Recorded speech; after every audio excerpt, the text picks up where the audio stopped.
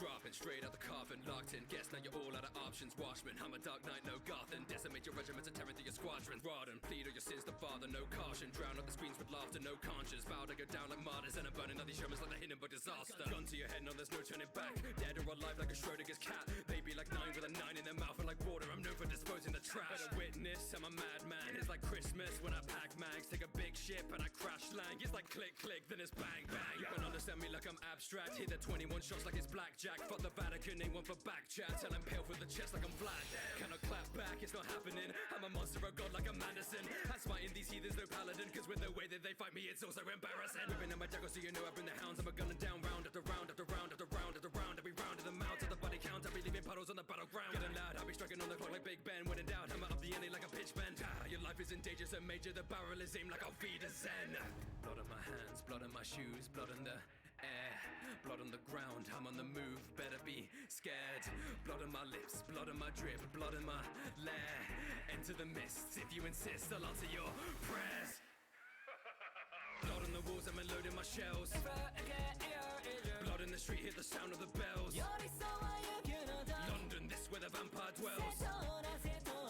Blood in the city, so welcome to hell. One stage, top from hot Tokyo. I speak Japanese. Listen. Hey, you can't want to that kick, kids give us out of it. Kakana Kayo, Kakosh, Karamana, Met, Tonara, Tomani, Tomani, Behak, Tonara, Tonara, Tokamine, Pakamona, Kochi, Mona, Koshi, Tokoshonaya, Kosho, Kamero, Kagaya, MS Kayote, Koskajo, Tina, the Black Tozen, Chikara, Top, Yori, Show me. Similar about Cheers, Hold up, Kamera, Hound, such a test, it's a dozo, Kuramani, and I have my own, and I like, Kuragani, and I dig a yawn, and I don't have a life. Much study to the Rockman, Jimmy, that I hit a coconut. Low start, no, stars, no, give me. Hari, Hari, Hari, just has a been a Kari, Kari, Tosh, take it down, come and how did you got the target? Let's take him out of Kari, Silly, Yami, Kara, Shita, Tana, Kuri, and a hash, Nana, Yami, the Shita, Masaki, Hina, Continental, taking a Kitomi, no, Chaki, Bataka, Yomana, Hadaka. Blood on my hands, blood on my shoes, blood on the air, blood on the ground, I'm on the move, better be scared. Blood on my lips, blood on my drip, blood in my lair. Enter the mists, if you insist, I'll answer your prayers. Blood on the walls, I'm unloading my shells. Blood in the street, hear the sound of the bells. London, this where the vampire dwells. Blood in the city, so welcome to hell. Blood on the walls, I'm unloading my shells. Blood in the street, hear the sound of the bells. London, this where the vampire dwells. Blood in the city, so welcome to hell.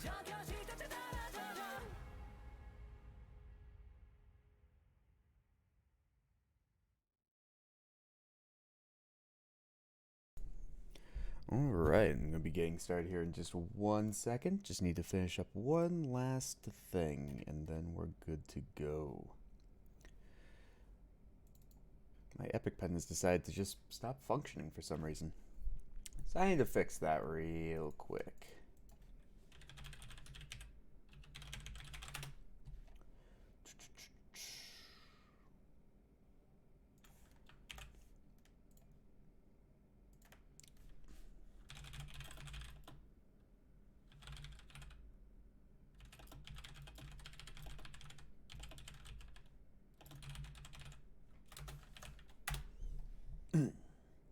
Alright, let me also send that call over to Allanon, and we'll be good to go.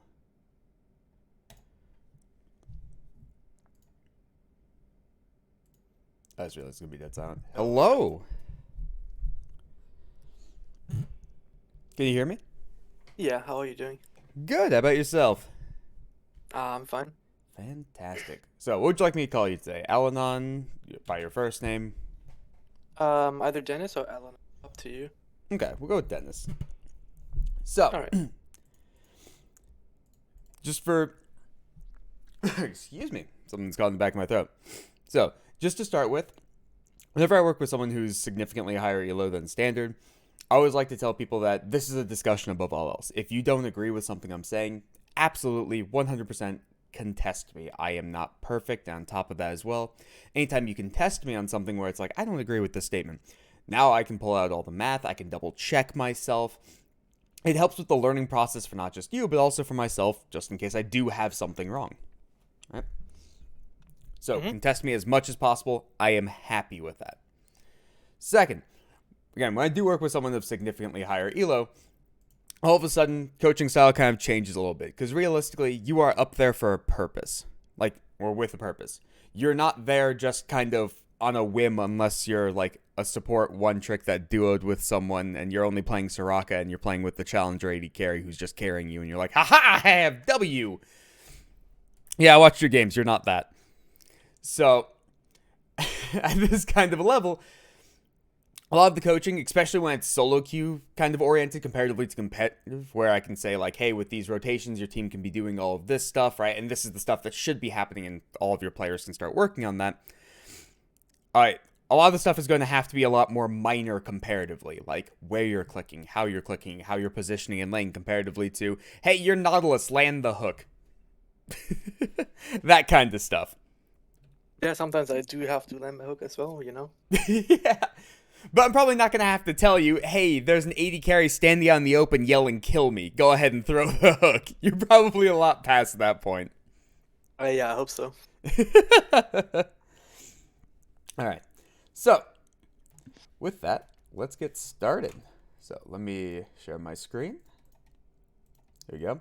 Because to start with, I've pulled up one of your games. Kind of like go over the base thought process. So, what I kind of want to do today is, first off, go over one of these games to be able to kind of get on the same page for what we're looking at. Then from there, go into a live game, and then from there, bring it into a VOD review off of that to be able to kind of reestablish those points that we previously talked about. Does that make sense? Yep. Awesome. And so again, I do want to emphasize this as much as possible. I want you to contest me on points. I want that above all else. I love the discussion. I love going over stuff. And if there's anything that needs more detail, I love that. Because whenever I work with people as well, a lot of them have issues contesting me. You coach another team, so you're probably going to have the least issues contesting me comparatively, because you're used to doing that on a daily basis. Yeah. All right. So, first things first, this is a game you had, I believe it was yesterday, 2 days ago? Yeah, it's very cringe, very cringe. Oh, yes and no. There's a lot to be able to learn off of this, because in this game, there were a massive amount of roams that you were doing. Right? No, it's so cringe. I know, that's away from the standard, but it's an Ezreal Yuumi. You have the ability to rotate around. There were specific circumstances known as top lane that interfered with the game. So, we're going to get to talk about all of that and how it gets to function, and then also the why above all else. Because even if things are a good play, that doesn't necessarily mean they're the best thing that could possibly be occurring. And on top of that as well, I coach competitive above all else. I don't like coaching solo queue because a lot of solo queue is, yeah, just push the wave and group with your team. Which sucks. Oh, I'm still on this starting. There we go. I was on the wrong screen. I'm still on the wrong screen. That needs to be off. That needs to be on. There we go. All right. I'm a good streamer. Don't worry about it. So, we're going to be focusing on all of those minor points above all else. So. Yeah, are you using Epic Pen or? Yep, I've got Epic Pen up. Oh, okay, great. Yeah, okay, great. Although, I'll have to go full monitor for that. There we go. Alrighty. So, first things first, whenever we start the game, I like to talk about how the matchups are supposed to go above all else. And I like to hear the feedback from the player as well. So, Kaizen versus Ezreal Yuumi. How does that lane play out? Give me when you're strong, when you're weak, what you do with the lane state in the first 6 waves, things along the lines of that. So level 1, obviously we're stronger because Yumi shouldn't be allowed to go out. So that means we should be able to push the wave, also because Kaiser has more wave clear than Ezreal does. So if I hit hook level 1, level 2, ideally being level 2 first, then we should always win the trade. I always want to roam as much as possible because my AD carry shouldn't die against Ezreal Yuumi in lane, especially when the wave is coming back to him, so I should always be on bot lane when the wave is pushing away from us. Other than that, I want to roam with my jungle to deny Kindred her marks and to shut her down as much as possible. I can't really gank mid lane because of her shroud. It's similar to having like Vladimir mid lane. When he has pull, I can't gank. Like, I don't achieve anything. So even if I would go mid lane when I see the shroud is out, it would be back up when I'm mid lane. So ganking mid lane necessarily isn't a good choice. I could look into top lane to help Jace because the matchup is Akshan favored. But generally, I just want to look to get my AD carry ahead because probably she's the one that I can rely on the most because I can't influence top lane as much and mid lane isn't really gankable. So the goal that I have is going with jungle and my AD carry for most of the time, and we can trade pretty much whenever because if Yumi goes out, I stun her with my auto attack and then she can't go back in and we kill either of those. Fantastic. The only two things I want to add on to that. So first off, you also have a lot more wave clear than them, not just because like Kai'Sa has AoE and you have the ability to just kind of like smack. Excuse me. Just woke up, so there's something stuck in the back of my throat and it's bugging the shit out of me. Also, I don't care about swearing. I don't know if you swear at all. So Nautilus also deals bonus damage to the wave with his auto attacks, but on top of that as well, you have Relic Shield or Targons, and they don't. So by default, deleting a cannon or deleting an additional melee minion is something that the Ezreal Yuumi just naturally can't keep up with, just by default. They don't ever have the ability to contest that. And then secondary on top of that, right, where you were talking about you can't really abuse the bot lane, because, or sorry, you want to roam because I skipped ahead in my thought process. You want to be able to roam because Kai'Sa should never die to Ezreal Yuumi on top of that as well. If you ever land a hook on Ezreal, if he just buffers it with E, well, then the engage is fucked regardless at that point. So it's 6 or bust, or he has to make a very massive mistake in order to cause any form of a net result. So I agree with everything you just said. Fantastic. So, with that as well, let's touch on runes real quick. So, Nautilus runes are pretty straightforward for the most part, right? You're basically running Aftershock, or you're running Glacial Augment. Those are kind of the two options, right? Would you agree with that? I don't think Glacial Augment is an option. Okay, why not? So when you play Nautilus, it's different from playing like Leona or Thresh. You go in like Leona, meaning that you are in the action, and Leona has her W to get resistances, and you don't. Right? You get a shield, which is kind of fine, but it's not really that much compared to having like 50 armor or something that you get on Leona. And then if you go in and you are the main target, you pop up and you don't survive. When you have Aftershock, you can do that, which that isn't that big of a problem when you just look into bot lane and we just fight them. Then Glacial Augment is fine, but we don't need Glacial Augment in lane. And we don't need Aftershock in lane to win it. So for me, what I look for in this game specifically is Aftershock is the only thing I can go because I roam. So I fight a lot, and if they focus me, I have Aftershock instead of Glacial Augment. Okay. So let's touch on that thought process a little bit with the Glacial Augment, where you're saying if you get hard focus, you just die because you don't have free resistances. I absolutely agree with that. So like Glacial Augment, you brought up Leona. Leona is my favorite example of that, where Glacial Augment first came out and all of a sudden she's still just as tanky as she was before because of her W. She goes in, now all of a sudden even if you cleanse her root, or cleanse her stun to try to get away from her, you're still slowed, so then everything else still lands regardless. It doesn't matter at that point. You're still screwed. Cleanse doesn't help you versus Leona in current state with Glacial Augment, which I love. So with Nautilus as well, you brought in, okay, if he goes in first, he goes into the front line, he gets hard focused, doesn't have the resistance of Aftershock, and just kind of dies. I also agree with that. So what would be a circumstance in which case he's hooking in and then not getting hard focused? When he's secondary engage, or when he's engaging with the ultimate and then single targeting someone. Yeah. So either he's going in as a secondary source, so there are other people going in with him as well, so that way, if you're hard focusing the support at that point, well then, everybody else is just killing the opposing team, and you're happy with that. Or whenever he's pick focused, because if it's pick focused, it's looking to say, I'm going to delete this one target, that is my only purpose in life, and as long as they die, awesome. And more likely than not, it's going to be a 2v1 or a 3v1. That target's just not supposed to be able to move. Perfect. So under those circumstances, would you agree that Glacial Augment would then function?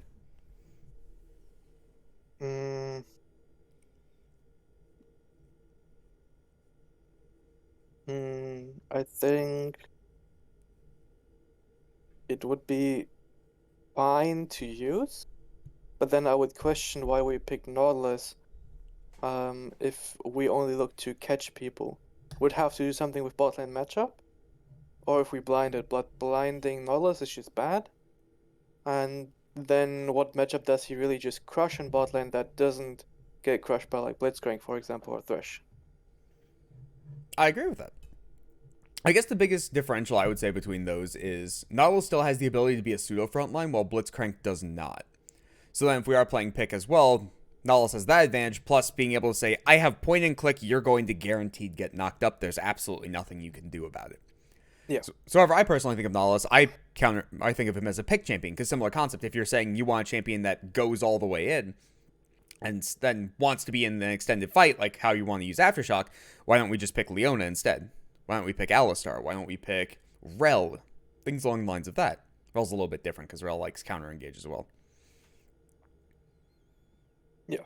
So then if that's the case and we're using that logic, there's a bunch of champions better than Nautilus for what you're trying to accomplish with him. And then when you're looking towards pick, there's very few champions that can say, this target dies. Right? So you brought up Blitzcrank. Blitzcrank is a great example where if Blitzcrank hook lands, target dies, that's an amazing pick champion. Right? Yeah.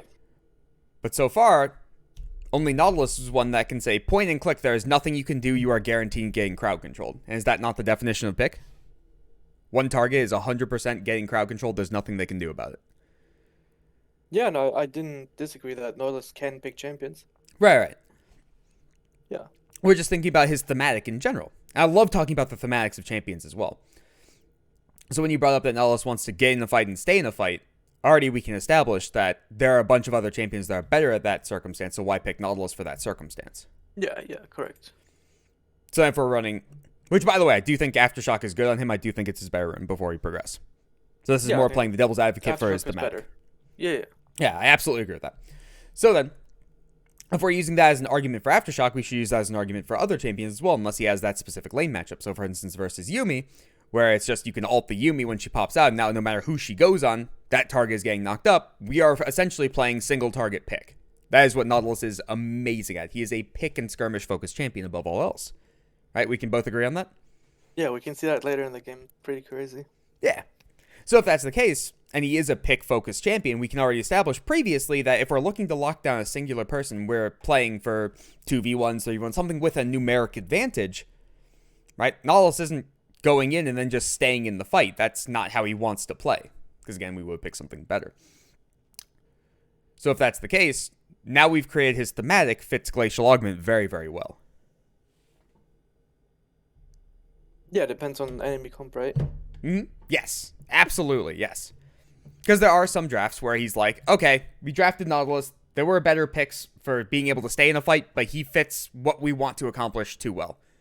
And so he has to stay in the fight because other champions do not have the ability to come in with him. And because of how the draft progresses, it's probably going to be 3v2s or 4v3s. So we'll be picking someone, but he'll be focused.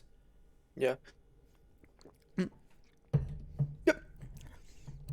I think we're both agree now on the same statement. Excuse me. And this is why I love going over thematics, because we can come up with all of these different concepts and things that can absolutely be applied to be able to change our thought process on what can be utilized and how. Because, again, when we get to this kind of level, this is how specific we're allowed to get. Because I'm assuming that, hey, you hit master off of I think it was a hard-stuck plat account you said on Twitter. And then in like 80 games, you're master. That's a really small amount of games to be able to hit master off of a hard-stuck plat account. So if that's the case, clearly something is going right for you, whether it's thought process, which you just explained to me your thought process is pretty goddamn good. And then mechanics are another factor, which, again, I watched this game. Mechanics aren't really that much of a problem for you. They're fine. So, again, when we get to this level, it's all these minor things that can make a massive difference. So now, all of a sudden, when we have more options to be able to play around based on the exact given circumstances, we can accomplish more and towards the thematic that we want to accomplish better. So that's why I like touching on this stuff. So, with that, realistically, back to runes for Nautilus, Demolish kind of fucking sucks, because anytime you can use Demolish, you're probably winning the game so hard it doesn't matter. We can both kind of agree on that.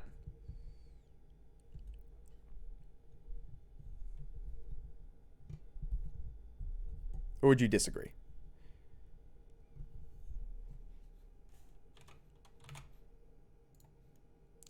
Hello? Oh, I don't hear you in Discord, but I hear you on stream. Oh. Yeah. Now I'm back. I guess Discord had some problems. Hello? Okay. Happens. Okay. So. Okay, so, like, last thing that I said is I would like to pick Glacial Augment in 1 or 2 threat comps, and I don't like it in 3 or 4 threat comps. Yes. I 100% agree with that. Awesome. Yep, so now we're on the same page. Really happy with that. So, now with the secondary runes, or the minor runes. Realistically, Fonts of Life is kind of the only option there because we can both establish Shield Bash it's not functional numerically. It is. Yeah. Ugh. I just need to buff that rune. And then Demolish is more of a win more rune for the majority of champions, where if you're already smacking turret, you're probably already winning. If you're already winning, you can probably take that turret more over an extended period of time and then still get basically the same result. And realistically, why would you want to end the laning phase super early if you're winning? Why wouldn't you want to lock them in hell?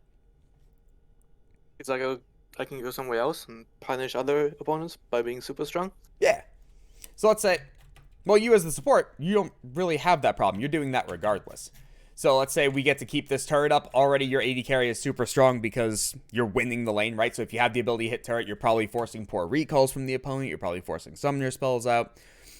Or you're probably just a better pair. So for instance, you have Caitlyn Lux versus, let's go with Alistar plus basically any AD carry whatsoever. All of a sudden now you're going to be playing at their turret and smacking the turret at all points in time. That's just because that's how the matchup works. You're going to get the turret regardless, so Demolish doesn't really do anything. And then on top of that, if you're that abusive in literally any matchup whatsoever, if you want to roam, go ahead and roam. Nothing's stopping you. Turret doesn't have to be down to cause that kind of thing. And if you want to get that turret pre-14, you're going to get that turret pre-14 at that point. So Demolish kind of just is It's a win more rune. But already if you're winning at that stage, you can just play better to cause the same result. Yeah. I think for solo queue, you have a bit of a different mindset. For comp, I would totally agree. I think for solo queue, if I see people that have Demolish, they always get way stronger than they should usually, because they get more platings, especially in solo lane. Like, let's say top lane, they have, I don't know, like an Urgot that is already snowballing his lane, and he has like 4 platings at 9 minutes because of Demolish, instead of having like 2.5 or something. They're always just kind of concerning for me, and I think like for solo queue, it's very great to have Demolish if you win lane already, because you have to get that much more ad than in competitive. I can agree with that to an extent, because in solo queue, a lot of unnatural circumstances occur. So what I love to talk about is the whole ideal world and the actual world. Ideal world is you put 2 computers up against each other. They both know all the numbers in the entire world, and they go at it. No one should ever die. The game should be a slow bleed out, and eventually one team would win. And then based on the meta, the game times would end at different time periods. So for instance, if it's an early game meta, no one should die, but also no one should contest the Renekton smacking the turret. So turrets will drop much faster, they get a bigger gold lead, they start setting up dives. Again, people will leave for the dives because there's no way they survive it, and so on and so forth. That's perfect world stuff. The actual world is what happens on your screen. So solo queue very much falls into the actual world because you can't control everyone and no one knows what they're doing. So with that, where Demolish becomes that win more rune, that's kind of required because, or not required, but helps a lot because, say you're bot lane, right? All right, let's rephrase this. Say you're top lane and you're smacking top lane turret, right? And you need to get as big of a lead as possible because your bot lane is magically 0-5 in a winning matchup. Yeah. That kind of stuff. So I very much agree with your statement there. All right. So then, realistically with this, as a support, Font of Life probably not good. Or sorry, Demolish probably not going to do anything for you in particular because you're roaming so much. Solo lanes, absolutely agree with you, it can function, especially in top lane, because for some reason, junglers ignore the fact that top lane exists a lot of the time. Even when it's beautiful to gank. When it's all set up, everybody's topside. Nah, it doesn't matter, that's an island. I'll never understand that mentality. So, Font of Life, mathematically, is going to be the most consistent and best option, especially in competitive play. So we go to the runes below that. Bone plating is an interesting one to pick up. Why'd you pick up bone plating in this lane? Because I thought that I will be fighting a lot outside of my lane. If I would just be playing in lane, then I wouldn't take it, and I would take either conditioning or second wind. But because I will fight outside of my lane a lot, and I don't just lose it for free basically, then I can use that to fight like Kindred or something, and I get 90 less damage. Well, that's something that's really interesting. Where, excuse me, a lot of people do just straight up take runes for lane, which is not always the correct case. And especially in this circumstance when you're against an Ezreal Yuumi, a lot of the times people see bone plating and be like, what the actual fuck, right? And especially when it's like Akshan and Kindred, right? But if you're permanently roaming, we're looking at a burst champion that's based off of multiple hits very, very quickly. So it's going to be Q, back up, auto attack, alt, E, everything happens very, very quickly. Kindred is based on a 3-shot, and Action, who is based on a 3-shot. Right? So no matter who you're facing in this combination, you're going to be able to have those resistance, or the negative 90 damage. The general downside to bone plating is it's a 45-second cooldown. So then, during the early game skirmishes, when you do start rotating around, it's going to be very, very massive. That's when bone plating is the strongest, right? But basically, once you hit to 10 minutes, I actually did the math with another player at one point in time, and it was on Ziggs of all people, so he has stupidly low resistances. We established that if you got hit, I think it was 5 times in a fight, conditioning beats out bone plating, even in mid-game. Just because of the bonus percent resistances. And again, that was on Ziggs comparatively to a Nautilus. So I don't have the math directly offhand. Oh, it actually doesn't matter because you get percentage-wise armor magic resist, and because they scale up, for every champion it's about the same amount of damage reduced. I can agree with that for about the same for scaling, but keep in mind you're also building resistances, so conditioning works better for you. And then same with Aftershock. That's why I use Ziggs as the example. So if it's 5 auto attacks for a Ziggs, it's probably going to be less for a Nautilus. That's the thought process getting at. So then you're saying with the bone plating that if you're fighting before 10 minutes, so really, really early on, this bone plating is going to be better. But there's no way in hell this game will end before 10 minutes unless it snowballs so heavily out of control that your rune didn't matter. Does that make sense? Yeah, totally. I just think that if I do roam as much as I usually do with Nautilus, then having bone plating is still good. I think it's still functional. I get to proc it like 6, 7, maybe 8 times in the game before 10 minutes. Yeah. So this is also where we start bringing up the kind of perfect world comparatively to actual world, right? Where in the perfect world, you get to choose every single fight that occurs. Your teammates get to choose every single fight that occurs. And realistically, everybody should be playing around where we're naturally stronger, right? Does that make sense? Yep. In solo queue, shit hits the fan for no apparent reason. Always. Yeah. So with that, your argument then of, okay, I'm going to be proccing bone plating a lot, I'm going to be fighting a lot pre-10 minutes, becomes a much more viable argument comparatively. Which makes a whole hell of a lot of sense. Can we agree, though, that in competitive, conditioning is the better option here? Correct. Awesome. Okay. So in the bottom row, we're looking towards overgrowth, revitalize. Should have been overgrowth, not unflinching. Yep. I was stuck on the runes, and I'm like, what's the enemy team again? Yeah, because they only realistically have kind of 2 forms, or 3 forms of CC. Because slows count 2, because keep in mind this is slow resistance as well. But slows don't count, really. For Nautilus, not in particular, no. Because you're going to be hooking, you're going to be in the fight regardless, or you're going to be hooking out. You're going to be fine regardless. So yeah, for all intents and purposes, there's one hard crowd control, and that's all that this is going to be impacting. So then, yeah, you have the ability to go overgrowth. And then if you were taking second wind, you would look more towards revitalize, because that also increases the second wind healing, that increases your W shielding. Excuse me. And that becomes more valuable than the overgrowth. Because honestly, overgrowth is not the best rune, unfortunately.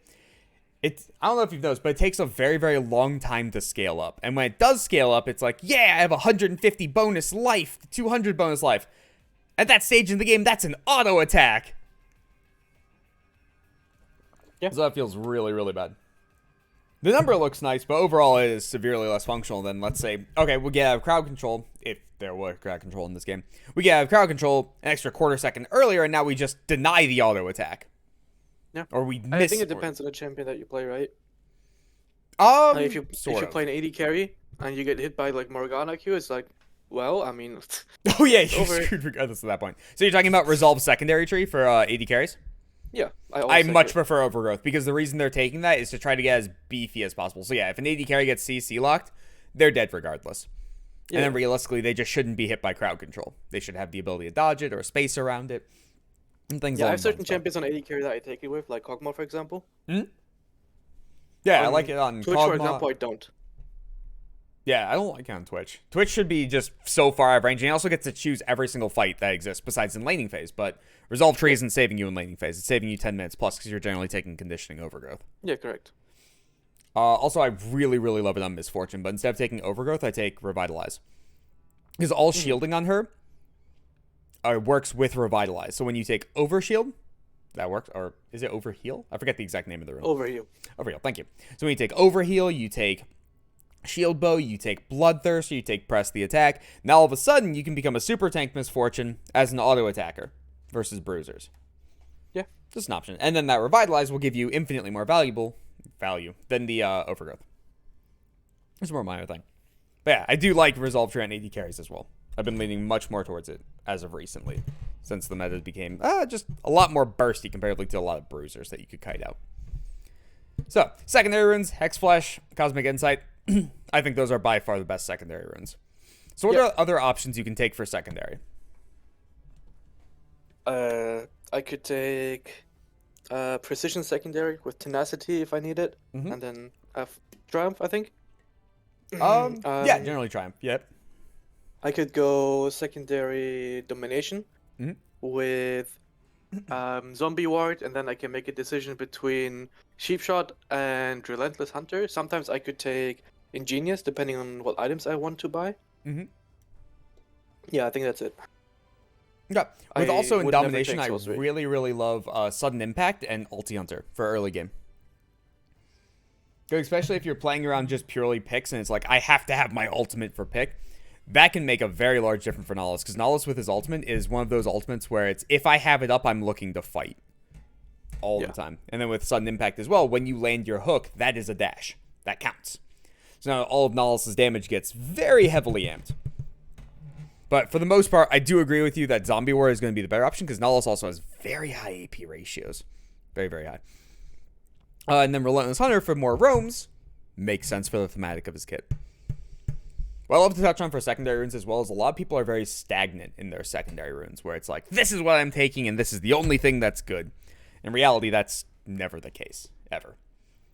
Whatever you're trying to accomplish in a game, your runes can vary to be able to go off of that. The only runes that are actively bad are ones that do not fit your thematic or are bad numerically, like Shield Bash.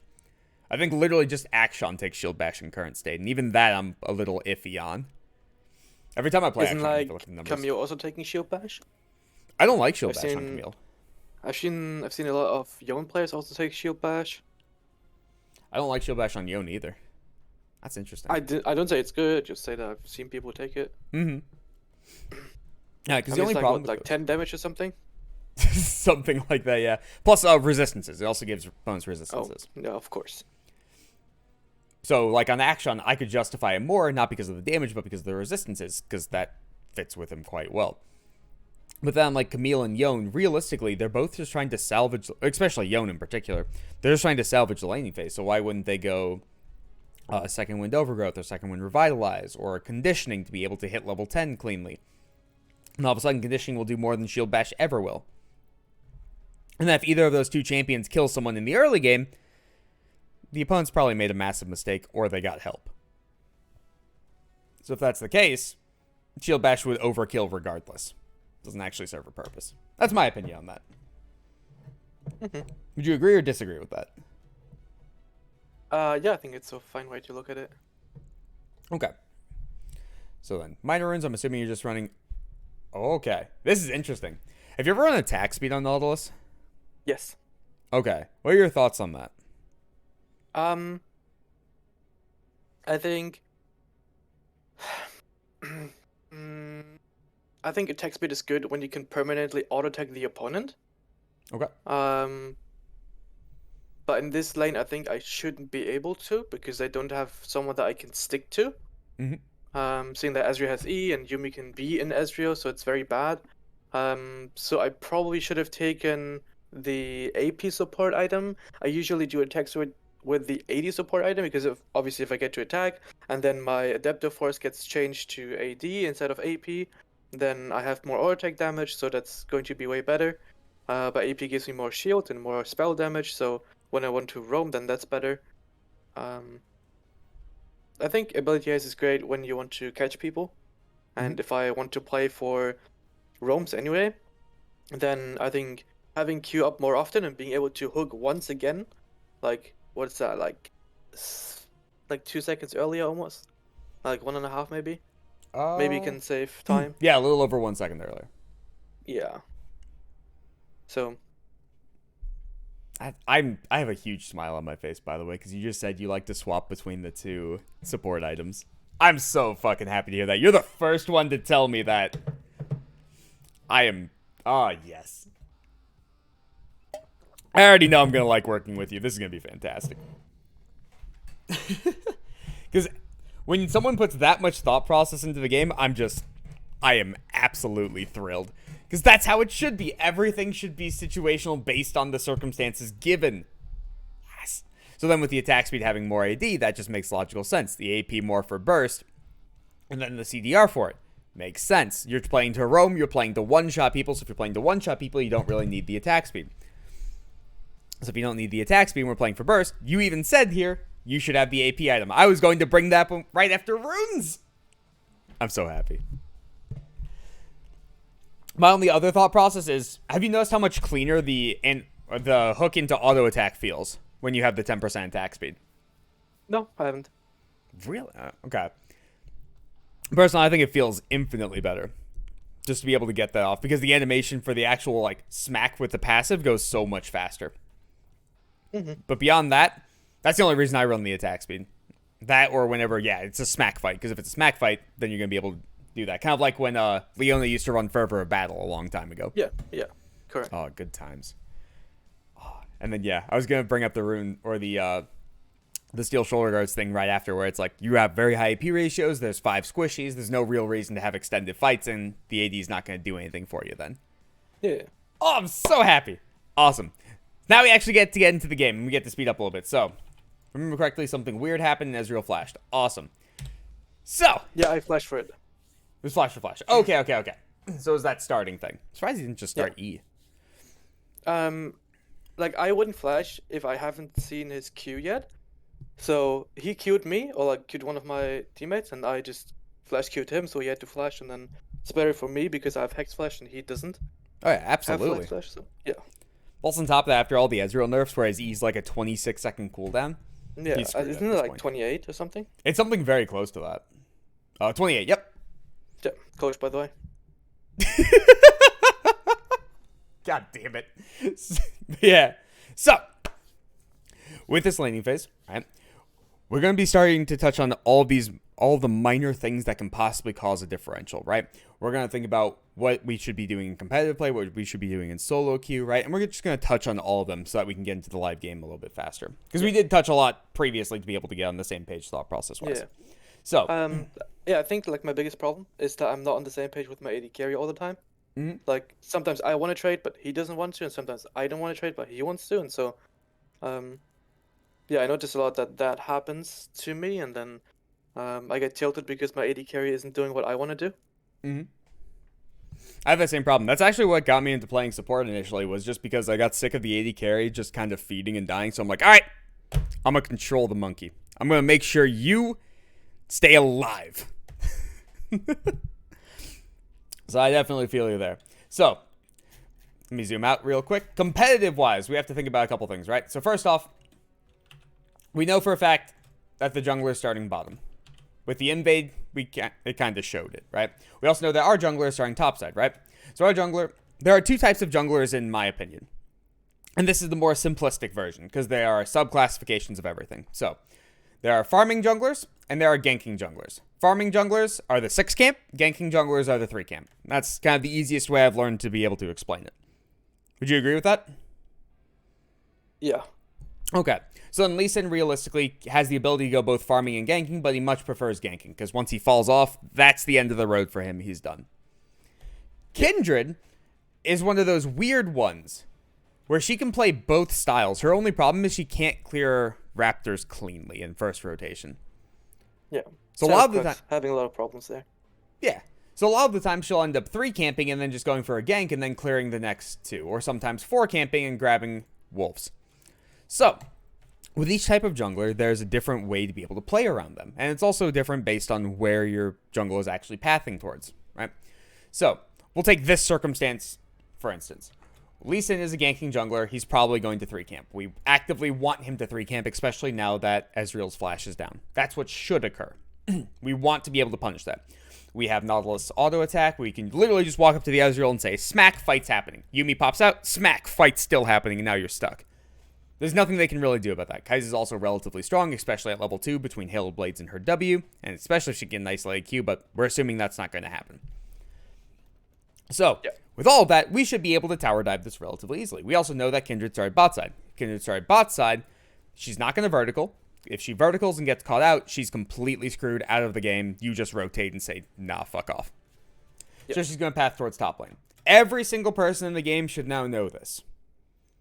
So, we have different wave manipulation to be able to cause this. So now we can guarantee that Lee Sin is going to 3-camp. And when someone 3-camps, at what point in time are they active on the map? When can they say, I'm going to gank a lane or I'm going to impact somewhere? About what time frame? Like 2:30? Yeah, 2:30. Right? So then whenever it's a farming jungler, just for simplicity's sake, when are they normally impacting the map? Off the scuttle, usually? Yeah, like so 3:15. 25 something? Depends. So good junglers will generally be there at about like 3:15 because they'll finish their camp by 3:05, 3:10. Because that is a very realistic clear for most junglers. Would you agree with that? Yeah. Okay. So then whenever I see a 3:30 clear, generally that's telling me that the player themselves are not that good or they're picking a champion that has a slower clear. Because I can 3:30 by Malphite. So if someone's doing 3:36 camp by Xin Zhao, something's very wrong there. True, but then I also play in like D1 right now, so Yep. So then ideal versus actual. Yep. So actual world, you're going to see a lot of 3:30s, unfortunately. People just don't know how to clear cleanly. So, we can kind of establish that. We'll assume 3:15 is the baseline mark. Because then if they're a fast jungler, they're going to be there at 3:15. If they're a slower jungler, then all of a sudden... excuse me, still have the thing in the back of my throat. If they're a slower jungler, they're going to be there by 3:30, but 15 seconds doesn't hard impact what we're about to accomplish here. Everything will make sense. Wait, okay, so maybe we misunderstood each other. So I meant 3:25 after scuttle, like being done. Oh! Okay. We're on the same page then. Because there are a lot of like poor junglers that will 6 camp and be at scuttle at 3:30. Yeah, I mean, that's Bad. this like first time Carthus, second time Evelyn. Yeah. Or even, I don't know if you watched LCK last night, but Elim did his 6 camp by 3:30 and it hurt my soul on Zen. Yeah, that's great. I love it. Yeah. Alright.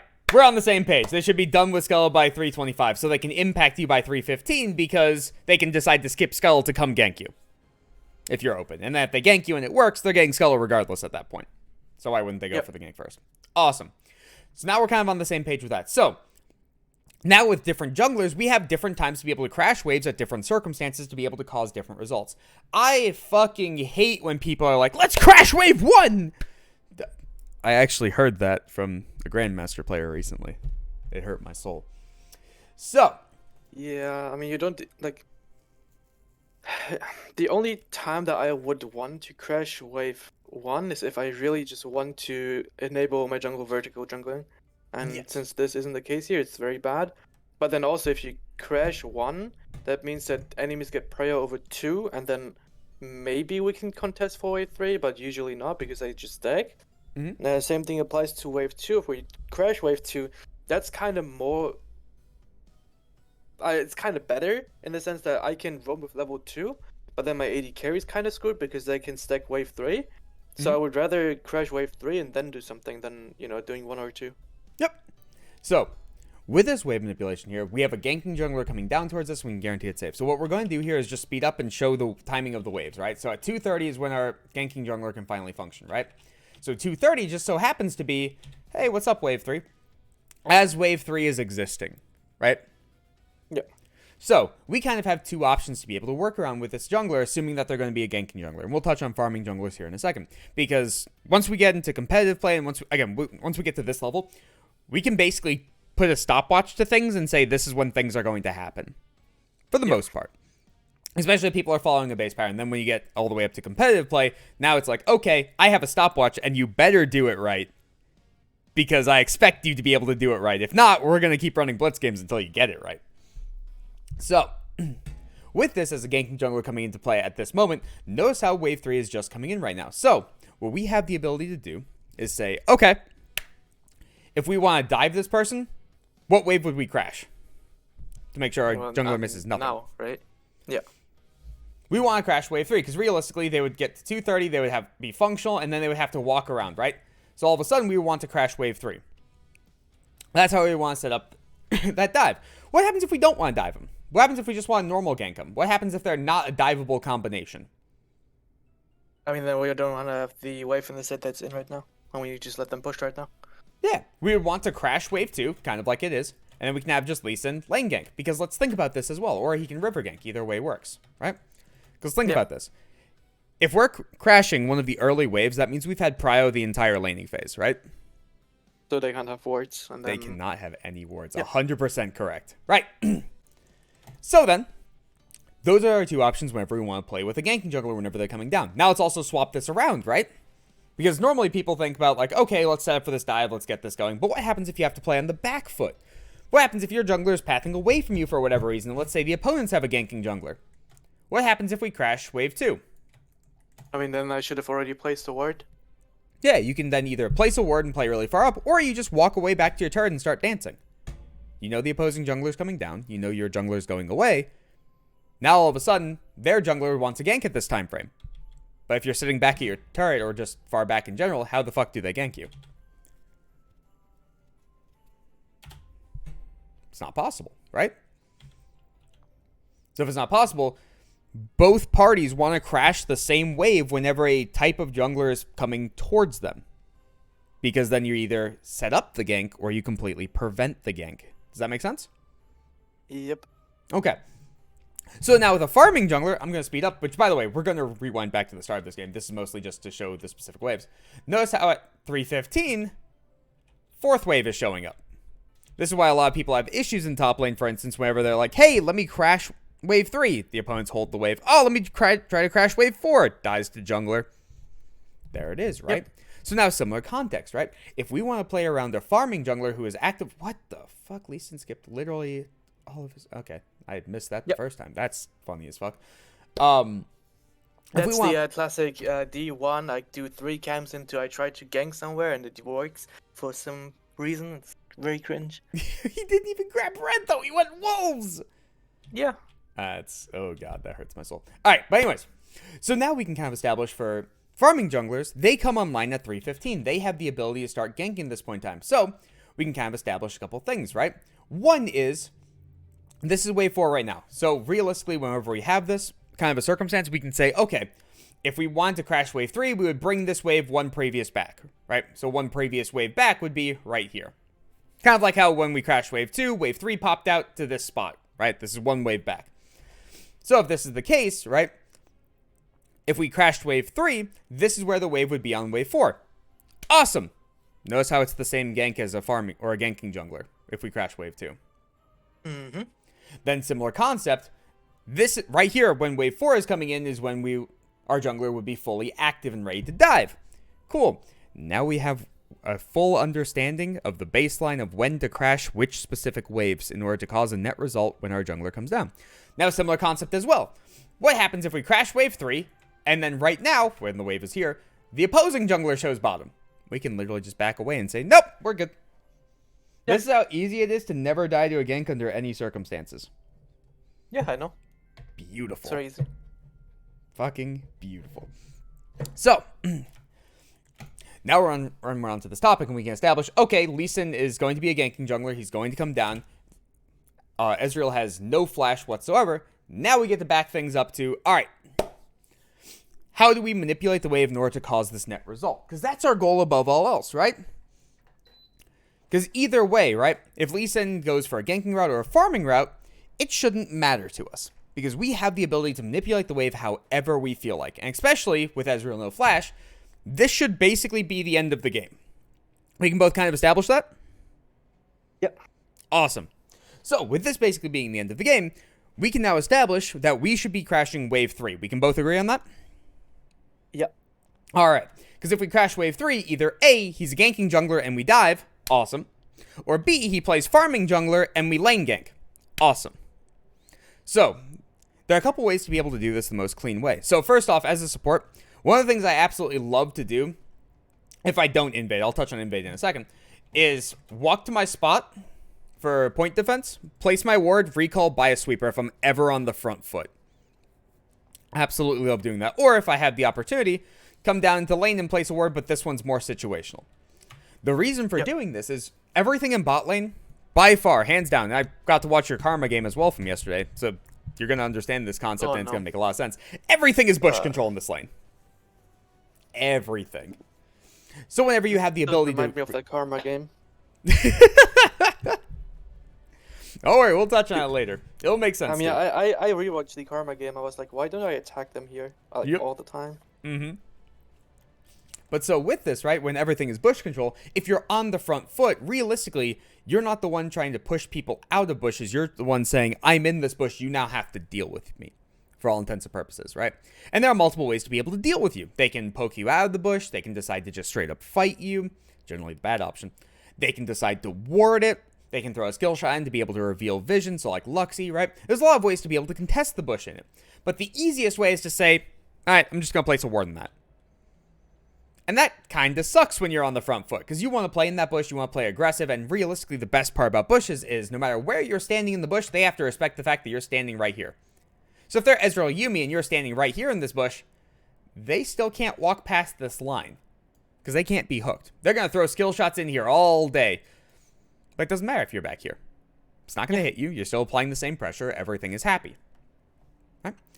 So with all of that in mind, right, whenever you place a ward and then start with a sweeper when you're on the front foot, you have the ability to say, hey, you're not allowed to push me out of a bush in this regard anymore. It's not possible.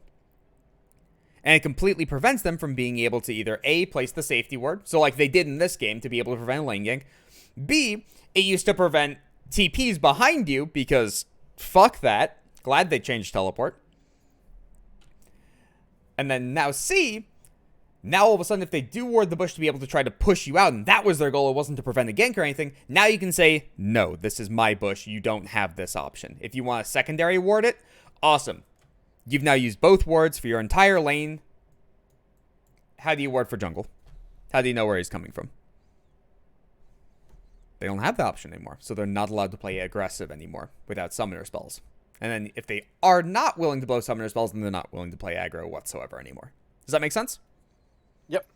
Awesome. So then on invades, oh, by the way, this ward. This ward's kind of more situational where if I'm not on the front foot, I like to place this ward. But if I am on the front foot, this ward doesn't do anything because I'm going to be playing in this bush regardless. It basically just prevents cheese. But if I'm playing on the front foot, I probably win the level 1 regardless. So why do I care about cheese? The second they fight us, I'm just going to fight back. And then on top of that as well, what happens if something goes slightly wrong and the opposing support did the same thing? Well, now I just gave them a free ward. Fuck. It doesn't do anything. So that's why I more prefer to place that point defense and then head back to base and then come back in. And then whenever I invade... Okay. I usually do the ward at the wall into the dry bush. Oh, from here into here? Or No, here into here? No, the other one. The top wall. The top wall, Right, so dragon right, pit. to the right, no, to the Oh, right, to the right. I'm sorry. You're doing this. I Yeah, that one. gotcha. Yeah. I thought you meant this tribush. Okay. No. That's why I got so confused from like when you said no, the top wall, and I'm like, that is the top wall. No, that one to the other dry bush. Gotcha. Okay.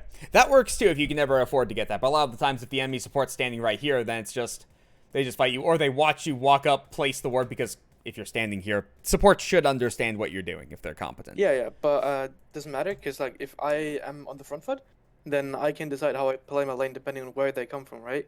So if I know that they are pushing or like leashing the jungle, then I see them walking through jab, which I can instantly start pushing the wave, or like manipulate it. If they don't walk through there, then I know they come the other way, and we can just cheese them in river. They can't enter. The only downside to this is if you do walk up, place this ward, then you kind of have two options. Either A, you have time to recall, or B, you don't. Because there's no point sitting on a not functioning yellow trinket. You might as well swap it to red if you have time, right? Yeah. So if that's the case, if you have time to recall and grab red, why doesn't the opponent just do that? Why don't they just sweep this? Is they bad? You're not wrong. But so then that's where it kind of gets into that weird thing of, okay, either I have time to be able to recall, grab sweeper, and sweep it, or I have the sweeper for the laning phase, And they'll do the same thing, or neither side recalls, and then nothing really gets accomplished. Because also, why don't they just walk this way when they leash? Because They it know where takes your too ward much is. time and they leash less, and then we just get to push the wave for free anyway. Also, if they base to clear that ward in Tribush, we still know where they're going, and that they're leashing probably, and then we can still be in lane first. And if we are on the front foot and they are not, so we have a sweeper and they also have a sweeper, that means that we have an advantage by doing that. That's fair if you have that ability to be able to play the game like that. Yeah. So like in this game, for instance, that's a very valid argument. So if you stand here, you place the ward, Yuumi recalls, grabs sweeper, sweeps this, then realistically, right, you would come into lane before them, then you would have the ability to do that. Yep, that makes sense. Yep. I agree with that statement. That's one of those times where I didn't think about that thought process. That's why I love these discussions. Alrighty. So, now that we've kind of established all of these different things, right, of what we kind of want to accomplish, now we have to think, okay, now how do we accomplish this feat? Our goal in life, above all else, is to crash wave 3. If someone's showing themselves and they're inting, we can do it, but we still have to be healthy enough for a dive to occur, right? We can both agree on that? Yep. So, there are a couple little things that we can do to be able to set this up. First option is, okay, we get bush control, we completely zone them off, we don't let them touch the wave whatsoever, and they're not allowed to play the game. If they're not allowed to play the game, then all of a sudden, okay, we're going to crash wave 3 by default. And especially if we can zone them off of any experience, it can very easily be level 2, mostly level 3, versus level 1. And when that dive occurs, there's no way to survive this. A great example of that kind of a concept was Worlds a couple years ago, where Twitch for Khan was super meta, and then a team pulled out just Draven, and then just walked past the turret and was like, alright, nope, you don't get to touch anything anymore. Similar concept here, where especially versus a Yuumi and Ezreal, you have the ability to do that to an extent. The reason I say to an extent is Yumi's actually pretty strong level 1, as weird as that is. The shield is relatively strong, and then on top of that as well, they have an extra combat summoner. That's something that cannot be ignored. So if we all in the Yuumi at any point in time, a problem can arise if something goes wrong. So for instance, if we land a hook, we auto-attack the Yuumi, we lock her down, but Kai'Sa doesn't have Q, the entire play gets fucked very quickly. Or even what happens if Kai'Sa's Q isn't isolated, or what happens if she's able to get away from the Kai'Sa just barely with heal. It's very hard to be able to actually cause kill threat, and then during that time period, Ezreal should be free hitting, for all intents and purposes. Or if we land a hook on Ezreal, Yuumi can free hit, and it's not like Yumi's damage is irrelevant. It still exists. They still have Ignite. They still have Exhaust. They can still turn a fight. So it's not the most guaranteed free thing if we just go in immediately. Does that make sense? Yep. Would you agree with that? Yep. Okay. So, option 1 would be, again, we completely zone them off the wave. We don't let them play the game. We dive full life to full life. All summoners available. That's going to be a little difficult, but should be doable, considering Ezreal has no flash. We walk up to them, we auto-attack, Lee Sin lands Q. Fight should be mostly over at that point, because they can only either exhaust the Kai'Sa, or they only exhaust the Lee Sin. It's not going to be both. They run double exhaust. The secondary option is, we want to try to fight to force out summoners, and we say, alright, we're going to take a Half-Life fight with less summoners, versus a Half-Life dive with less summoners. And then we can say, okay, we have the ability to win that, situationally. So, in this case, which option do you think is better? Half-Life. Half-Life is much, much better. Especially when you have Lee Sin with very high mobility and Kai'Sa with flash still up. So then, what you can do is you can start the dive with Kai'Sa. Kai'Sa can sit at the edge of turret, and then just be able to flash out of range to be able to reset aggro. And then even if you die, for instance, so tower aggro swaps to you, why do we care? If we trade 2 for 1, you die, they lose 3 waves, we're pretty happy with that overall. Yeah, even And if we trade 1 for 1 and just Ezreal dies, that's also good. Yeah, absolutely. And then if we have full life to full life with them having an additional combat sum, things can go wrong very quickly. Very, very quickly. Where if someone misses a skill shot, if Kai'Sa exhausts late, if you ignite late, or anything along the lines of that, any small thing occurs, then all of a sudden the dive gets fucked, it's going to get very, very fucked. Because then partway through the dive, they're also going to hit level 2, Yuumi gets heal, and now all of a sudden they start chasing whoever is left down. So realistically in this lane, we're going to look for meh hooks as long as they don't heavily impact the lane. Because again, the goal is still crash wave 3. We want to crash as big of a wave at wave 3 as possible, so preferably all 3 waves, or as many minions as possible. And if we heavily impact the wave to the point where we crash wave 2 instead, now we kind of have an issue. Because we still don't know what jungle pathing Lee Sin is going to have. Again, he should 3-camp. Should is always the key word, but we have to think about the actual world as well, right? So if we crash wave 3, we've now guaranteed either he comes through lane or we dive. Both options are good. If we crash wave 2, we've now lost one of our 2 options. Does that make sense? Yep. Awesome. So any fight that occurs, in which case it will heavily impact the wave, we are not allowed to take. So, already Kai'Sa smacking the wave, already we've run into a slight issue. So, 2 things to touch on now. One is, why did we place this word? What purpose did this serve? Dopamine. Wait, did you say dopamine? Yeah. You're not wrong.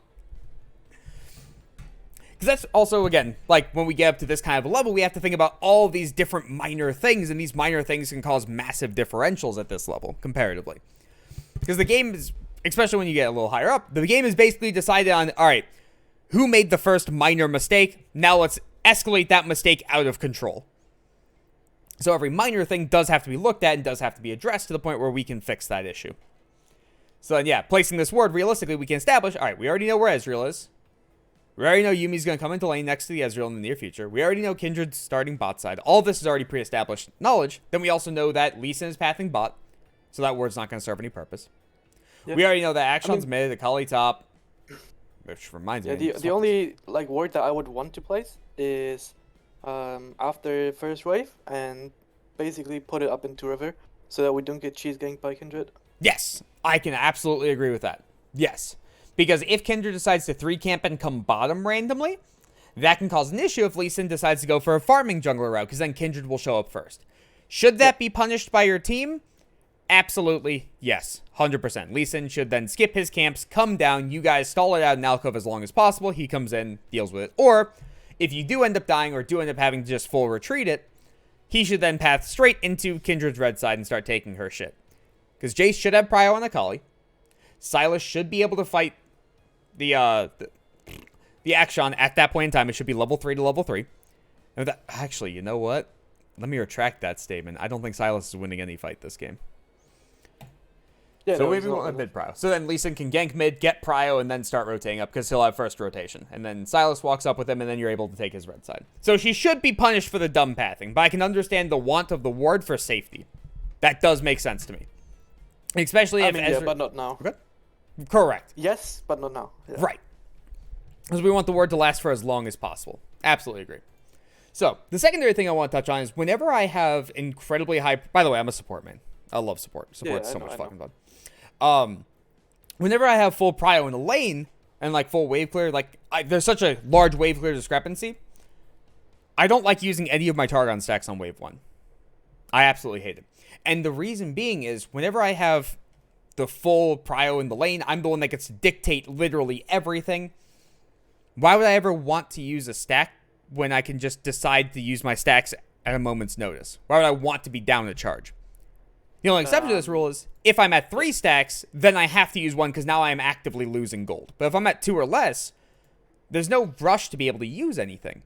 So why would I not want to impact the wave whenever I want? So for instance, right?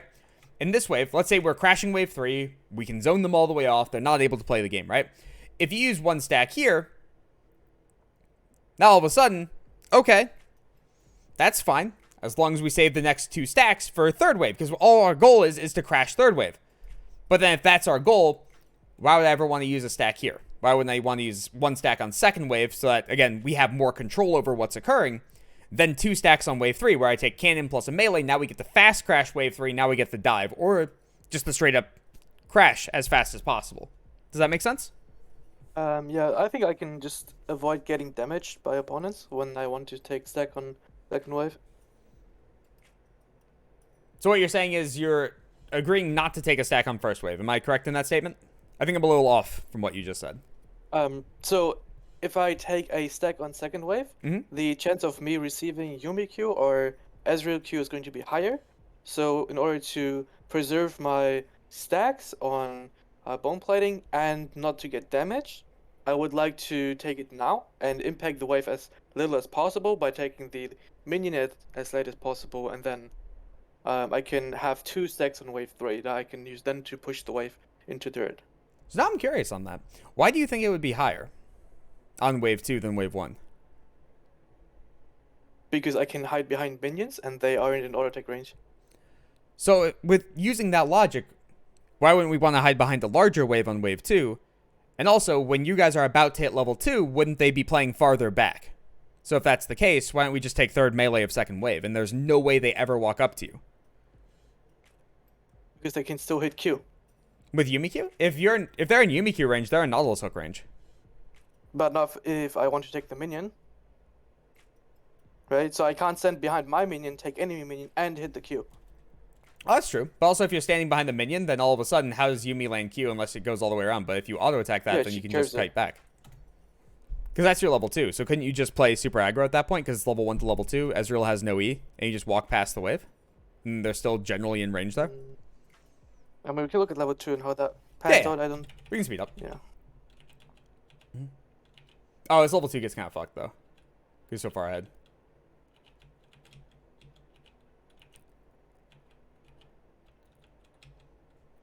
Yeah, let's see where Yumi Q is.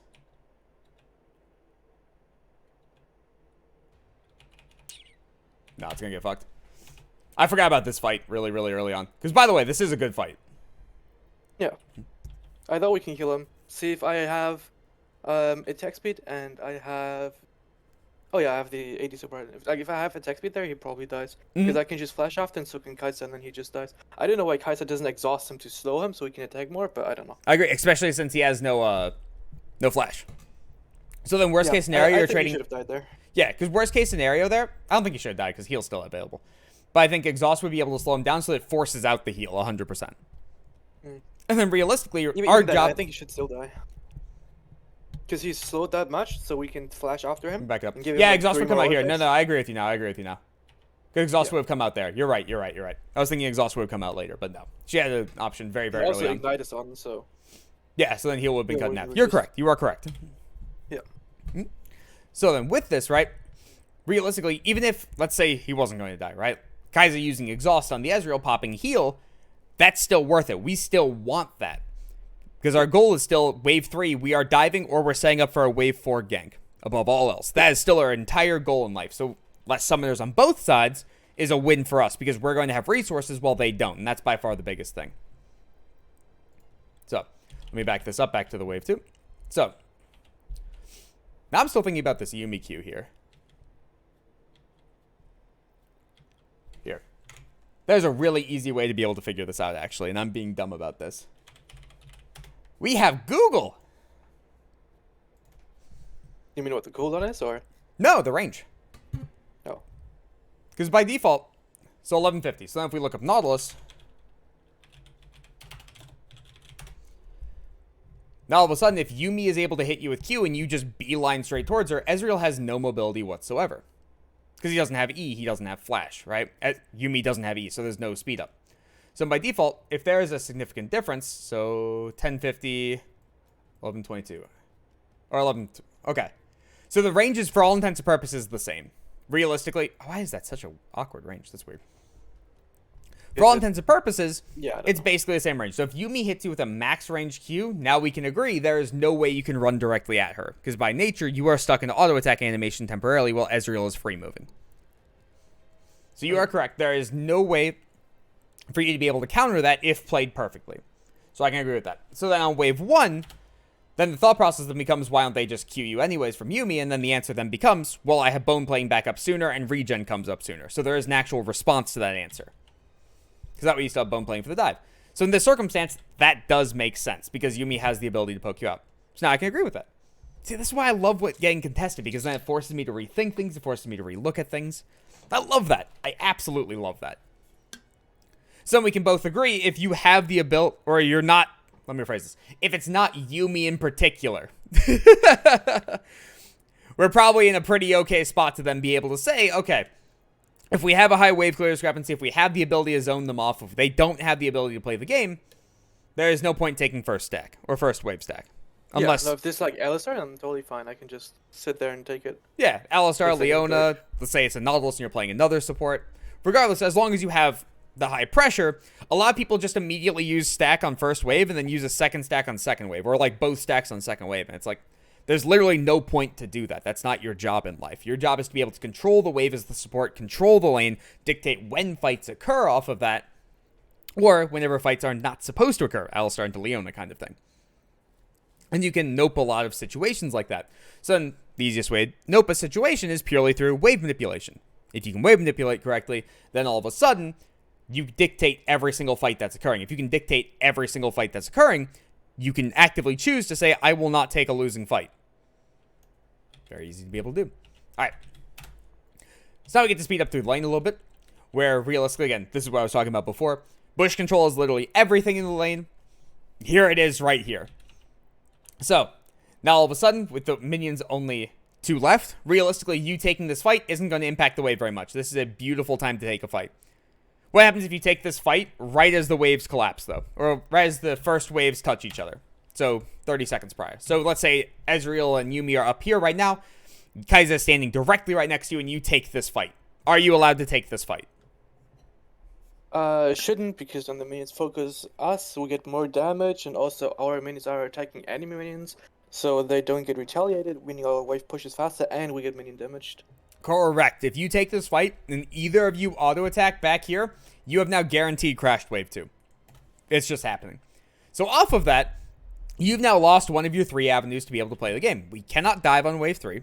Because the wave's not going to be big enough to be able to make it clean. If we do, it's because the opponent's fucked up. Because they can just leave, and if they miss one wave, they don't care. Plus, they're level 2 now. We don't want any of that.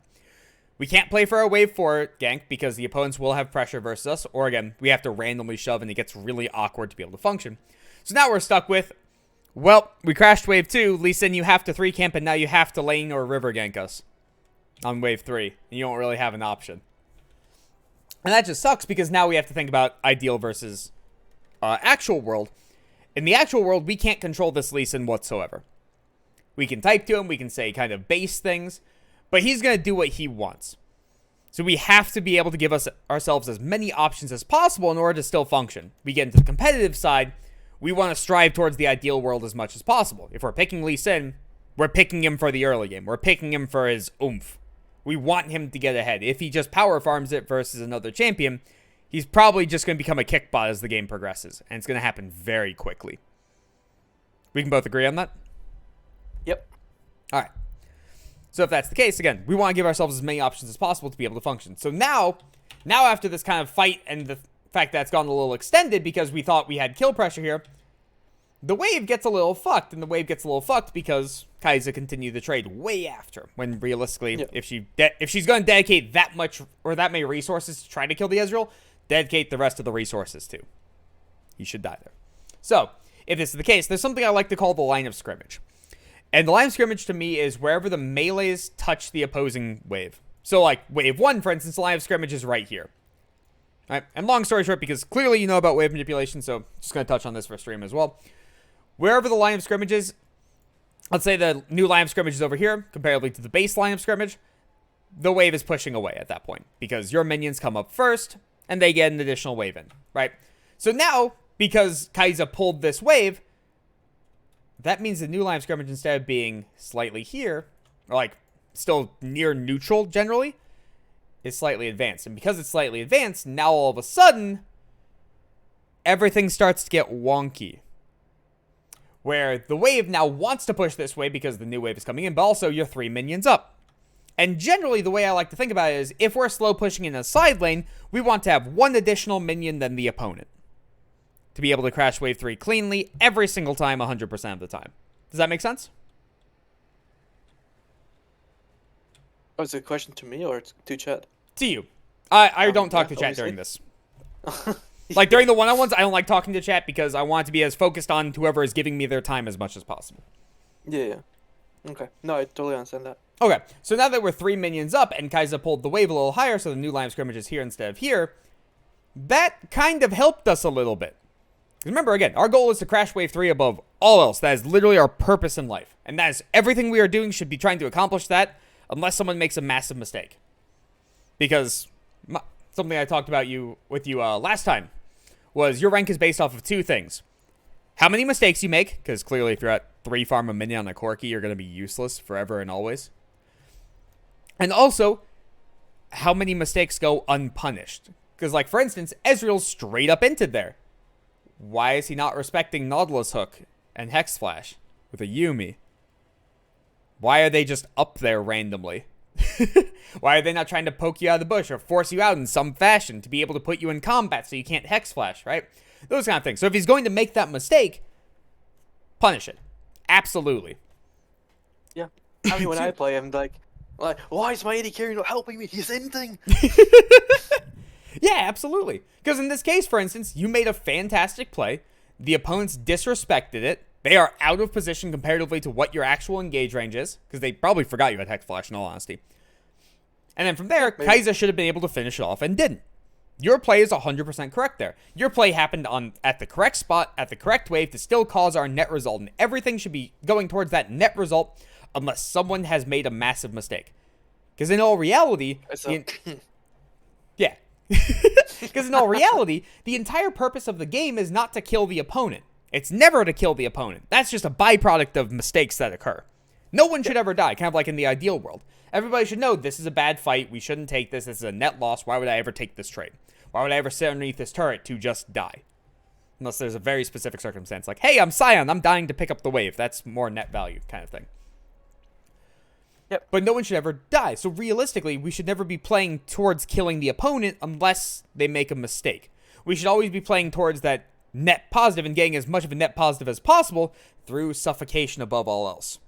So in this kind of a circumstance where you're in the bush, they have to play back, they don't have an option. Ezreal can try to land Qs on minions from 1.5 miles away, but even then, that's still in your hook engage range at this early, and especially because he doesn't have flash, he just kind of has to accept the fact that things are occurring.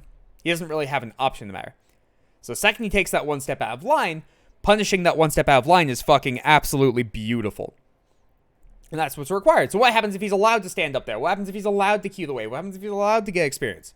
Well, then we're letting stupid thrive. And when we let stupid thrive, because this is a game where people can right-click, there's very high burst in the game, everybody at this stage, or at this level, should be able to hit a skill shot with, like, let's say even a 50% accuracy kind of thing.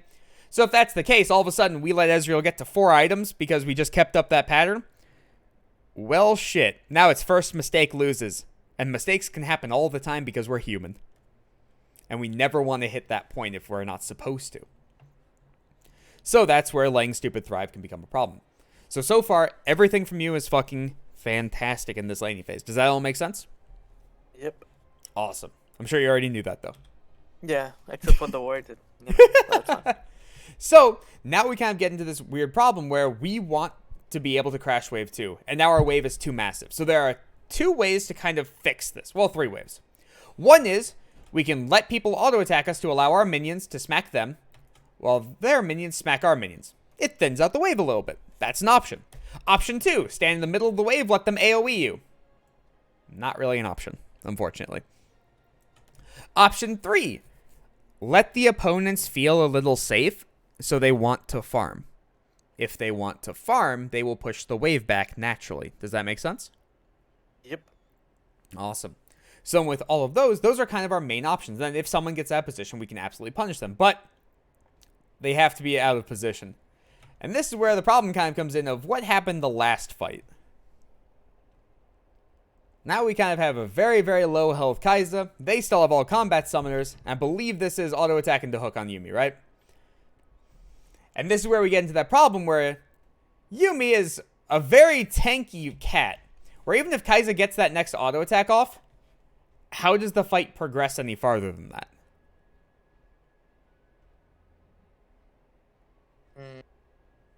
I mean, I should probably have left after she backs off, right? Sort of. The hook should have never occurred. Why should the hook have never occurred? Because I tempo with wave. Yes. Remember, our goal is still crash wave 3. If we crash wave 3, we have a guaranteed net result. That's a high positive. There is no option that the opponents have that is a winning line. They have 0 left. So if they have 0 winning lines left, by nature, this is a good play. We do have to think, though, is there a better play that can possibly occur? And so if we have the ability to cause kill threat, now all of a sudden, why do we need to bring the jungler down? Why do we need to do all this stuff, right? So we have to think, okay, can we cause kill threat with no ignite versus a Yuumi with still heal, ignite, they still have exhaust. Kai'Sa's very, very low, and if she dedicates herself to a fight, she has now dedicated to a fight. So, in what circumstance under this could we win a fight? I mean, I think we win the fight when I hit hook and Kai'Sa stands behind me. So then she doesn't get auto-attacked or Q'd by Ezreal. And neither AD carries can use exhaust. We could to slow her down, theoretically, right? But I get all the minion aggro, and then Ezreal gets no damage on Kai'Sa, and then I think we can chase down. Pretty sure. I think you get a decent chunk off on her. I think I agree with you that Kai'Sa doesn't have the ability to die if she stands behind you. I agree with both of those. I don't think you kill the Yuumi. Because let's say Kai'Sa does get this 5th auto attack off and she can continue to chase. With the healed bonus movement speed, they're probably just getting away. And then if Kai'Sa's in range to exhaust Yuumi, Kai'Sa can be exhausted here. And if she can be exhausted, the fight's probably over at that point. So then now we've basically said, okay, we are trading some of our resources, because let's assume you don't take this chunk at the end, right? Because there are too much on the back foot. You have the ability to walk away, right? Yep. So you don't take this chunk at the end. Now we're saying, okay, we've dedicated a little bit more of our resources to take out a little bit of their resources. That's something we talked about at the start that we want to accomplish. Awesome. Problem. Remember the ultimatum. We are not allowed to do anything that would cause Wave 3 to not crash. So the fight in general then is one that doesn't matter. It is one that has now broke a guaranteed winning line, and now we're saying this play absolutely has to work because it destroys our winning line. Our winning line does not exist anymore unless the opponents make a mistake. And anytime we change the net flow of the game from what we can do to what the opponents have to do, we've now screwed ourselves. Does that make sense? Yep. Awesome. So that fight doesn't make any sense with what we want to accomplish unless we can guaranteed 100% kill. Not 95%, not 90%. It has to be 100%. So it's less of a coin flip, but still one where if something goes slightly wrong, everything is fucked. So whether Kai'Sa plays it wrong, whether now all of a sudden Kai'Sa used exhaust and we didn't kill, so now we don't have exhaust for the dive to be able to stop the damage output. Now we're letting Ezreal Yuumi hit level 2 if we're crashing wave 2. Now people can start functioning, and it's much, much harder to be able to gank. And then here we can see something did go wrong. This is not the normal value because we can both establish there was a way to be able to chunk out Yuumi even more. And for you to be at higher life than this, so we can both establish that. But if that's the case, wave 2 is still crashing. We'll even say Yuumi is all the way down to here, for simplicity's sake. Realistically, that doesn't matter. Because now once we crash wave 2, everything's kind of fucked. Because let's even assume, okay, Lee Sin decided to 3-camp, he's here on time, right? So Lee Sin is right here, right now, ready to go. How does he gank this? Only way would be diving. Yeah, so then you guys would have to play up, you would have to crash this next wave, and then you would have to dive. The only problem is because wave 2 half crashed, because the wave got really fucked, the wave is infinitely smaller, and Ezreal and Yuumi are both level 2. Now that they're both level 2, this dive becomes infinitely harder. We can both agree on that? Yep. So with exhaust still up, with Yuumi passive, with ignite still available, excuse me, I don't see a world in which case this dive is above a 60% chance to work. Somewhere around that area. This dive becomes immensely difficult. We can both agree on that? I still think you have a higher chance for it to succeed than to fail. But if this fails, all of a sudden the game completely flips on its head, and now a Yuumi Ezreal are ahead. And that is a massive problem. That point I agree with. I think it's fairly easy to do. The only thing that has to happen is at least in hitting Q. Because if he doesn't, then obviously it goes wrong. Yes. But if he hits it, I think we just win the dive no matter what. Because he's tanking, and neither of us is tanking at that point. Yes. If Lee Sin has the ability to walk point blank and get Q off, that works. Yes. If you have the ability to auto attack on the outskirts of range and then Lee Sin can guarantee lane Q, and then you can aggro swap. That works. Both of those absolutely scenarios that function, right? So then we have to start thinking about that next step, right? Because clearly, if we're saying, all right, we're going to dive this, the opponents have to say, all right, I'm going to be dove. They know Lee Sin is bot. They know you guys are playing incredibly aggro. Right? They know Kindred's topside. If you guys are clearly AFK pushing this wave, probably means you're diving, right? We can put 2 and 2 together. Kind of like if someone walks directly past the wave when they're holding a freeze, guess what's happening? You're probably being ganked, kind of thing, right? So if that's the case, these two now have to elect to stay under turret. So then what becomes of more value? You deny them 3 waves or you deny them a wave? I mean, 1 wave is for sure, right? I mean, right. So with this kind of a concept, right? Now all of a sudden, because of the previous fight, we've very much destroyed our winning line. There was nothing that they had any possibility to function off of, because this wave 3, the line of scrimmage should be right here. We should be able to push this on par with what Lee Sin wants to do. Then we should be able to dive. And then if we want to crash wave 3, play for a wave 4 gank like Lee Sin decides he wants to go do something else. Because, hey, this mid lane gank, that's not too bad. That's pretty okay, considering he also fucked his pathing really heavily.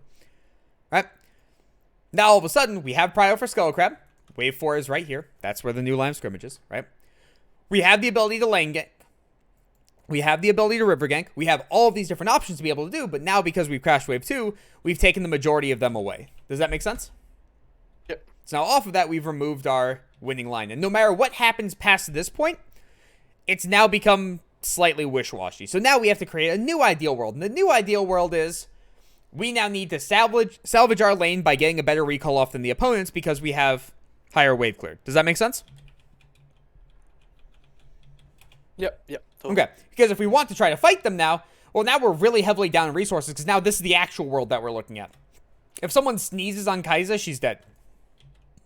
That's kind of a problem. So it basically just be you and Lee Sin versus these two. And it's going to be very hard for you to cause kill threat on an Ezreal with Exhaust and a Yuumi. That's a really it good wasn't check. my call, it was his call. He's pinged for it. Yep. So now we have to start thinking about that next step, right? So realistically, we would want to play towards being able to crash a wave to be able to get a good reset, right? And then being able to function off of that. So let's think about that, right?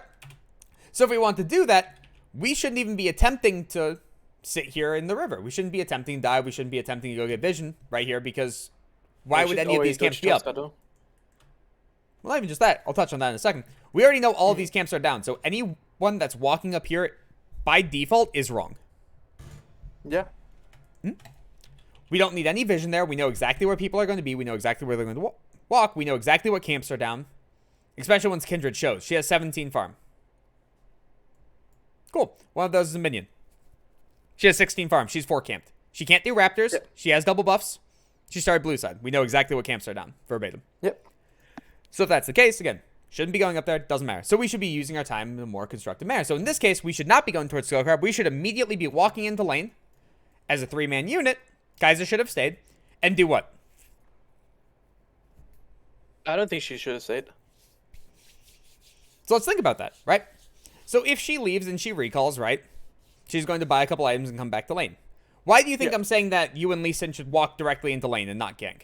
Just walk directly in lane. So they can't crash? Better than that. What happens if we still have Kai'Sa here? And all 3 of us just push this lane. I mean, I think that's very bad for Lee Sin, isn't it? Why would that be bad for Lee Sin? What's he going to do after this? All his camps are up, so he delays himself on the respawn of his topside camps, and he can't contest the mark of Kindred on topside. So let's think about that, right? So by default, it's 3:15, right? Kindred just killed top lane. She's getting her mark regardless. That's already established. I mean, not really, because we already were on the move towards top lane Scuttle. We could have ganked over mid lane into going into topside Scuttle. Like right here, I tell her to go base, and then we could have been. Okay, so you walk mid here. Okay. So you're in that regard. Okay. And then I told Kai'Sa to go base because she doesn't have to be on lane right now, and she's under threat if she stays with that HP. So if she just goes base now, she gets the majority of the 2 waves, like almost 3 waves even coming in right now. And so then we don't have any issues with her and she gets to farm for free while Ezreal and Yumi are in base, or they roam, and if they roam, then we are already like 10 seconds at least, like Yes. 15 seconds ahead of them, meaning that whatever we do has no threat of being punished. And then Kai'Sa also isn't under any threat of being punished, and she got to base and gets to reset. And then when she's starting to push the wave, then I am back in bot lane to push with her. Okay, so I can agree with this statement of being able to contest both Skull Crabs, so going into mid lane to be able to push that out, and then Kai'Sa misses like 2 to 3 melees to be able to get the res off, and then come back to the lane to allow you to rotate. I would agree with that if this was previous Skull Crab. So let's see what happens here. So this would be 15, so right here we can establish that instead of going up, you guys would be right here, right? Yeah, exactly. Right. So if that's the case and Kindred has the ability to come down, keep in mind how weak Skull Crabs are. They just kind of get deleted. So if you're going to gank mid to be able to get prio, right, or at least clear the wave slightly, 3 auto attacks plus a smite is crab gone. Yeah, but it's like 325 and we'd already be on Scud and would be able to contest it, and she would have to walk away, wouldn't Back she? this up. So it's 312, so you would be right. You went up. Wait, hold on. Let me back this up a wee bit. Yeah. Like right here? So I'm going to watch So, your like- pathing from standard. No, it would be mid lane by 315. And then because of how Scud Crabs work, they always walk towards They mid do lane walk towards first. mid lane always. Yep.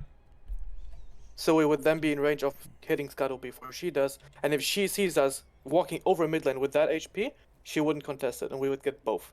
We could even contest her Raptors after.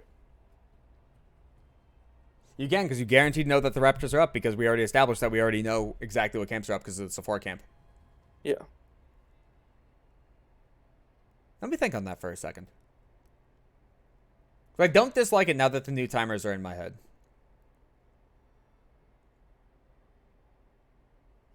Would she miss too much? So then the only thought then becomes, does Kai'Sa get dove? And she doesn't. Simply Uh-huh. because it's Ezreal and Yumi.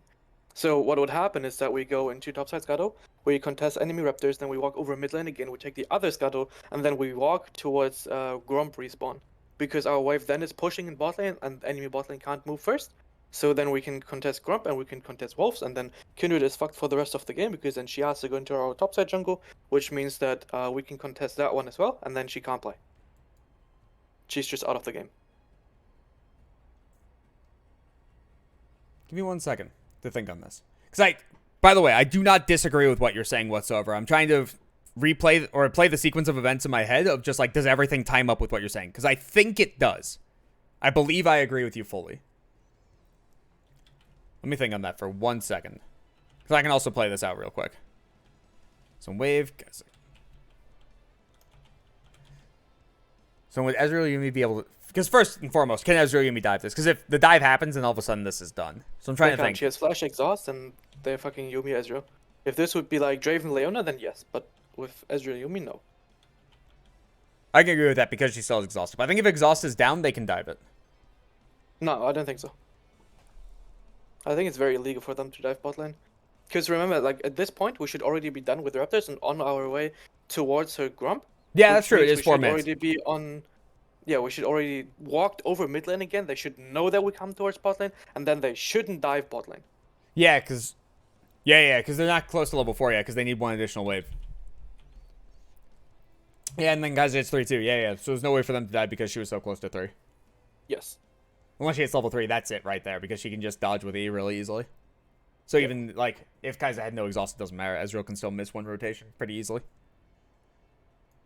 Actions on back foot, goes here.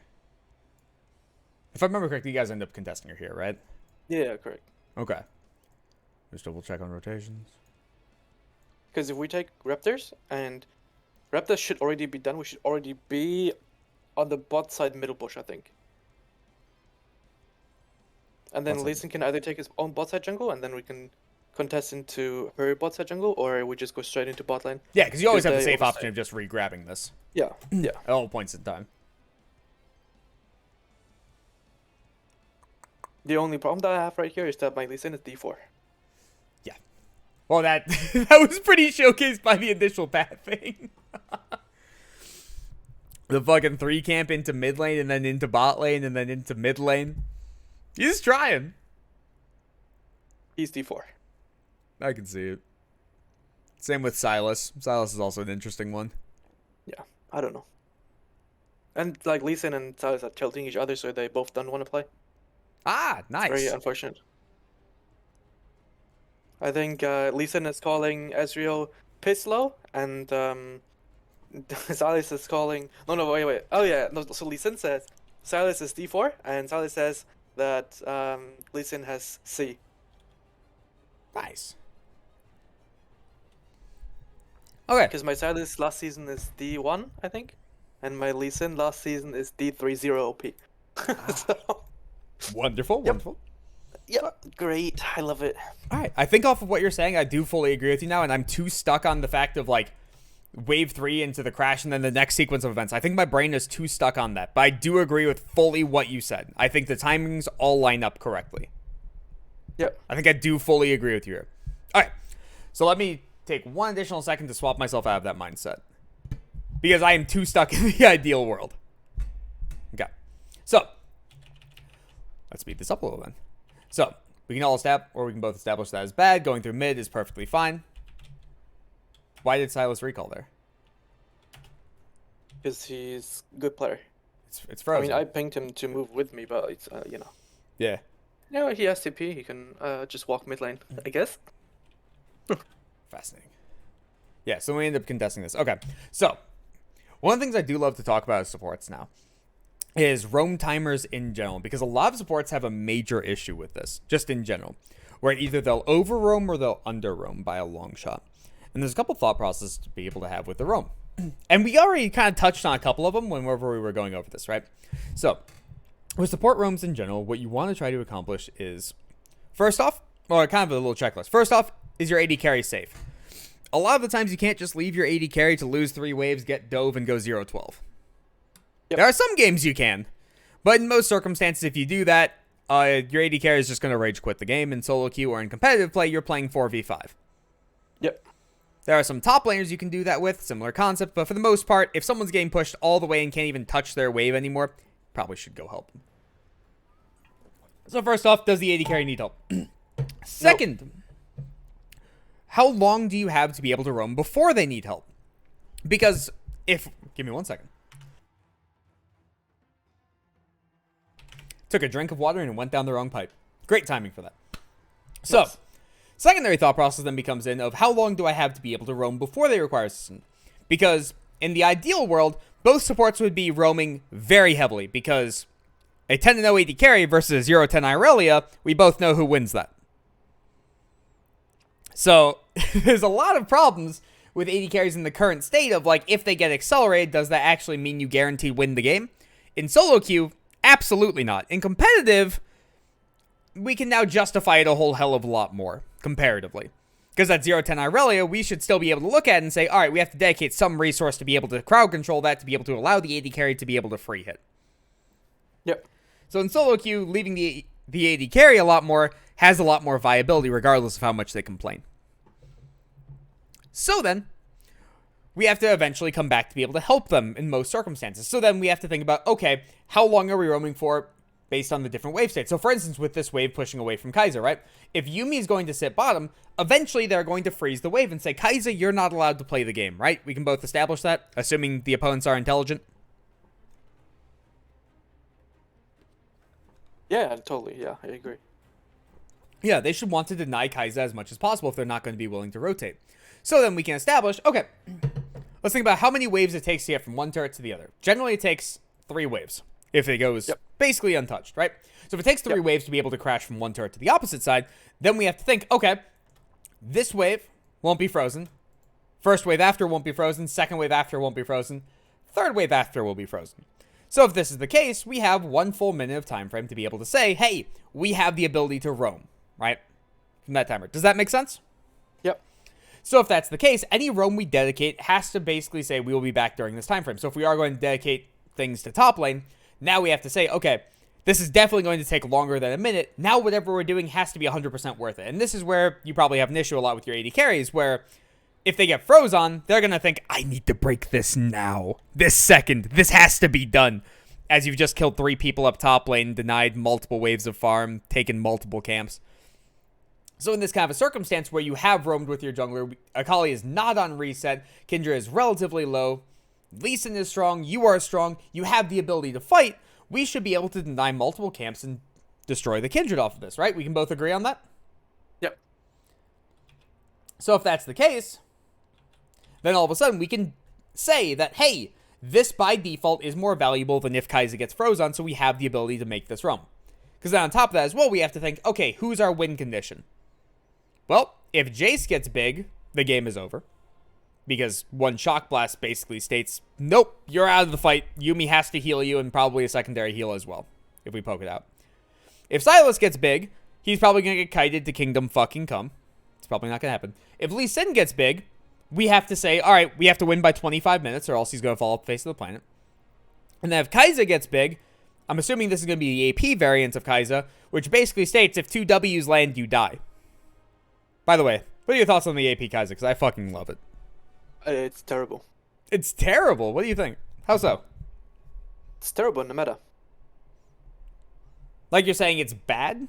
Or it's terrible as in broken? It's horrifically bad. How so? Because you get outranged by everything that's in the meta. And even the stuff that you don't get outranged by, you lose lane against. Against like most of the champions at least. So you play Kai'Sa versus Jinx versus Caitlyn versus whatever other higher range AD carry there is, you lose. You play versus Tristana, you lose. You play versus Draven, you lose. You play versus Lucian, you can win, but you might lose. And the only way for Kai'Sa to be viable is this quote-unquote new build that's putting emphasis on, hey, I can throw my W somewhere. And it's like, who cares? Like, literally, like, who cares? I think this item build is very useless. You don't win lane, and if you don't win lane, you're just terrible. Like, why would you play the game? You don't even have impact in team fights when you go the item build. It's the same reason why I don't like this AP Corki build. I think it's terrible. I think AD Corki with like quote unquote AD is like with more auto attack focus is way better than the AP version. That's fascinating. We actually have 2 completely separate thoughts on this. I want to touch back on that at some point in time if you're down for the discussion. Yeah, sure. So we'll focus on this for a second because I was just curious. But yeah, now I really want to touch on that. This will be a fascinating conversation. All right. So back to this anyways. So we can fully establish that we should be able to make this roam. It should be okay. And even if Kai'Sa gets frozen on, it doesn't matter. So then if Kai'Sa, knowing that Ezreal back, should just AFK push this. She using her abilities? Not really. Okay, yeah, she is. And then she should leave. Yeah. So once Ezreal gets to right here with Ezreal Yuumi, she should just accept the phrase and walk away. This is the AD carry thing you were talking about, which I absolutely agree with. There's no reason for her to do that because you will be showing up in the near future, or someone will be to be able to break the freeze. And cool, she loses 3 minions. Why does 3 minions dictate how she wins the game? I mean, I'm already on my way back to bot lane at like T1 or something. Like T2. By that point in time, yep. Yeah, she just dies for it, and I'm like, what the fuck? Yep. And then Lee Sin just shouldn't have continued that because realistically, we've kind of done our job already. Where we've now screwed with Kindred, we've stopped the Akali from being able to recall, and now Jace is in a very advantageous position, even though he died. He's an additional longsword up, he has both refillables up versus just a D-shield Akali. He's in a pretty okay spot. He's done a kill and an assist and like 5 CS in that matchup. Yeah. So because we stopped the Akali recall, he good. is okay. If Akali gets to recall there, then all of a sudden she gets to actually expend the gold, and now he's very fucked. I think she has TP still, right? So he can't play lane, I think. It depends. Because this wave crash. I think this wave breaks the freeze, right? No, it didn't break the freeze. You're right. He's just completely fucked anyways. There's no reason for him to join the fight. Yep. Alright. So. Now onto that. Now we get to come forward. So, it's really interesting where with support pathing leaving base, I always love looking at that as by default. Because support pathing has so many different variations where you can literally walk to anywhere and you can impact so many different lanes. Because the burden of execution for you to do anything is basically null and void. Support's the only role that you really don't have to do anything. It's not required. You'll still tell a great support from a poor support, obviously. Like, for instance, where they're roaming, how they're roaming, what the mechanics are, right? But you can be 0-10 and still be just as relevant. You can flub all of these different plays, land one Blitzcrank hook on the Fed person, doesn't matter. You've now done your job, the game is over. You win. Yeah. Because of how the champions work, right? So whenever people leave base for supports, I love looking at how they leave base and why, because that showcases a thought process. And that's the thing I care about the most, of why are we going this pathing? How are we walking this pathing? What's your purpose in life, right? So for instance, right here, we know for a fact that the wave is going to be froze bomb, so you're walking immediately bomb to be able to fix it. Awesome. Right? And then the second Kaiser starts getting collapsed on, watch the pathing. And fuck it. Yeah, like, why go bottom like she did? Yeah. There's no reason to go there. Yeah, this pathing guaranteed shows the thought process, instead of just, I am pathing to bottom because I am a bot laner. Because if that was your pathing, when Kaiser was in the middle of a fight, you would still be pathing there. Yep. Your purpose in life was to do something with the Kaiser in order to be able to break the freeze. She's not there anymore, it's time to leave. Because then also, if the wave was coming back in, then you would have to defend your... You actually do this a couple times later in the game as well, where the wave ends up coming back into Kaiser and she is playing passive. You end up pathing through here, which I fucking love. Because realistically, why do we have to be bottom immediately? Our AD carry is not in threat. We don't have to defend them right now. The AD carry is not randomly killing themselves. We're in an okay spot, so then why do we have to impact this lane immediately? We don't. So then we have to think about, okay, we have X amount of time to be able to make a roam. If we have X amount of time to be able to make a roam, how far can I go during that time frame? So if the wave's all the way back here, we have another minute of time frame to be able to roam. So we can make a roam mid lane, take the fight, guaranteed come bottom, we're still good. So what's the point of ever directly pathing bottom? There isn't one. I love watching your pathing out of base. Absolutely love it, because it always showcases some kind of thought process. Does that make sense? Thank you. Because it's literally, regardless of what you're doing, there's always a thought process. And whenever a bad play occurs from you, from what I've been able to see, and again, I've only watched 2 games, because I watched them last night. Whenever a bad play occurs, it's generally just a quick lapse in judgment. Where it's like, okay, if I'm looking at this on a replay, I should be able to know what's occurring, right? So here's the great example. We're going to end up dying here in a second. Do you remember this, Death? Pretty sure, yeah. Okay. What ended up occurring here was, okay, we're going to go for a mid lane play. We placed a ward. We watched them place a ward. Scuffle occurs in mid lane. Action gets away. Awesome. So now we're going to help crash the wave to guarantee safety, make sure that the Silas is okay. He's probably flaming Lee Sin there. Oh, he's flaming both of us because we take XP. Crash the wave and roam. Then you get more X. What? Yeah, he's spam pinging me because I have 3 stacks, I want to use them, and he's like, light me my XP, bro. Like, I don't know. That's fascinating. Okay. Then we also have to establish the next thought process, right? And this gets more into the competitive thought process, but still required for solo queue as well, right? If we go back to just our vision, right? We always have to remember where the jungler is. So if the jungler is recalled up top side, that means Kindra is going to path towards where next? Yeah, I mean, probably bottom. I just didn't look at minimap. Right. This is what I mean by whenever I see you make a bad play, it's generally just a base lapse in judgment, where if you're looking at a replay, you'll be able to tell me instantaneously what went wrong. Yeah. And those lapse in judgments are things that, especially what really, really high up, can cause massive issues. Because, again, whenever I start working with someone that's this high of an elo, it's always a discussion, and on top of that as well, every little thing matters. It's not the big things anymore, because if big things were a problem, you wouldn't be this rank. That's just the reality. You don't magically make it to Masters by being a monkey. It's not a thing. You make it to Masters by either having... I do abuse Lulu Kog'Maw to get to Masters, so... That's fine, sort of. Yeah. I mean, I got... It's fine as long as you're an actual player. LP. You got what LP? No, my dual QMA was 500 LP. Okay. I can fully be fine with that because I can see you're a human being while playing. Anyone, like, alright, this is a fun part that I love talking about. Anytime someone contests me on a point and then is heavily right to the point where I have to stop and rethink a thought process, you're probably a human while playing. I love that. I love that so much. So then if you're saying, alright, I do it with a 500 LP person, you just explained to me a GM Challenger thought process for how you're going to invade with the jungler.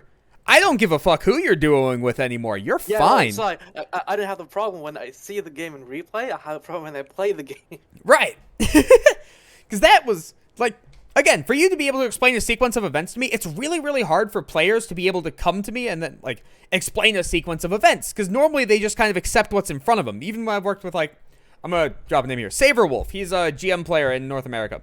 Where I was working with him initially, he was all mechanics. Literally all mechanics. But his thought process was, if person in front of me press Z ult. That was it. And so whenever someone can actually explain a sequence of events to me, I love that. Because it means our brains are working the same way. Because everything should be working in a sequence. If someone's thought process is only directly what's in front of them, they are naturally hampering themselves by a very drastic amount. You should never just be thinking about what's directly in front of you. You should never just be thinking about what at this second. Because everything has a timer and everything has a reason to occur. So if we're thinking, okay, we could do this thing and it would cause this minor result. What happens if we don't take that result and we then say, okay, in 30 seconds, I can get a higher result. Well, then people take the initial result because it's more fun. It's more fun to smack people in the face than it is to say, let me just sit here and wait. Yeah, that's playing for dopamine. Yeah. And you are clearly a cerebral player. You are a thinker, which I love. Absolutely love. Yeah, but therefore I have no mechanic thing. You're in the same boat as me. I have old man fingers. So, realistically, right? In order to reach a really, really high rank, not just like your rank is the equivalent of those two things previously, but in order to reach a high rank, you need 2 of 3 things. You either need a shit ton of knowledge. Hey, I'm looking at you. You need high mechanics. So, for instance, there are people who are Riven 1-tricks who have no idea how to play any other champion. Or Gangplank 1-tricks. Or Invode Composer. The Corki Top 1-trick. I mean, you're pretty much roasting Antaria and a high elo. Only Riven 1-tricks and solo Baka. Yeah, unfortunately. So, you can have insanely high mechanics. The final one is very large amounts of playtime. Because if you're insanely good at the game, and you play 2,000 games, you're probably going to be high ranked, just naturally. Yeah. If you have a lot of knowledge, and you play a lot of games, you don't really have to be good at the game as long as you're always in the correct spot. You just need functioning teammates. You're going to find those if you play 2,000 games. If you are insanely good at the game and you have insane knowledge, then why do you need a large amount of games? You probably have a really, really high win rate. Yeah. So in your case, right, you have very, very good knowledge. Very, very good knowledge about the game, right? And on top of that, you just said you duoed with a Kog'Maw who is 500 LP. You're not bad mechanically. You are absolutely functional mechanically. So if that's the case, why do you need a lot of games when you have the really high win rate off of that? I think for me, in order to play, I need teammates I can trust on, and I have mental issues when I play because I see issues, and when I see that, I'm like, why are you doing this? This is like diamond stuff, and you want to be masters, right? And then I just lose my mind, and like stuff like, I don't know, misplaying mechanically to an extent that's just unreasonable. I don't know. And I just lose my mind off that. Understandable. There's a great example of that was when I was playing in Challenger. It was like an 1100, 1200 LP game. We were Draven Alistar versus, I don't even remember. And the opponents had a Fiddlesticks jungle. And we knew he was pathing bot. We crashed wave 3, and I just spam pinged, hey, Fiddlesticks is literally on his blue and Grump simultaneously. If we interrupt this, he's out of the game. And I walk over, and I headbutt him, and then I notice my Draven is just standing here. The wave is underneath their turret, and he's just standing there. Yeah, Draven player. And I start rotating down. I'm like, oh, their bot lane rotate. Cool, I'll walk this way. My Galio's wave is pushed up the air, and it's Galio versus Ahri. Somehow I died to the Ahri without Galio moving, and that was my fault. We have 2 full lanes of prio. We know exactly where Fiddlesticks is, and 2 lanes had no idea what to do. Now, I feel you. I was gone at that point mentally. Because just like, why are you playing ranked if you want to win, and you know how to win, but you're not going to utilize it? It's the worst feeling in the world. And then my brain just goes, and I'm gone. This is really fascinating. So, as a side note, you're the first high elo coach I've worked with at any point in time. So, this is really nice to be able to talk with you just overarching and then be able to go over stuff as well. Because it seems like from everything you've said, our brains work in a very, very similar way. Which is nice. So, it's the sequence of events things. It's what's the highest net positive value? How do we be able to create this? Right? And then also on top of that, when looking at replays, it's like, hey, we should be able to do this stuff. I don't have to then explain most things to you. That's not required, which I love. Absolutely love. Okay. So, off of this realistically, right? If we progress this game for the rest of it, what's going to end up happening is it just becomes a lot of perma-roaming. And basically, the reason for this replay initially was just to kind of get a base thought process between both of us so we're on relatively the same page. We've gone way over that, which I don't know if you're okay with, but I fucking loved it. I love these conversations. Yeah, it's fine. So, if you would like to, let's hop into a live game. I don't care if it's ranked, normals, flex, doesn't matter to me. No matter who you're facing, you can always learn from it. And I want to see what your actual full gameplay looks like. So let me do one of these.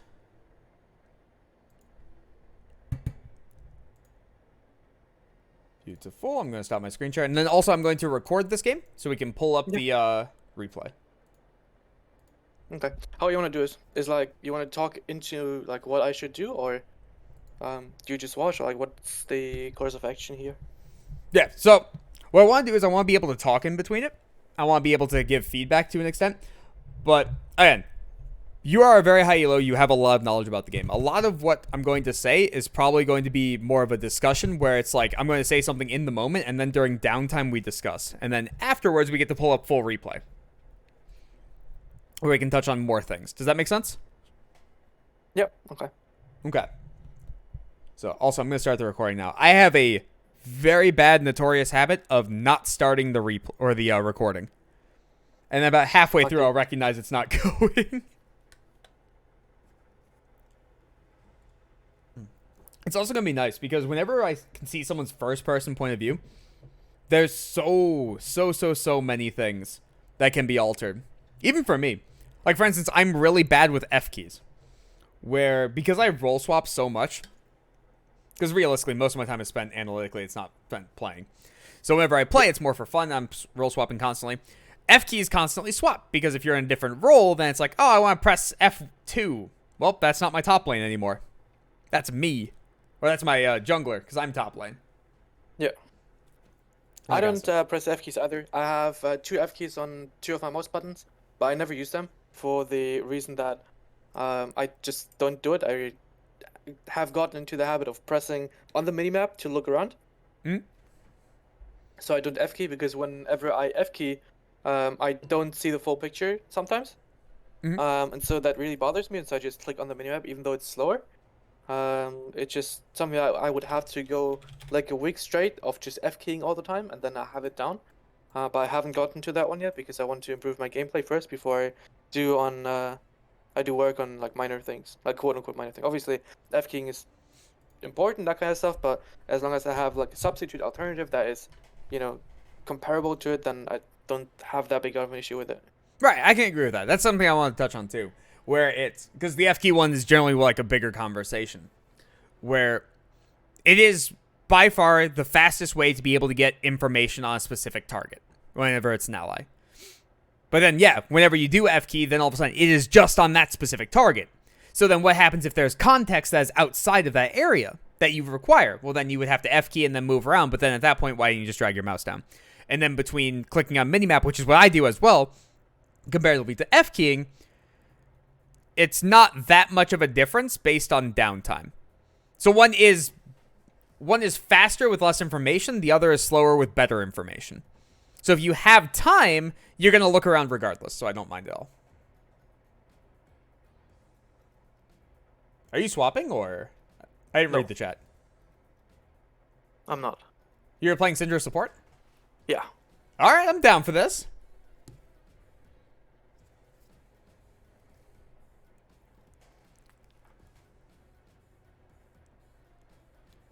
Syndra support's kind of a weird one, where you have the ability to cause kill threat and you have so much crowd control, but normally I like picking it into anything that requires a high cooldown dash to be able to get on top of you.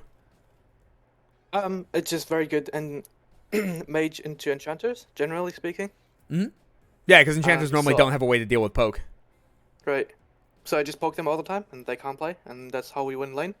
And then after, I'm just a stun bot. Like, as soon as I hit one item, I have my huge power spike, and afterwards I just fall off because I don't get gold. Right? So I just get Ludens, and by that point I should hopefully be able to win the game. And also now we can get counter pick into mid lane because I picked Syndra and they think, oh, we picked Xerath, and then now, woo! Hmm. Yeah. That was a fascinating one. It's interesting because normally I would want the Syndra's AD carry as well. But Syndra AD carry is kind of meh. Because also, like, mage items for pure burst mages I don't think are in that good of a spot. Especially after the Seraph's change. Got someone dodge. What? This is actually a winnable game. Unlucky. That was Guess I reset fine. Q. Because if I get into their lobby again, Oh yeah, they they're just probably gonna aren't flame. as happy. Yeah. That's also I don't something I know love. Oh god. I don't know why he's so tilted of me picking that champion. Oh, it was fine. Like, it's not that great into, like, Lulu as the game progresses. Like, that's one of the bigger ones of just, like, your ult becomes useless, basically. You can still stun, you're still going to have a good laning phase, and if you do get accelerated, the game can be over very, very quickly. And then you still had a Talon versus a bunch of squishies, but again, Lulu kind of causes an issue. Actually, I think if Lulu wasn't picked and it was another support, they probably wouldn't have dodged. Or at least I wouldn't have. Maybe.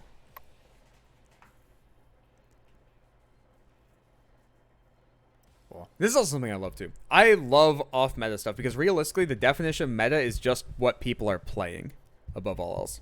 That doesn't mean other things aren't better. That doesn't mean other things aren't functional. It just means that's what people are playing, and that's what kind of dictates the meta. So kind of like when Gore Drinker was broken, everybody's just playing all these Gore Drinker champions and bruisers and stuff. I didn't see a single team try counter-engage. Not one.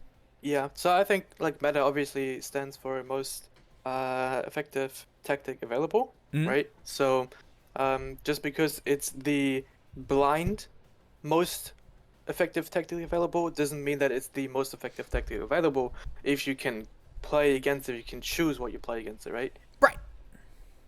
Yeah. Because a great example is in the fighting game community. I forget. Ellis was talking about this a while ago, where there was a fighting game that wasn't touched for the longest time, and over the course of like 6 or 7 years, the meta consistently changed.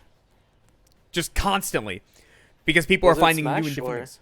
I think it was Smash, but I'm not 100% positive. I do not remember. Because in off the top of my Smash they have these things similar to like StarCraft 2, where there's one specific hero or like one class or like whatever you want to call it, that someone suddenly just plays way better than everyone else, and suddenly because he plays that way better, matchups turn around. Yep. And it's all because of the new information and it constantly evolving. Or then similar concept, like if we were to compare it to League, where once Sejuani comes back in meta, it's like, okay, well, let's relook at Kindred. Let's see how good she is, kind of thing. Kindred received 0 changes whatsoever, but because something else popped up, this popped up. And things like that. So, whenever it comes to like off-meta stuff and things like that, I love a lot of those things as long as they fit the classification of what's required for the role. So for instance, in support, kind of like what you touched on, a support is a role that will not get experience or as much experience as other roles, and they will not get gold as much as other roles. So you have to find a champion that has the ability to fit into that classification and then also fits the thematic of what your team wants to do and what the opposing team doesn't want to have happen to them. And as long as it fits... That's why, for example, I just hate, like, for example, Xerath support. Xerath support, I think, works very, very rarely. But when it works amazingly. Yeah, I think the reason why I just dislike it is because the champion needs a lot of gold to work. And he scales pretty well, right? So if he scales well and he needs a lot of gold to work, then automatically it means support isn't a category for him. Yeah, then why not put him in a role right? with resources, kind of thing. Yeah. Yeah. Or then similar concept if you get more into it, like Malzahar. Malzahar theoretically should be a great AD carry. He sits down there, he perma-farms, he gets to exist, but then you start realizing he's so level dependent that he can never play in a role with 2 people. It's not possible. Things like that. Yep. Or similar concept, Corki. Corki AD carry. He just needs to hit level 11 and he needs to hit 16 for his ultimate. He requires those to function. So if he can't hit those, he's screwed. I don't think it's that big of an issue. At least when you play attack speed, like auto attack Corki. Yeah. Because then you require gold rather than levels. When you play this new variant of Corki, you need a lot of gold and levels ideally, but more so levels than gold, because if you hit 11, that's an instant boost to your ultimate. If you hit 16, instant boost to your ultimate, which is the majority of your damage. Whereas if you play like shield bow and that kind of stuff, then it's going to be different. Because then suddenly you don't rely on your skills, but you rely on your auto attacks in order to deal most of the damage. Though your skills still deal damage, and that's why I pretty much like shield bow a lot better than the like the Luden's variant, is because you are always useful, even in like let's say mid game. Whereas if you don't hit certain item spikes earlier than your opponent on the AP variant, you're just useless. And I think also the package for the majority skills scales with AD. So yeah. I believe it does as well. I think it's like what, 200% bonus AD? I pull it up on my second monitor. You'd have to Google it. Yeah. I'm mid lane. Can I please? Oh. I am real bad mid.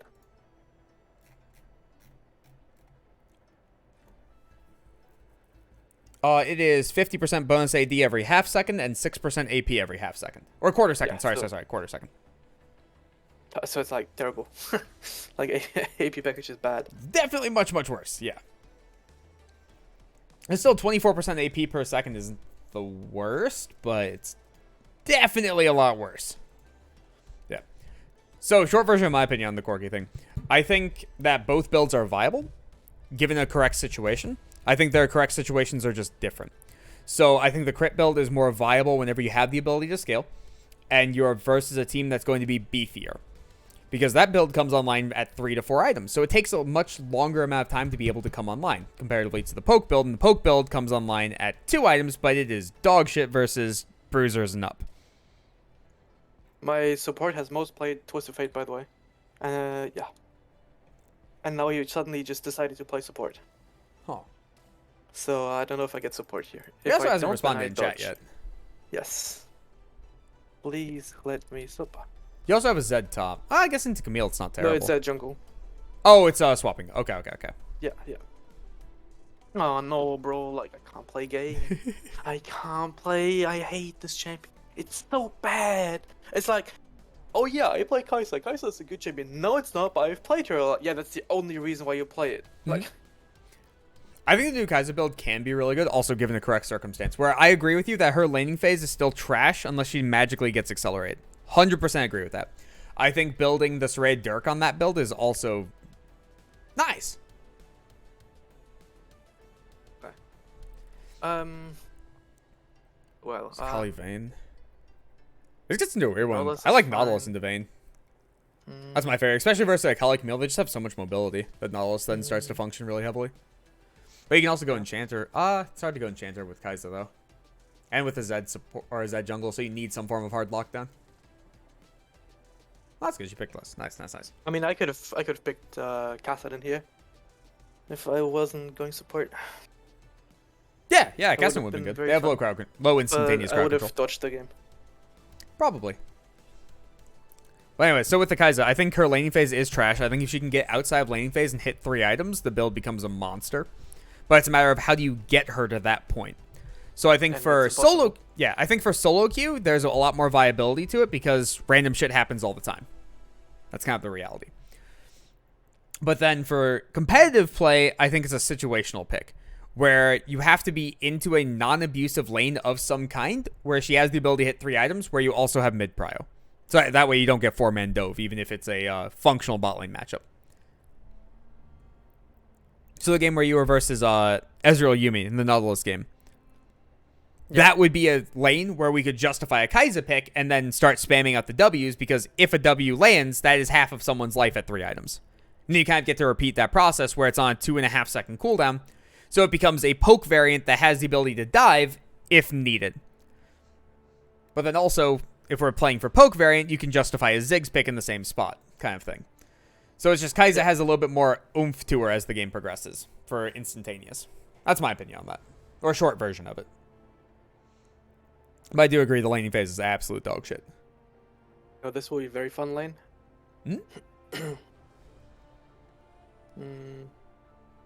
This is going to be a good game because we're going to see how different things interact with each other. Where now we're actually on the back foot with the Lulu Vayne, where if we go in, we can cause or have massive issues.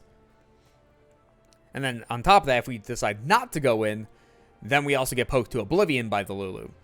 So it's hard to have lane control. It's hard to engage. It's hard to sit back. So we have to play more off of our brains, which is good. I mean, that should path top lane, I think. So should Lee Sin. I agree.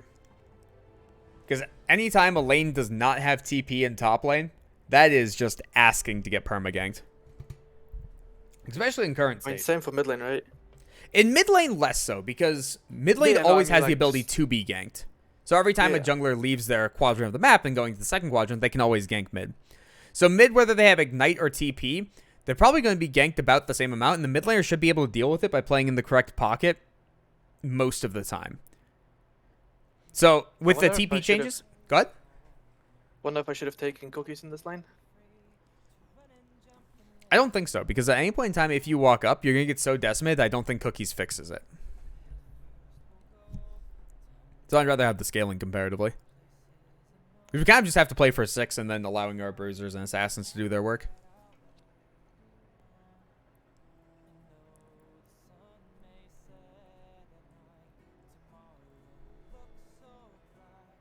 I don't get her. No, I don't think so either. I think that was out of range. Oh, good. I started the recording again. Oh, I thought I did my habit. Also, I'm surprised you don't have those pinned open. I don't know. Wait, you mean this or? I generally don't use the shop whatsoever, and I just use the bottom right. Like the actual thing down next to the, or in the HUD. But I'm surprised you don't have the boots and the consumables pinned. I don't know. It's just preference. It's just interesting. You're about weak side early. Nice. Alright. Zed knows what he's doing. Oh yeah, we were talking about Ignite mid lane. I can also justify Ignite a lot more in mid lane in current state after the TP changes. Because you only need one Yeah. TP to be able to split push cleanly. And especially since TP at 14 minutes is now a shorter cooldown than what it was before. Eventually it does get higher than it was before. But 14 minutes is lower than it was before, just by a little bit. So as long as you have the one, you're still okay. And you should be able to use it for all objectives. That's assuming your team plays correctly, though. Okay, getting a ward for free. Very nice. Like,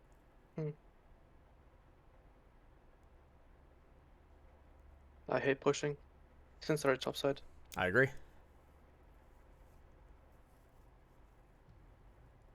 If they're going to give it to you, though, they're going to give it to you. Yeah.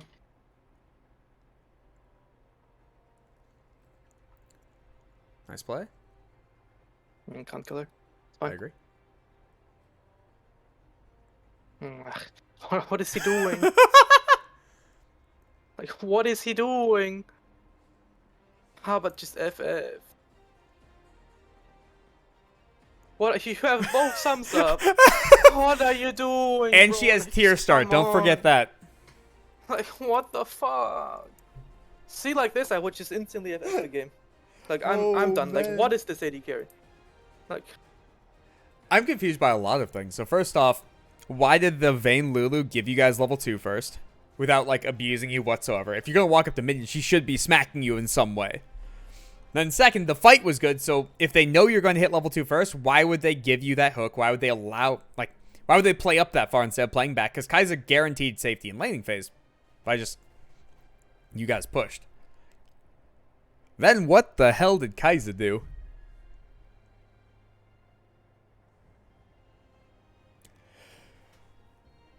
Oh, this is a fascinating game. Well, Kai'Sa used double sums at least. That's good. Do you time summoners at all, by the way? not in this elo, I think. Okay. I used to do it. I just know People that don't no play one's around the going to timers abuse. anyways, so. Yeah. Alright. I was just curious I can because have you're it up for down. I can have it down to the second. It's like they won't abuse it anyway. It's like whatever. Yep. Mm. That's very fair. Beautiful roam timer. Realistically, we have nothing to reset off of. Mid lane can be in No threat shroud. potentially from top side. Very low chance. More likely than not the jungler recalled.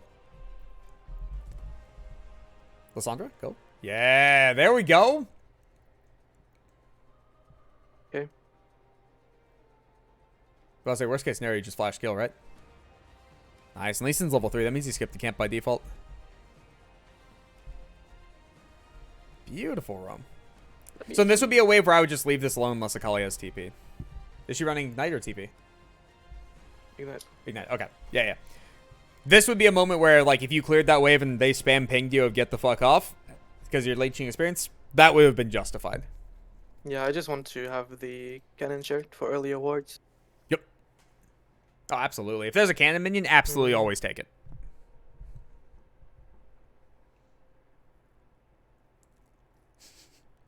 Yay! This is good. We're in an okay spot. Only downside is we're not on reset yet. So we're a little weaker than we should be. But there's no way in hell you get dove here. Because Lee Sin, all of his camps are up. If he decides to dive, then he's just coin flipping it. I mean, he probably skipped Krugs, I assume. More likely than not. I didn't see how many camps he get. Because there's no way he 3 camped by 4 minutes. There's no way. Because then he reset as well. So he probably 5 camp Skull Crab reset. And then, yeah, it would have to be Krugs. Because then he would have just gone back to Grump before reset and been for that gank. I don't know why she queued the wave either. That just fucks with all minions. So now we can almost guarantee that Lee Sin's on Raptors to Wolves right now. More likely than not Wolves. So we should have the ability to play given the worst of the worst case scenario. I don't know what she's doing. I don't know either. I just want to FF. No, we play this through. We're here for LP. LP is what matters. Not our mental. Very nice. God, that's something so underutilized by supports too. Just hooking walls to be able to escape. Like even from minor trades, it costs 30 mana because it's half refunded. Is it really? Yeah. I thought only cooldown is refunded. No, half cooldown, half mana. Oh, hold shift. Oh, cool. Coach, by the way. It's my turn now. Should push. Why are you pushing? Yeah, so Zed should come down here to guarantee the safety. But now you don't. Like, I don't know, bro. No, okay. I don't know. Like, so we'll actually look back on this. This is actually a really good learning experience for competitive comparatively to solo queue. Because competitive-wise, you trading there should have been okay. You got the hook on the important target. And we had the ability to burst them down. Especially if Kaiser just did the QW animation cancel. Right. Solo queue-wise, we wait an extra half second. Okay. And this is also good. I'll touch on it in 1 second. Okay. So I noticed how quickly you swapped your pathing while looking at the fight. That's so fucking nice. That's the thing we were talking about in the VOD review as well. Where I could clearly tell what you were trying to accomplish based on your pathing. And here you're actively showing that, hey, this is what you were trying to accomplish. The play is over. Immediately swaps. Love it. Let's right up into an invade. Beautiful. We should have Vayne Lulu here in the next 10-ish seconds. no, they won't come. They have the ability to.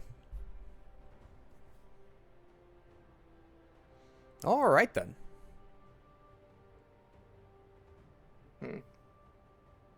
That was a good play by Vayne. But what? But what? Tell me about it. Mute or? Good call. Yeah, so that's always something to be able to keep into consideration. Because here, like, whether it's competitive or solo queue, we always have to think about all options that could be present. I just don't play bot lane anymore. It's so useless. Yeah, pretty much. You show up to break freezes every once in a while if they're freezing. No, I don't. And even then, it's like, if we can I get can't. more across the map, it's more worth it. I just move with Zed. Not worth it to play bot lane. Yeah. The only problem is, even if Zed gets fed, Lulu Polymorph still ends it. So Vayne still becomes near unkillable unless it's like your ultimate plus a combination. Nice hold. Thank you for Wing.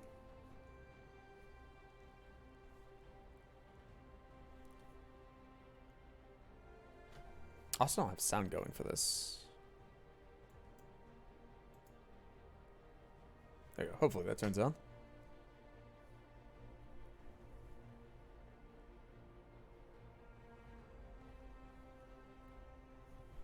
Right. Game's still winnable, but hard. So realistically, Lee Sin was bot side, so he should have cleared full bot side, went into his top side, and he should be on Skullcrab or... Okay. Skullcrab or Herald right now. He shouldn't be trying to dive this. But there's no fucking way your Kaiser survives a dive at this point. Level 6 Vayne, level 6 Lulu. Yeah. So that was Lee Sin, right on Skullcrab.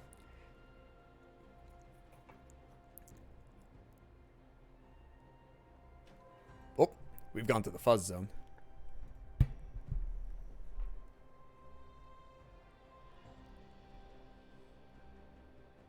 Nice hook around the corner.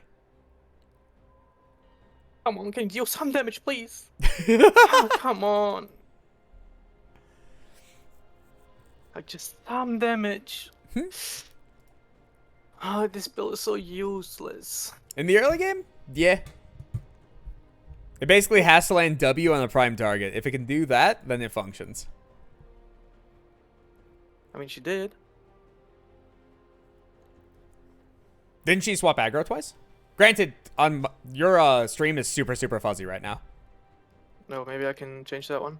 Yeah, if you just restart it, it should be fine. Yeah. This is the first time it's gotten fuzzy. I just didn't want to make you do it during the middle of a fight. Maybe if I just do this. Can you see my screen? It's loading. It is good. That's a little fuzzy, but it'll be fine. Beautiful flash hook, and on the Vayne too. Very nice. I don't get this. No, she Zed lives ult 100%. maybe in a second. Zed ult.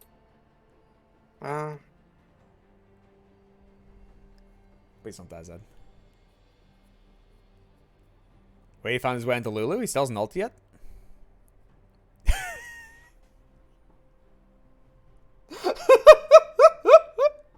He just wanted it so bad. I mean, Oh, at we least got he the only gave shutdown. XP instead of gold. It was, Kai'Sa got it. Okay, that's not bad. Kai'Sa getting gold is still very valuable. Because that build, while trash early, still like, scales what? amazingly well. His grieving tempo. Yes, I agree with that. That should have been a reset. I also wonder if you did too. Maybe that should have just been a reset into top lane. Reset by boots into top. It's got enough, right? Maybe. Maybe. I don't even know which boots I would like to buy here. With how the game's going, probably has to be Mobies. Because I don't think Ninja Tabby saves you in the fight. You get CC'd into death. And then Merc tried similar Yeah. concept. So I think it has to be I- CDR or Mobies. Don't let her base, please. Nice. Good play by the Aurelia.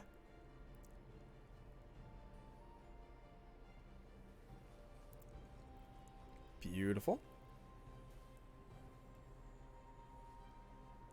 I think the only mistake there was starting with ult, where you can just walk up and auto her and then ult. Yeah, I yeah. think that was the only cleaner way. I'm Or so I happy should just Aurelia step stopped her back. too. Alright, so we can now establish Aurelia is a functioning human being. Beautiful. I mean, she started 0-3. So, I guess. I was about to say, I love rushing boots on support, especially if you have to be perma roaming like you are right now.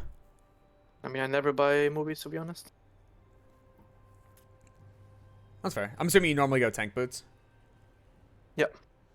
Yeah, fully Or understandable. CDR. I think if it wasn't a Vayne, if it was another auto attacker, then it would be more justifiable with 2 sources of true damage. Oh, goodbye, world. Nah.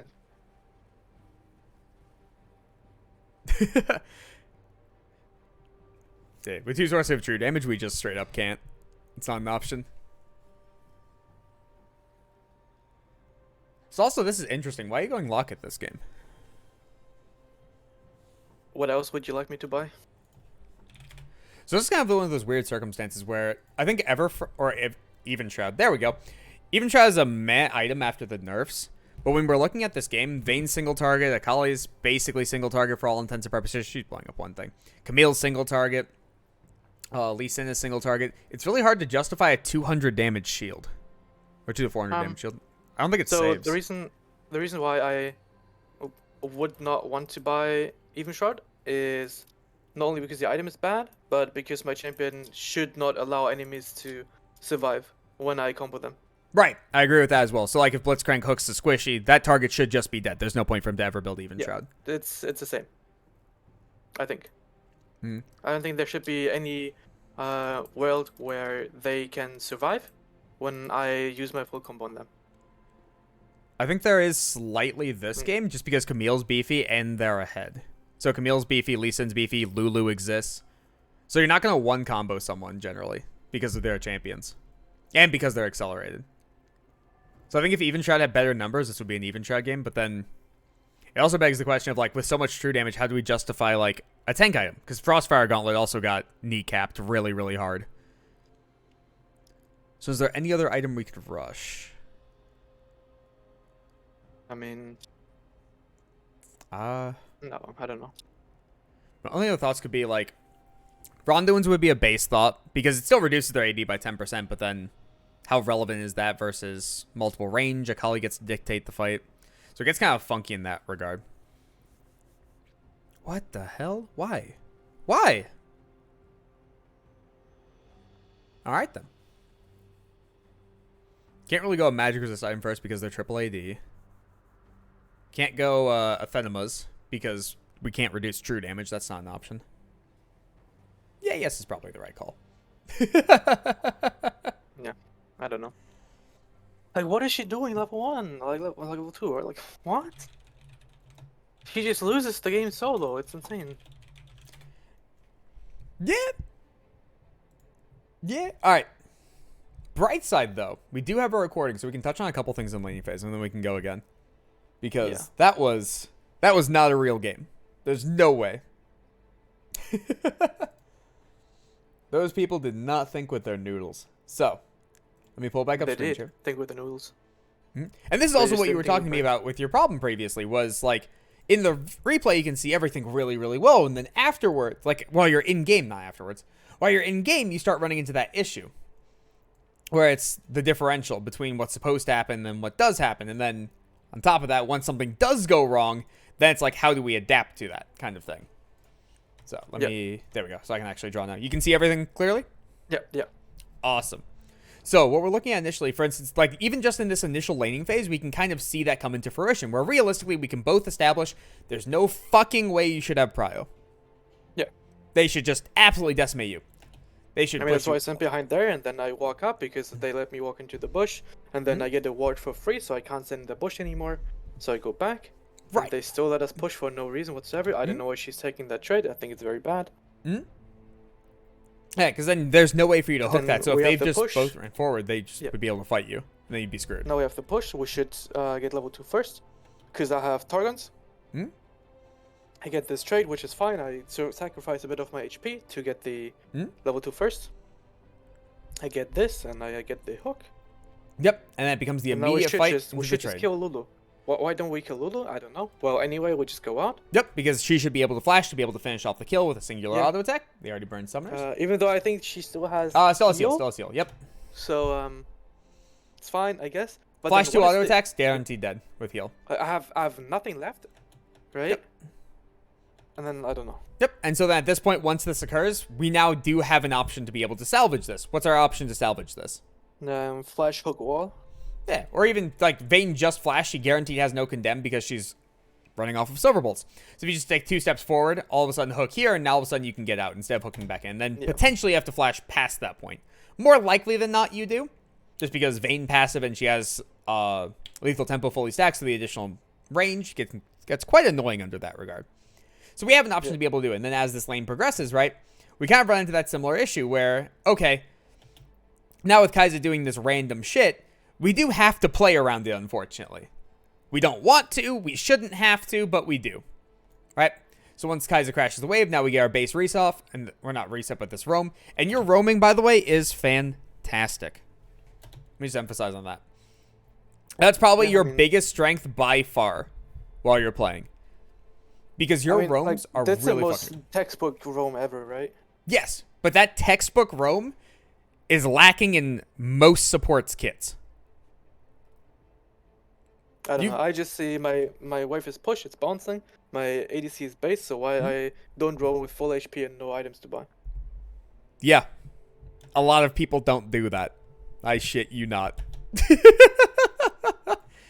So then, now when we return bot lane, now we have to think about something, right? With the wave coming in, we know Lee Sin should be realistically as wolves, right? We were talking about that in the game. Yep. There's no way in hell you have any chance to be ganked or dove. So we just get to soak this up as much as possible. And we kind of have two jobs during this. One is, if someone gets out of position, punish it. Right? There's no reason to not punish it when we're underneath tower. Because then, how do the opponents trade back? Literally, their worst spot to trade versus us is this third of the map. Because if they ever try to trade onto us, we can always walk back underneath turret, and they don't get to progress or pursue that trade without saying, I am diving you. We already established they don't have dive capabilities, so if you throw out a hook and you miss it, there's no punishment comparatively to a normal lane. Like if you're in the middle of the lane, you're on their third of the map. If you land a hook and it's a bad trade, worst case scenario is you lose half your life and you walk back underneath turret like nothing happened. You're going to heal back up, you're going to utilize your potions, you're going to be okay. That's the worst of the worst case scenario for looking for this trade. Now, an exception to that is, let's say the wave is relatively low, your jungler's coming in, things along the lines of that, where you would want to be able to sell or save your hook for the next X amount of time so that the cooldown is ready whenever it's like the play is about to occur. Or if you're low on mana. If you're low on mana, there's no point in hooking it up. But so far, so good, right? We just had the one flub in the early game that shouldn't have even been a flub. It should have just been a double kill. Or at least a kill plus summoners blown in vain, right? Yeah, or at least no one dies. Yeah. That should have been the worst of the worst case scenario, right? So when we get to actually see kind of what's occurring here with Kai'Sa just kind of taking these trades, realistically, the only option we have to be able to do off of this is land a hook. But if we land a hook, we're basically saying we're going to trade a shit ton of our life for a little bit of theirs. And that will never be worth it. It's like we hook Lulu there. We're just screwed. So the fact that Kai'Sa's walking up and is like, I need these minions now. Why? Which is so bad. Yeah. So there's not much we can really do about that besides hang back and try to salvage the lane as much as possible. And because also, with Kai'Sa walking forward with the trades occurring, well, at least the opponents are still pushing the wave into us. That's a positive. So now, realistically, we have to think, do we really need this ward to be able to prevent the dive? I mean, can we go back to when I placed it? Yeah, absolutely. That's what I was about to go towards. I think it's good. So this was the play where we already established Lee Sin was topside. Didn't we say that he's going from top to bot? So No, he was going from bot to top. So if we back it up... No, you started top. Lee Sin started top side. That was the last time we saw him? This was when... This right here was when we saw Lee Sin at level 3, so we know his Krugs are still up, right? So we know he started red side. So by the time we come back, No, right? he started on blue. Pretty sure we saw him on blue starting. Pretty sure. Did he fuck his entire pathing? Yeah, you know what? There's an easier way to do this. No, just look. Just what's there? It was there. Literally. Okay, I'll pull it back up in 1 second. Because I might as well have this open on my second monitor Yeah, anyways. I mean, I have a ward there on blue, right? You do? Yeah. But we see him starting on blue buff. Does he actually just destroy his entire pathing? Yeah, you see? There's no way. Pretty sure. Did he not? Yeah, no, he started red. Hmm. Yeah, that's why we were able to know that... But I saw him on blue for sure.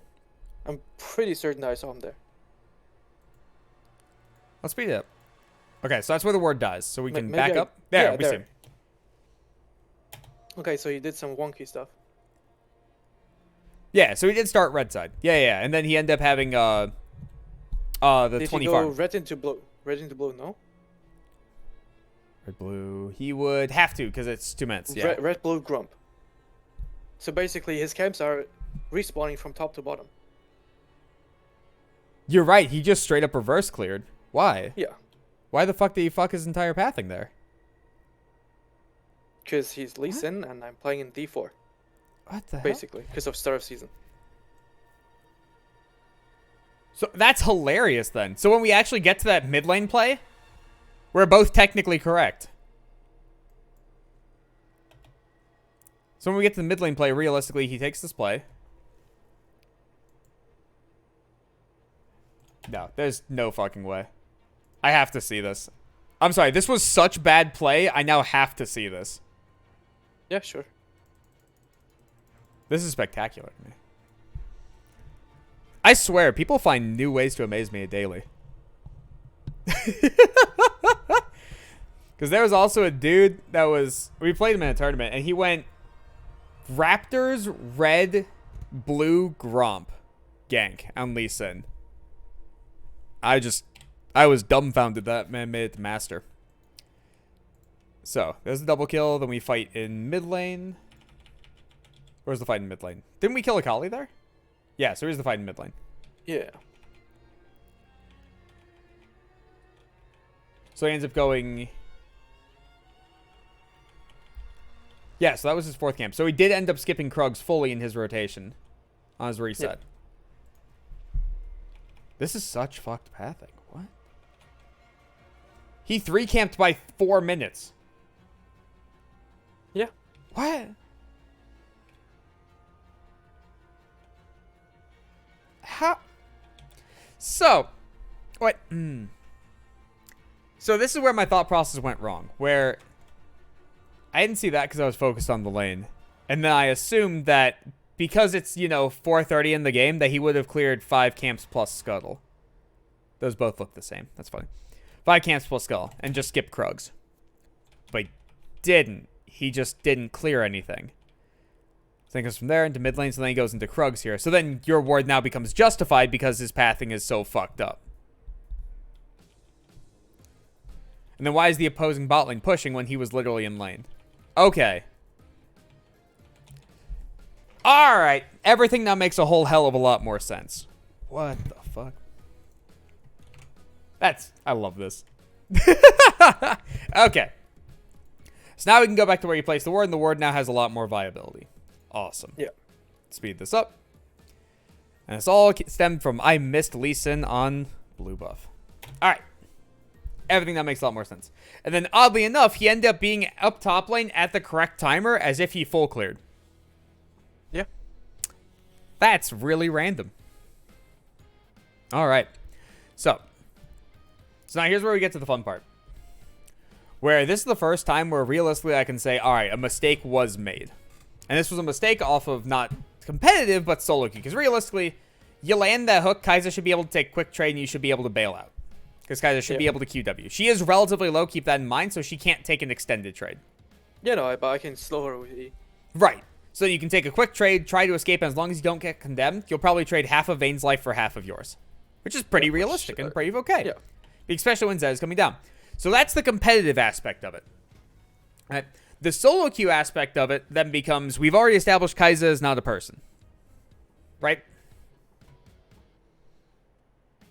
Yeah, I mean... so I personally, I would like to reach Challenger, right? On an A. And I'm coming in 4 days. Huh? In 4 days, I will be in an A. So... There's one problem that I have, which is solo queue versus competitive, obviously, right? Mm-hmm. And then other people, like, they tell me I should play in solo queue like the optimal play. And the optimal play would be to hook here, but it just backfires. Because my AD carry is no human. Mm-hmm. So then I know that I play fine. So should I just play for Elo and just discard my AD carry as being trash? Yes and no. So here's my take on this kind of stuff. Where solo queue and competitive are two completely separate games and they need to be treated as separate.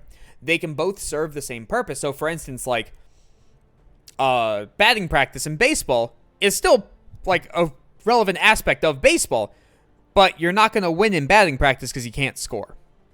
The games are completely separate, but they still touch each other in some facet, right? So when you're looking at solo queue compared to competitive, you can still work on mechanics in solo queue. You can still work on understanding like lane states and lane manipulation to an extent in solo queue. But if you play purely off of the ideal world where everybody knows what's supposed to happen, everybody has communication, you will inevitably lose. Because then these plays will occur when you're supposed to have this massive advantage because it's designed that way, but someone doesn't understand that. And realistically as well, can you really fault Kai'Sa for being bad at the game? Or like not understanding all this stuff? Yes. It's like going up to a baby and trying to say, hey, solve this calculus problem. No, it's like this player made it to this elo, so why can't he at least do the very basic things of the game, like the fundamentals? Because you're far above this elo. Well, I'm not, I mean... We haven't played very many games. So think about it this way as well, right? Your thought process is far above this elo. That is the reality. Because all the way up to even in Challenger, people have wrong thought processes on the game. You can even look at pro play, and people have wrong thought processes on the game. So if you play the game perfectly with a perfect thought process, if someone doesn't have the same thought process as you, by default, it's not going to work. That becomes the reality. You're giving these players way too much credit for solo queue. If you had vocal comms, if you had the ability to communicate with them, then all of a sudden now these real plays and the correct plays would be able to function. Because then all of a sudden communication fixes gaps in understanding. And you have a very large understanding of this game. It is vastly past what any of these D1 master players will have.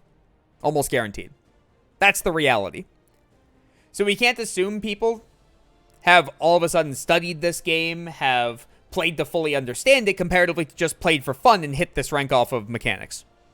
Because there are a bunch of people like that. So if that's the case and you do the optimal play, they're not going to be ready for it because they don't know what the optimal play is. They never took the time to learn it. Does that make sense? So I have to acknowledge that my teammates are bad and just take more winning fights? Yeah, you have to play around the fact that your teammates are bad. They are going to make mistakes. They're not going to do the correct thing. And so to compensate for that, you have to not do the perfect play in the ideal world to make the perfect play in the actual world. So a great example of that is top lane. Top lane's a wonderful example.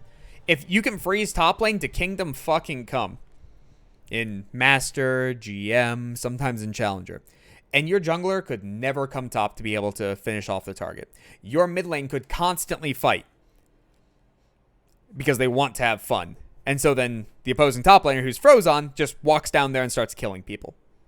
And that's very much a reality that occurs constantly because people play this game for fun a lot of the time. They don't play it to be super competitive. They don't play it to be pros because to be a pro in this game, you have to be top of the top tier. And if you find someone who wants that and is top of the top tier, they'll play solo queue just like how you're playing it, where they want to win. They want to improve. They want to make sure they're doing the correct play at all points in time. But most of the player base, especially once you hit NA, they don't care about that. They care about having fun. And so because of that, if you make the optimal play that is slow and methodical, it'll almost never work unless your entire team is on board with it. But you have to previously establish that your team is on board with that.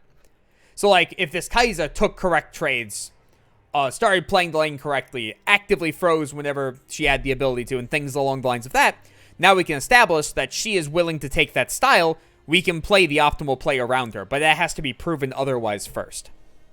That's my take on solo queue. So it's basically just a proving grounds for mechanics. And you can have thought process, you can be in the correct spot, but you have to be in the correct spot for the actual world, not the ideal world. If you go purely ideal world, you'll run your head into a wall, and then eventually you'll just be screwed over, and then sad. Because no one's going to do it. I'm sad every game. Unfortunately, yeah. But then on top of that as well, you still have to understand what the ideal world is, which again, clearly you do if you're taking these trades, and we can both look at this and agree and say, hey, this trade should be occurring, right? And we can both look at it and agree on the numerics of it, to be able to understand that this is a net positive trade, right? Yeah. But you still have to understand that so that when you do take it into competitive, because you still have a team to coach, I'm assuming you still play in scrims sometimes, depending. You still have to understand that. What was that? I don't play scrims. Oh, scrims are fun. Yeah, I would love to play like in-house server and stuff, but playing with 130 ping is kind of not fun. Yeah, that's pretty fair. Oh yeah, because Dark Matter is North America, right? Yes. Yeah, that'll do it. Now you get to play in 10 mans though. Once you come here in 4 days. But anyways, so with that, right, you have to understand the ideal world, but play in the actual world almost always. Because then when you swap up to competitive, right, you strive for that ideal world. You strive for the perfection of what's supposed to occur. But then what happens if your opponent doesn't do that? What happens if your opponent makes massive mistakes? What happens if your opponent does something completely unexpected? Well, then the ideal world swaps really fucking quickly. And the best example I give of this is whenever I do resets with someone. So I face them one-on-one, we do a lane up until they get it down perfect, right? In resets, if I do the same style over and over and over and over and over again, they'll learn a pattern of how to deal with what I'm doing. And that's fine. That's understanding one set. Then every once in a while, what I'll do is I'll just mindlessly run at them. I'll literally right-click on their champion and say, we're just fighting to the death. And I see how they respond to that. Because in the ideal world, why would I ever run directly at the opponent if I'm in a losing matchup? That just doesn't make sense. Means that jungle or support is around. Right, but even on top of that, people could just do that randomly. For no apparent reason. They could just say, I'm the better mechanical player, I'm going to dodge your shit, I'm just going to fight you. Or they may not understand the matchup and understand that it's a losing matchup. So then, if my counterpart isn't ready for that, I can kill them even in a losing matchup. And I'll talk to them and be like, hey, why'd you die here? You're in a losing matchup. And they'll always respond with, I panicked because you ran at me. Or something along the lines of that. So that's where the whole, you have to understand the ideal world, but the actual world is what actually matters kind of thing comes into play. So in this kind of a circumstance where we can establish that Kai'Sa is low, Kai'Sa's not trading with us, or Zed is coming bot, right? We can literally wait 10 seconds and then hook someone, and now we have a human coming to be able to gank for us, the Zed. Now we can win that play guaranteed. Now we can function off of that, right? Then we can get our reset off, then we can start roaming around, right?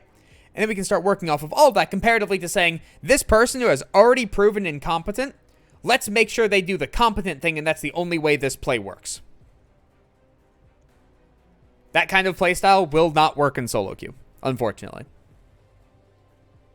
The only way it will is, again, you're probably going to need communication, like actually being in comms with them. And you can do that if you want to make a random Discord server and just say, hey, join in, let's play ranked.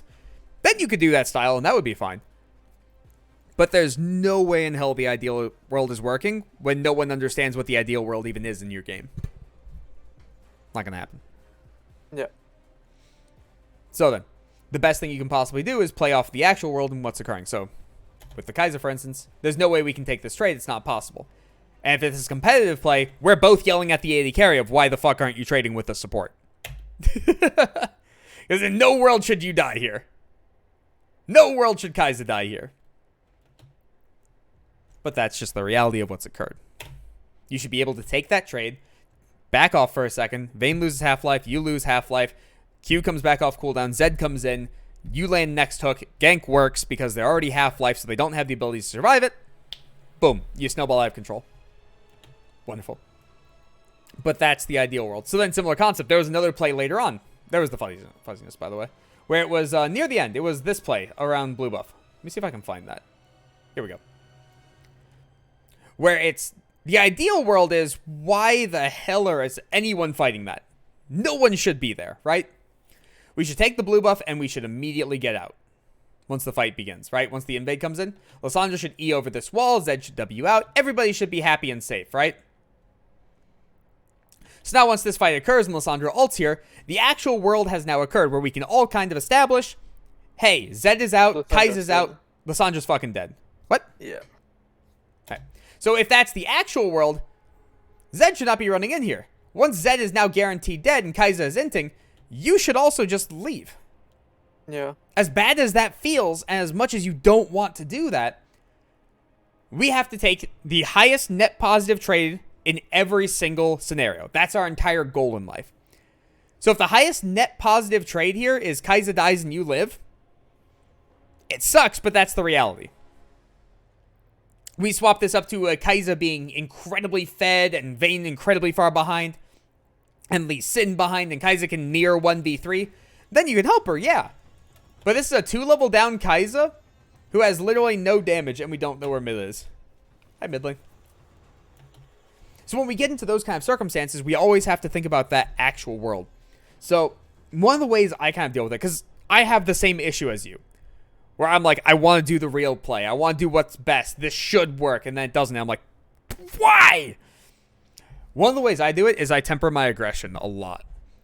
Where right before I go in, because even if it's a perfect engage, it doesn't matter if no one follows up. So I always take an extra like quarter second to think, okay, where is everyone? Who's in range of me? Have they proven that they can follow up?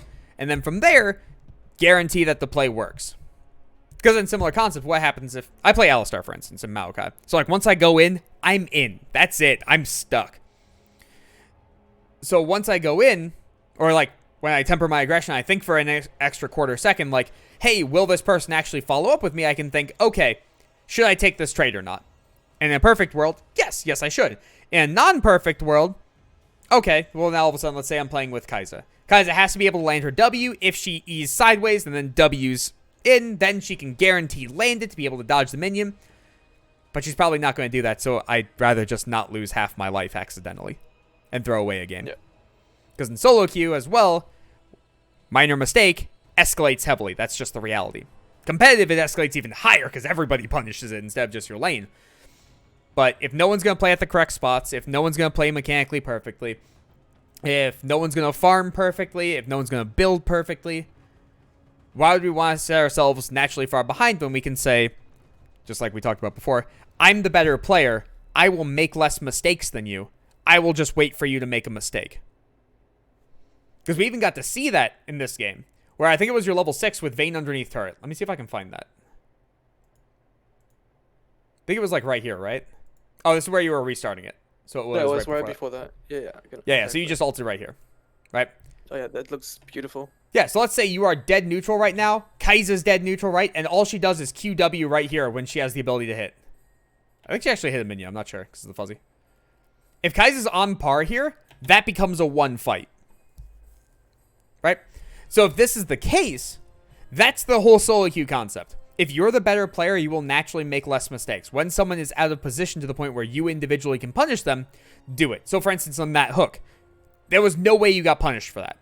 Worst case scenario is you got condemned underneath the turret, Vayne auto-attacked you twice more, and then left. That was the worst of the worst case scenario if Kai'Sa never did anything whatsoever.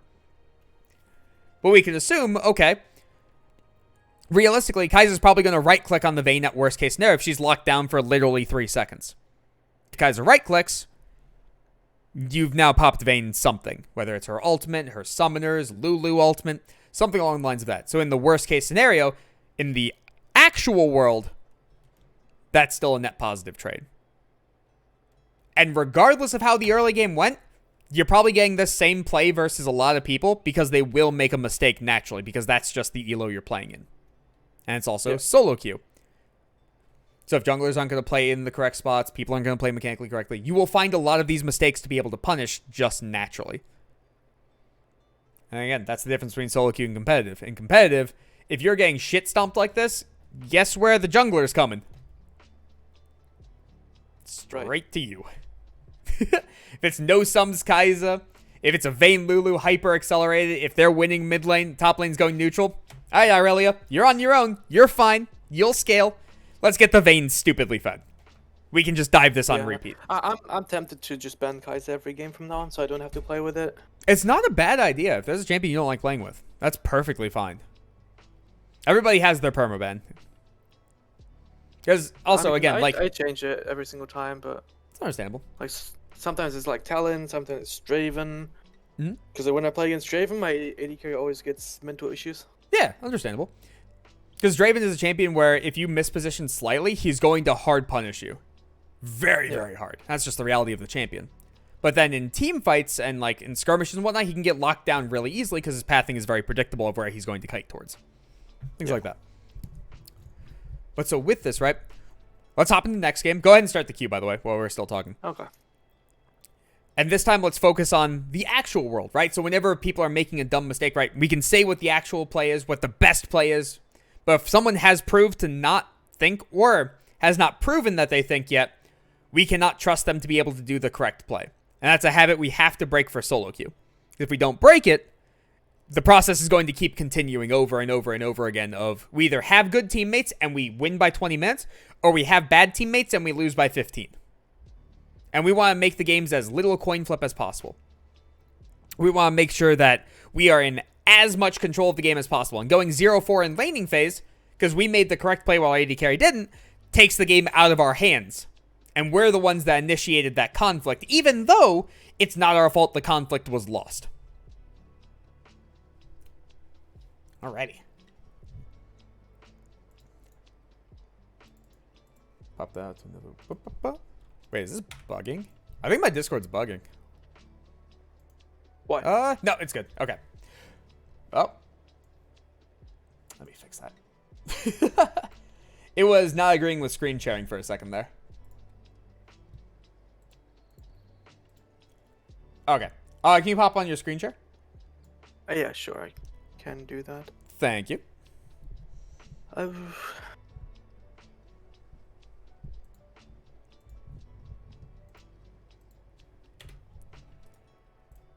Beautiful. And now, granted, also last game was quite unfortunate that you're having to play into a Vayne Lulu, and to play any tank support is hell on earth into that.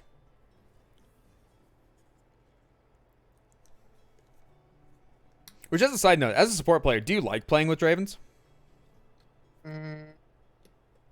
Depends. If the Draven is good, then yes. If not, then no. Okay. Like, there are Dravens that just mentally shut down after dying once. Or after I misplayed like one thing and they just completely blow up and they just AFK or run it down, then obviously no. But if the Draven is passable, then I like playing with Dravens. I can agree with that. That's a similar concept with me with Aphelios. You find a good Aphelios and they'll destroy lane with you. You find a bad Aphelios, they go 0-6 real quick. Yeah, because they don't understand how the guns work. Or when you have a bad Draven, he doesn't understand how his axes are used most properly. Or like people just mentally shutting down is a problem for every champion, obviously. But I think there are certain champions that have more issues. Yeah, ones that don't scale well as the game progresses. Yeah. I absolutely agree with that. Alrighty. Let's see what we get. Also, I love Shaco as a champion. If someone's a good Shaco, it is terrifying. I think it's terrible. Really? Yeah. I mean, like, Do you think Shaco works off of enemies being bad, I think. I have kind of a half opposite opinion, where he plays two specific styles. So, like, AP Shaco is really, really good at counter engage as long as his team has the ability to set up. So, like, they have to get to objectives early, the boxes get placed down, and all of a sudden it becomes impossible to go forward. That's kind of like my support Shaco was played temporarily up until they nerfed the boxes. So, like, if you're Alistar, Pantheon, Leona, your AD carry just plays on top of a box, and those things can never engage. Ooh, Zillion. That's a fun one. And then with AD Shaco scales tremendously since the poof got removed. Like, they can't see the poof anymore. But it's a matter of, like, then you get into the competitive side of, okay, how does Shaco get onto your backline when people know Shaco exists? So that's where the poor play comes into play. So I agree with you there, where it's a matter of, like, if a team plays well around Shaco, he has issues. Kind of like Evelynn. Evelyn's a great example of that as well. I dodged this, by the way. I don't play this. That's fair. Once I see Cassid and Zillion, that's immediately a problem. Yeah, no, it's also that my mid laner picks Akali into Kassadin when he's support main. Oh, yeah, that'll do it too. I haven't pulled up BLP.GG for the team. Yeah, it's, No, that's fair, because LP is nice. That's just a big no-no. Well, that gives us a little bit of time to be able to talk about stuff, so that's nice. So, I guess we can start the quirky Kaiser conversation now, like the full one. Sure. That's fun. So, I'll go onto another account. okay.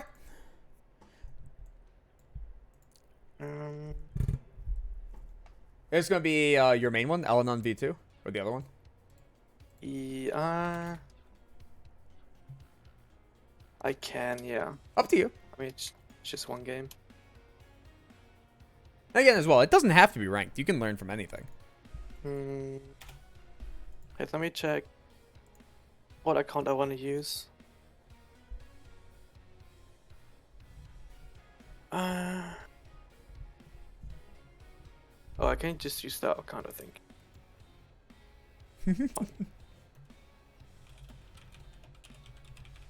Because, like, the problem that I had in previous years is that when I disliked like an account in terms of stats or win rate or whatever, then I would just ditch the account and go to the next one.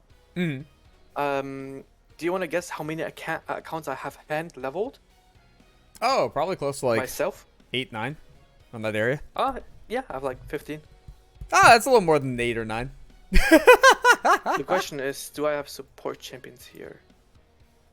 Should be enough. Okay, it's fine. Yeah, that'll be good. I'm in the same boat. I have an account for every role, and then I have 2 pre-30, and then I have my main. Well, my highest level, should I say, with all the champions. But I don't really play ranked on that one.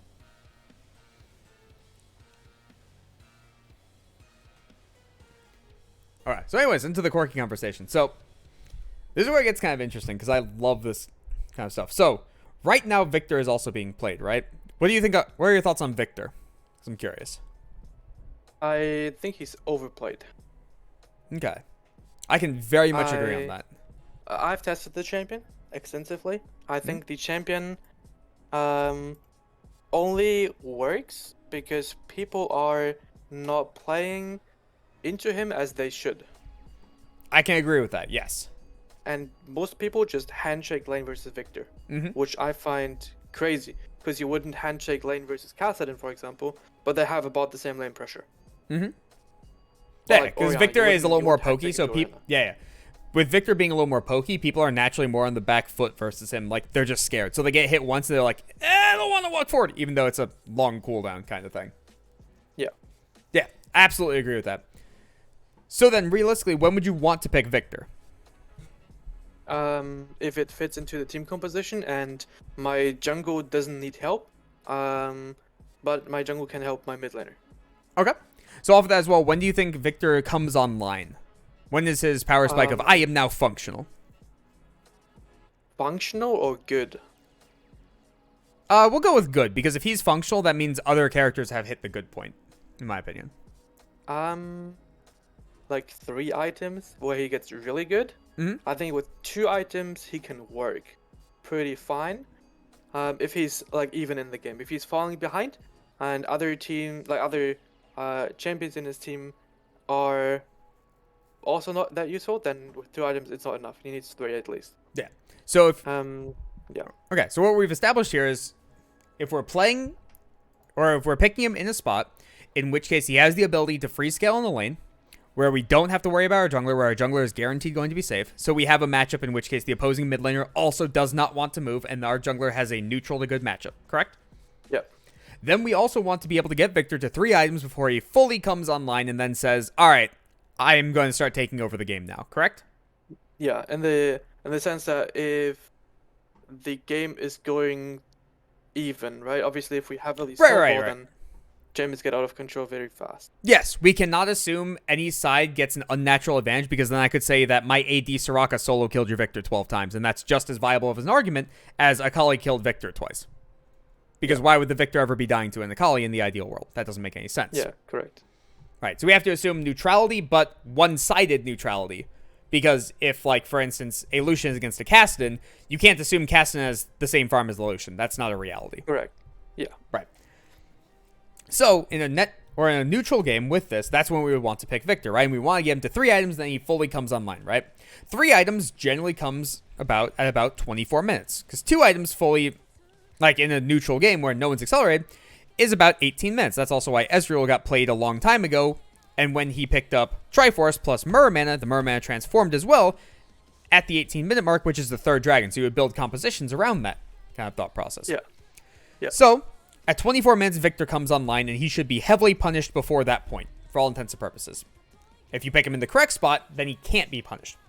So now we get into that same Corki conversation where, realistically, Corki has virtually all the same problems as Victor, besides he has the ability of a dash.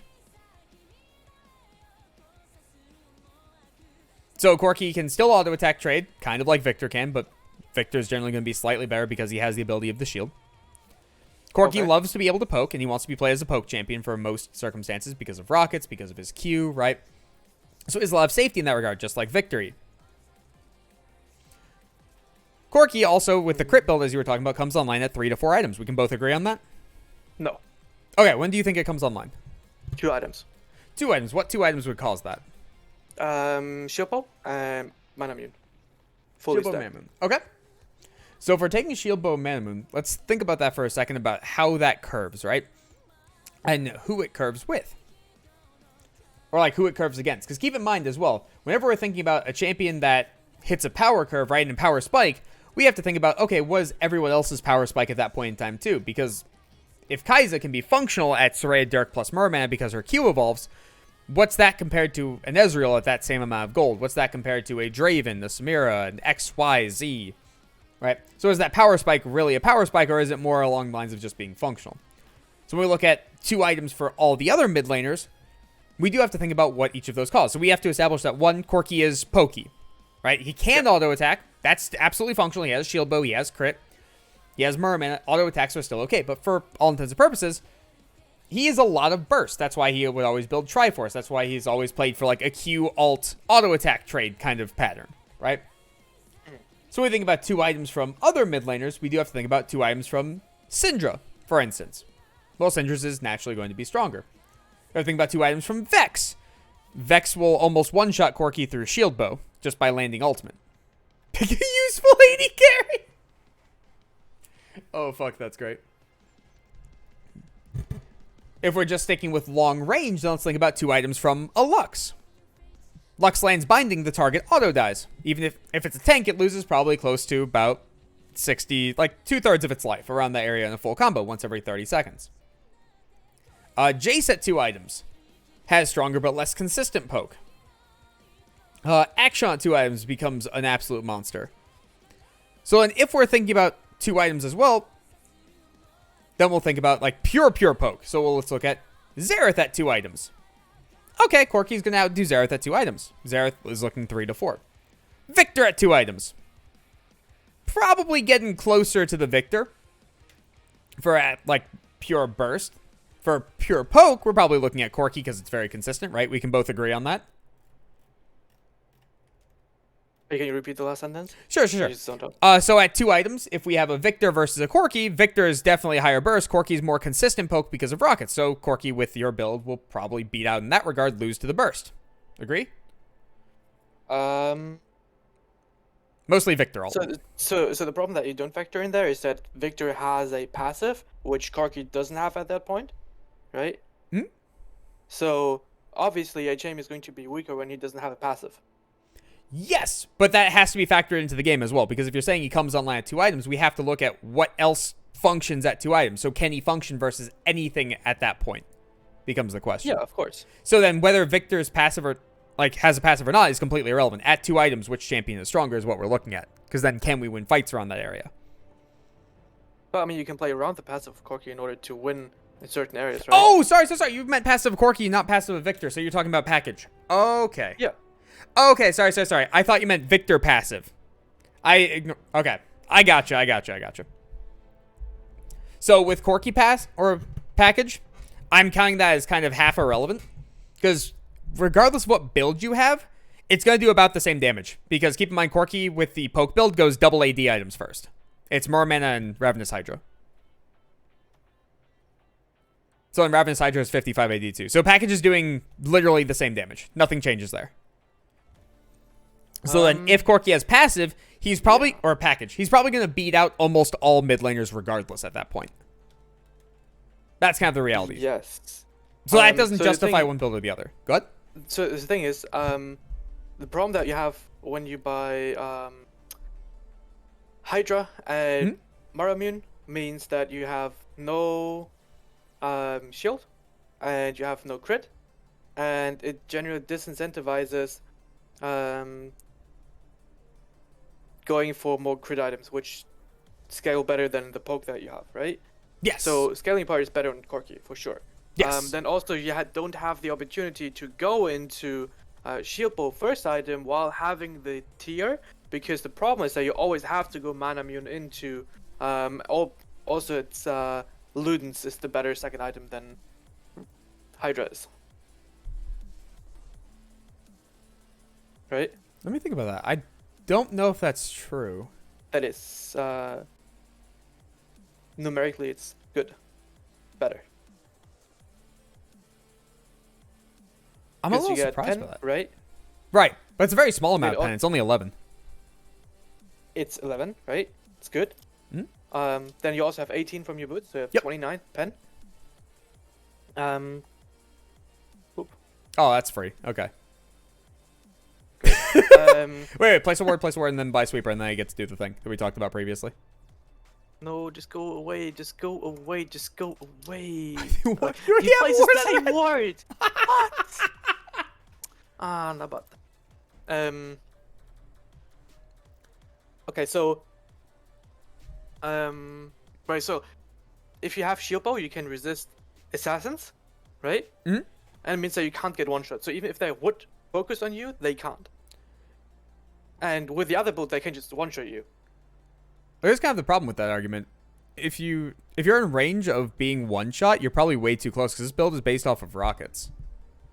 So then, Okay, if so you're you don't have the DPS. so that means you're mispositioned. Yes, you don't have DPS. That's 100% true. Because that's the thing there's no way. Okay, that's the thing we talked about before, where we were both in agreement. The shield bow build, the crit build, absolutely scales better, 100%. Here, we'll go back to this game and we'll continue this conversation later. Here, move here, move here. What are you doing? I think we just leave at this point because Diana can come in. Oh, So here's the ideal versus actual world thing. If you take that fight on Senna, because I know you wanted to, then Diana comes in, you're just fucked. yeah, I know.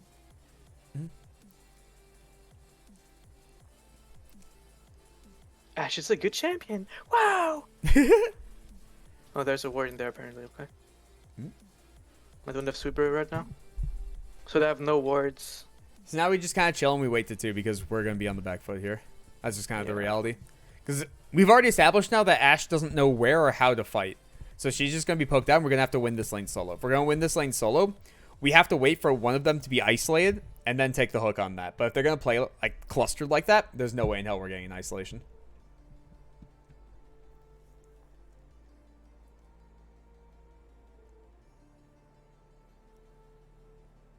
Beautiful. Graves is invading red, or they're blue side. That's okay. Very cringe. It's not the best because Diana does quite well into Graves. I can't take this ward. It's...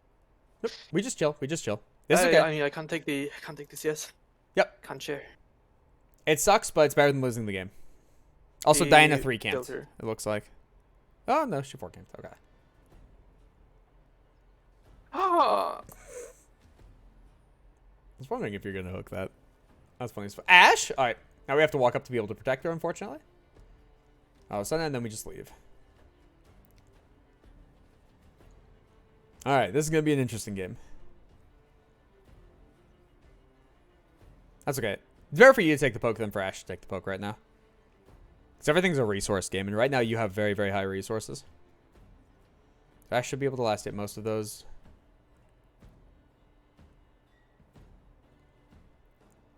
No.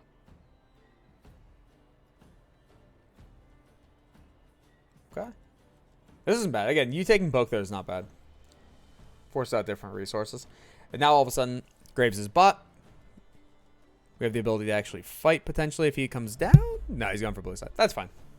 It just sets Diana really far behind. And then Diana cheese getting top. I know she's playing in our turret. It's so sad. Alright. So now with the wave pushing away from us, we can look to see if they make a misstep. If they make a misstep, we just punish it very heavily. Close. This is the right play, though. I can flash in there. You getting bush to reduce damage?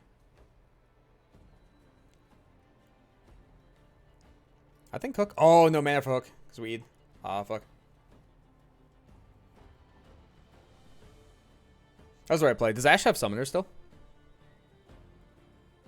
Yeah, she has heal. Okay. What a fucking moron. Yep. So that should have been a win. So let's look at this game and let's think about what we should be able to buy here. So right now as well, we have top lane pushing away, but he's perfectly safe. He's also against the Yasuo, though, so that's diveable situationally. We know Diana is bot side. We know Victor is getting shoved in. I think we play around mid lane to try to be able to step around the Echo and just at least defend the Victor from his own stupidity. Then Yasuo is existing up top. Beautiful. Beautiful. Now we go back bottom to make sure they don't have a freeze. Just run immediately bot. And she's dead anyway. It's looking like it, unfortunately. Yep. So now we just go top lane. And she trades one for Oh, me. hey, nice. It's better than nothing. Now Graves can just pick up that farm, and that's okay. No. Stay. I don't know why he's dying. I don't know what he's doing. I don't know. Sorry. He's still alive, though, which is good. I just want to push the wave. Yep. She wants to dive. Is she almost 6? I wish she would ping her level. No. She's down on XP for sure. Okay. Just crash wave. Just crash wave, Irvin. There you Yeah, go. it's not that hard. Cool. It's also interesting that you picked up Kindle Gem first. I like different starts depending on like how things are going. So I always rush boots whenever I'm roaming around like you do. Just really, really heavily. I only rush Kindle Gem in lanes where I'm actively staying in lane. I'm looking to get into a fight and stay into a fight. So like for instance versus this double AD carry stuff. There's no way you're getting an extended fight that's not already dictated right at the start of a fight. Especially post first recall. So if that's the case, that bonus life probably isn't going to mean anything if you land a hook on Senna and she just dies right there immediately at 6 anyways. But then versus like Draven Leona all of a sudden. Now I need to be down there to be able to defend my AD carry. Need to make sure that Draven is smacking me instead of them. Now that 200 bonus life makes a large difference.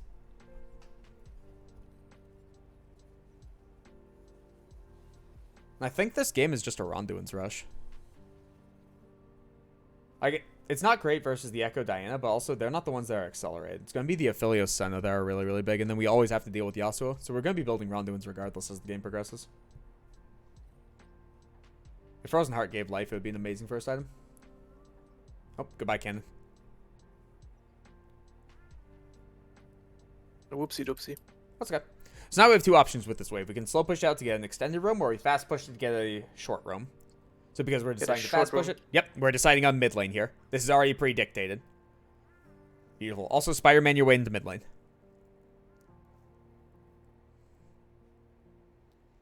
I don't think this war is relevant. Okay. Very nice. I don't think I would have even gone for that ward. I don't think it serves any relevancy. Because if we crash the wave with pushing into us anyways. So whether or not that spot's warded, if we get behind them, they're dead regardless. Then if we're roaming mid lane, that just takes away our roam mid lane to be able to get that ward. That's not worth the timer. Oh, the attention span of AD carries. I love it. Oh, I love it so much. Good flash out. I don't know. AD carry is not the smartest person. I'm really surprised Ash couldn't fight there. Also, it's super blurry again if you can reset. Yeah, just give me You got time. You got time. Don't worry about it. Okay, It's functional enough that I can see.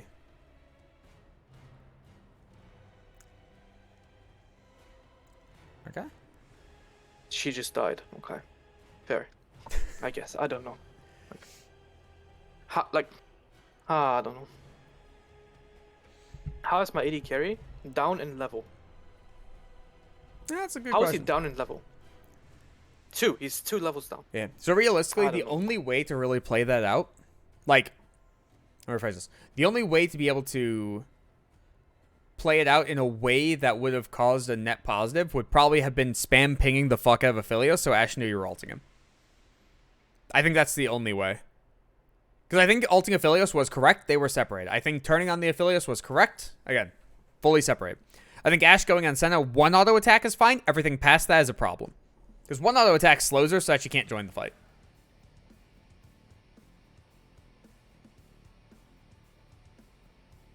She not gonna go? Okay.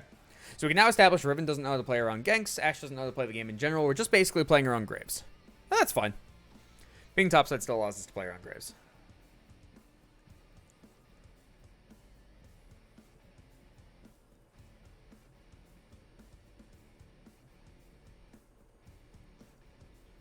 Nice. Good flash by Graves. Very nice hook. So yeah, it looks like Graves is our only human. So we're going to be playing around him pretty much exclusively. Everybody else, we will play to be able to assist them, to be able to only get them out of a bad situation. We are not looking to fight around them. So already mentally, get that thought process in. If we're ever fighting around that person, it better be because it's a 2v1 and because you're the one dictating the fight has started.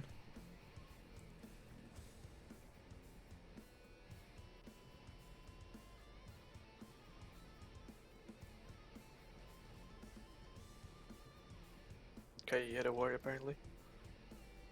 Most likely. That's fine. Graves should be able to get mid-turn here, though. Oh yeah, he saw us. That's not bad.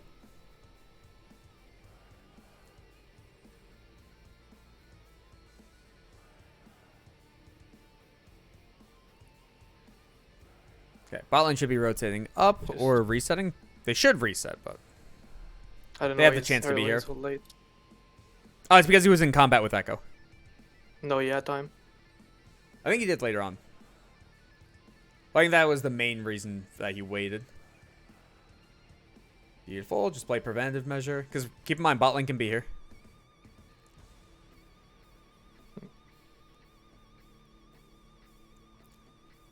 There they are.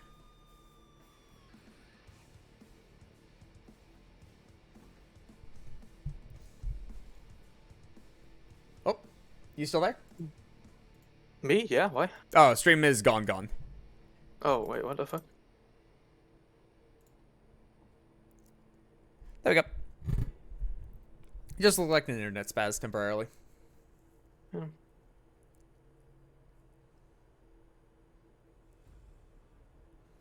Alright, so that was kind of a prime example of kind of what needs to happen comparatively. So once the fight got dictated, right, we basically have to play around Graves. If Graves ever dies, we have a very high chance to lose this game.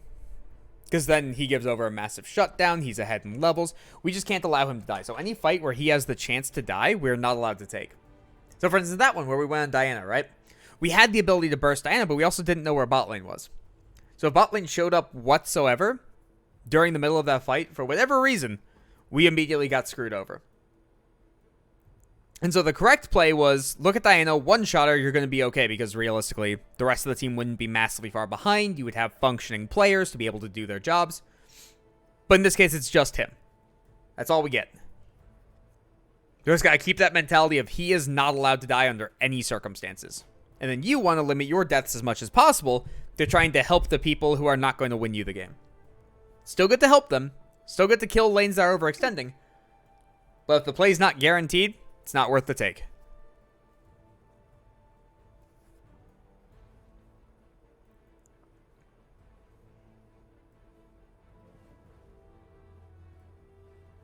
There we go. What? So in competitive play, you hook there 10 times out of 10. In solo queue, we just can't trust Victor to even push buttons. Such is the reality. What was that?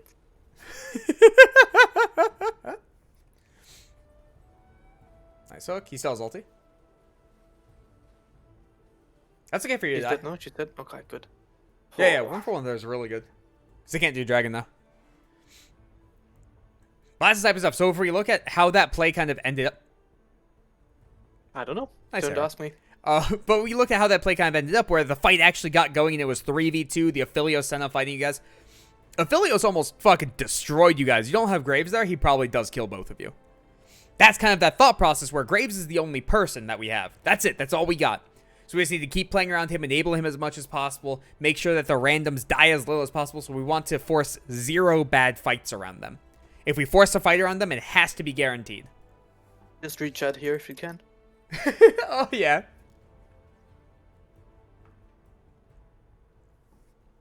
Man, I love people. They're great. I hate humans.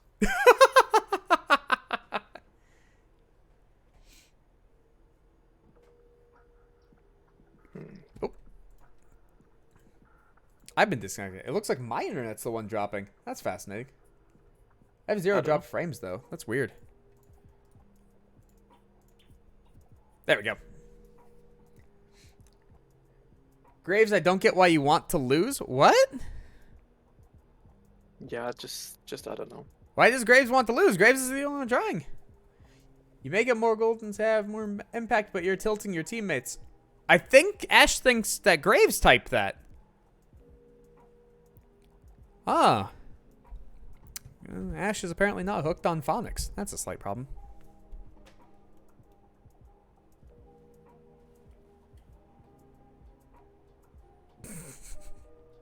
The hell is Riven's problem? She literally got ganks from both Graves and you, and she's complaining.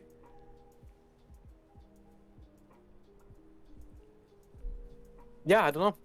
Very fun to play solo queue. Yeah.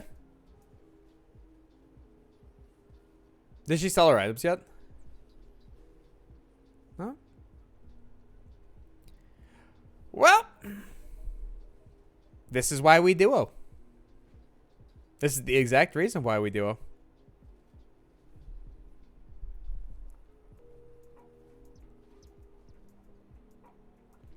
Damn. It's true though. A lot of people think like people just duo for duo abusing to be able to like climb faster, which is technically true. Like, why would you not play with someone competent kind of thing?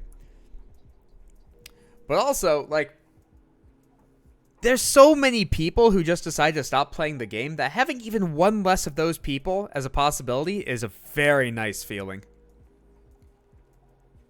Yeah, I don't know. I'm No, always once- so. You just bail, it's okay. I'm so done with the game already. Because like they're not even trying, you know. Yeah, no, I don't blame you. So, whenever games like this happen, the best thing to possibly do is just continuously think about what needs to be improved on, and then actively try to execute on it. And then regardless if you win or not, it doesn't matter. You still take something out of it. Because realistically, there's 3 reasons to play League. There's to play to have fun, there's play to win, and there's play to learn. That's the reality. If you start muddying those, it starts kind of get funky. Does Riven win that? Oh, damn. Maybe if she dodged that in 3rd Q and then ulted, that was a kill. It was close. But if you start mixing those, it starts getting a little weird. Because what happens if you're playing Blitzcrank with Ghost Exhaust top, and you're like, man, we should be winning this. You're clearly not trying to win. So why are you getting mad you're not winning? Right? Or if you're playing to learn, but you're playing to win. Well, then, if you're playing to learn, you're trying new shit. So you're naturally not going to do it correctly. So if you're not going to do it correctly, why would you expect to win? Doesn't make sense. So that's the way I keep my mental. So in games like this, all of a sudden, it's just like, okay, what can I improve on? What can I fix? Because the game's clearly over. Unless a miracle happens, the game is over. So let's just try to improve on all the minor stuff. Where do we ward? Why do we ward these spots? Actively start thinking about everything.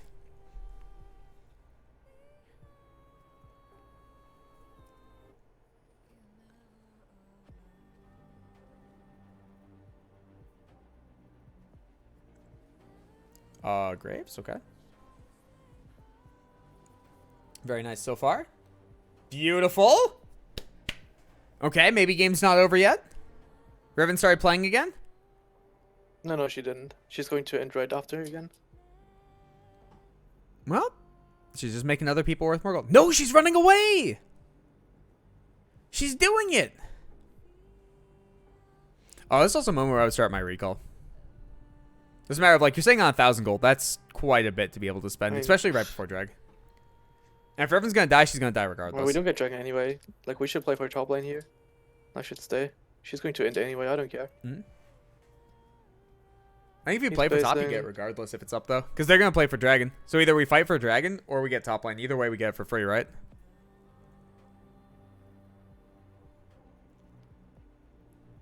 Yeah, I just want to back him up. In case they don't do dragon. For some Understandable. reason. Because again, if he does accidentally die, that's game over immediately.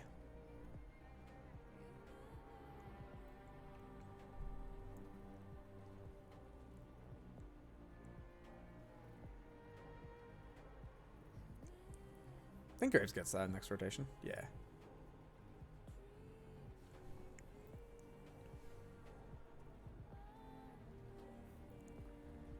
Hey, Okay. at least my jungle's fed now.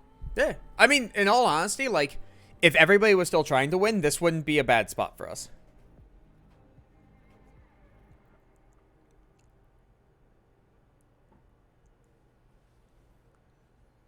Okay. So cannot defend this. No, but we can defend tier 2. Or tier 3, I mean.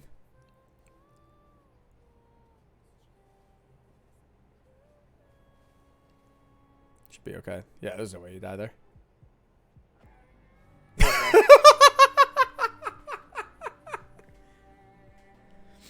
But also, like, Riven is just AFK again. In her defense, she literally couldn't go in there without killing herself. I mean, she should kill herself in game, obviously, right? Not in game. Yeah. But that's the whole ideal versus actual, right? So when you hook there, you can take that trade, but then we have to run immediately, right? And then even then, we end up losing a shit ton of life for it. Because Riven's not going to engage with it. Even if that's the most beautiful engage you've ever seen, you get a fucking 4-man ulti underneath turret, and Riven can just combo them all. They're all one hit. She's not going to go. That's just the reality. She's not going to. So we have to accept that reality in all of our play.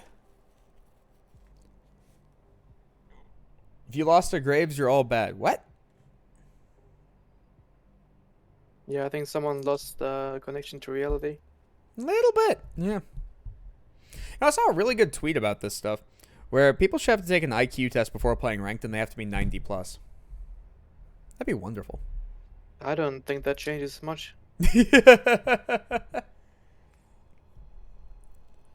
If you say at least 110, okay, I mean, that's something that we can work with, right? I'd be down for that too. If you have someone in your game that's 90 IQ, that's literally 10% under the medium. Is 100 average? median. I don't know what the average is. Yeah, 100 is average. Okay. Depending on country, but like worldwide, 100 is average. So for America, it's like 76. Do you know that in America, you cannot join the forces unless you have 80 plus? Yeah, that's not Literally. enforced.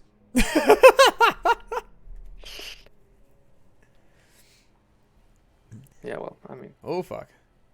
Tudun. Oh, goodbye, Graves. Not much we can do about that one, unfortunately. This game has become very much just more relaxing. What is and this arrow even? I couldn't tell you. Well, we found Diana. Positives.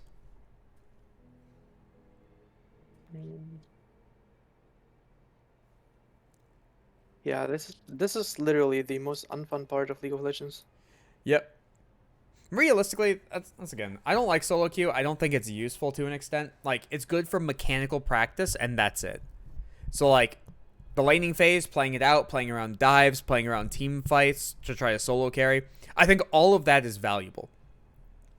I think the majority of stuff you will learn from solo queue, you could have just watched VODs and been, or like put critical thinking into it and learned it faster than playing. So, like, realistically, It doesn't even yeah, if I could only play scrims and only play blitz games and only play 10-mans, I would learn infinitely more than ever playing solo queue and never touching it. I'd be a much better player. Nice.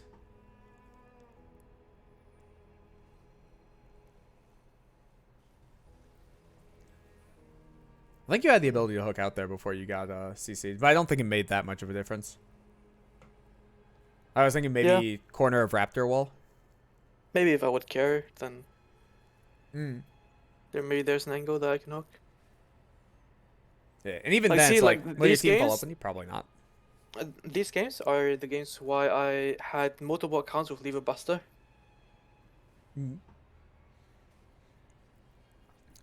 Did they just... Yeah. Okay. Okay, well, Graves is still trying. Game is still oddly winnable. He's having the best game of his life. Yeah. Let's head to Dragon. Let's see what we can do. As long as we can play around the objectives.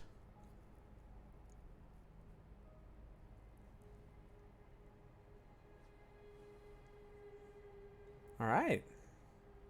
Graves should just walk straight to drag. Just walk straight to drag. Yeah. He has healing. He'll be fine. Nice. Beautiful. Can we take Blast over? Oh, that's a problem.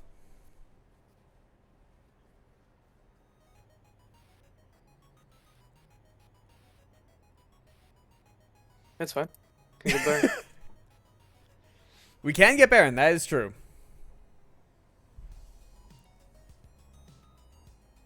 Nope, I guess we can't. They're not coming? Oh, by the way, you're back to fuzzy. Actually, let me try stop watching, and then I'll start stream again and see if it works. Okay, I can fix it on my own. Cool, cool, cool. I don't know how good this plays because we don't have graves. Nice. Even 1-for-1's okay here. Nah, close. That's okay. That's fine. Keeping them off the map is fantastic because even if you trade 1-for-1, that means one less person that can kill graves. And that's what matters. Just hit the... I could agree with what Ash was doing if it was pre the patch where they upped the turret gold. But now that turret gold's so high for secondary turrets, like, you just go for it. Maybe she thought she wouldn't be able to get it in time with people coming, but even then, it's just like, you're already playing split push Ash. You might as well just commit to it. Yeah, I mean, if it's like 20% HP next time you get it, right? Yeah, yeah, yeah. This is also interesting that Ash went for Rage Blade second. I haven't seen that build in a long time. I don't know why it's no wits end. I don't know what he's doing. That's also a good question. Arrow? Oh. Arrow! Let's go! Ash has done one positive... No, why is he ending? He didn't know if Phileas was there. We can... Okay, he's just out. It's fine. So unfortunately we can't play for Baron, but... No. Not the worst. Stop We it always try to happening. defend people. Because Victor's at least half functioning. I think this is a loss unless we go... Oh, wait, he fucked it.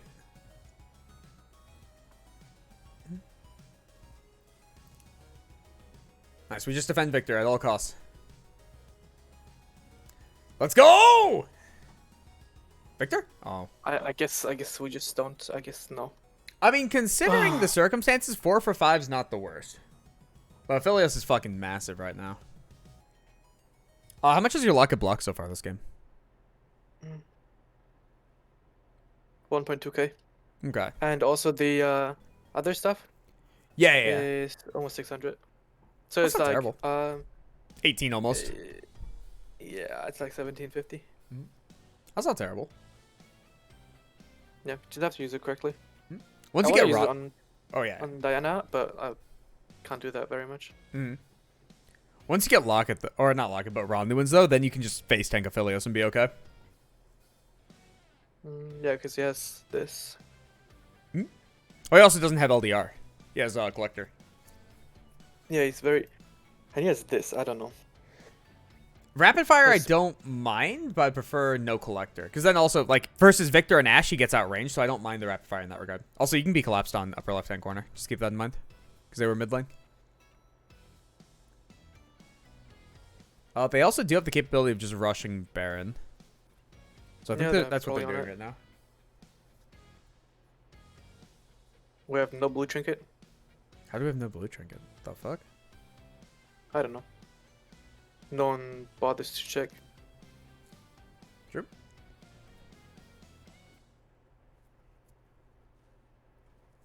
I mean, they should have it. I mean, we should just take this and this. Maybe they panic. What's the health at? We can see it now. That's still super healthy. What the hell? Ash Arrow Steel? Nah. Can just keep pushing here. Damn. Was hoping. Yeah, taking turret's good. Just no inhib. It's a pretty decent amount of gold back in the game, too. Can collapse here, can collapse here. Yeah. That's a really good play. Nice. Nice. Spider-Man away! Oh, you're rooted. Goodbye. No, I'm fine. I guess I'm not because everyone's running away when I have them CC left.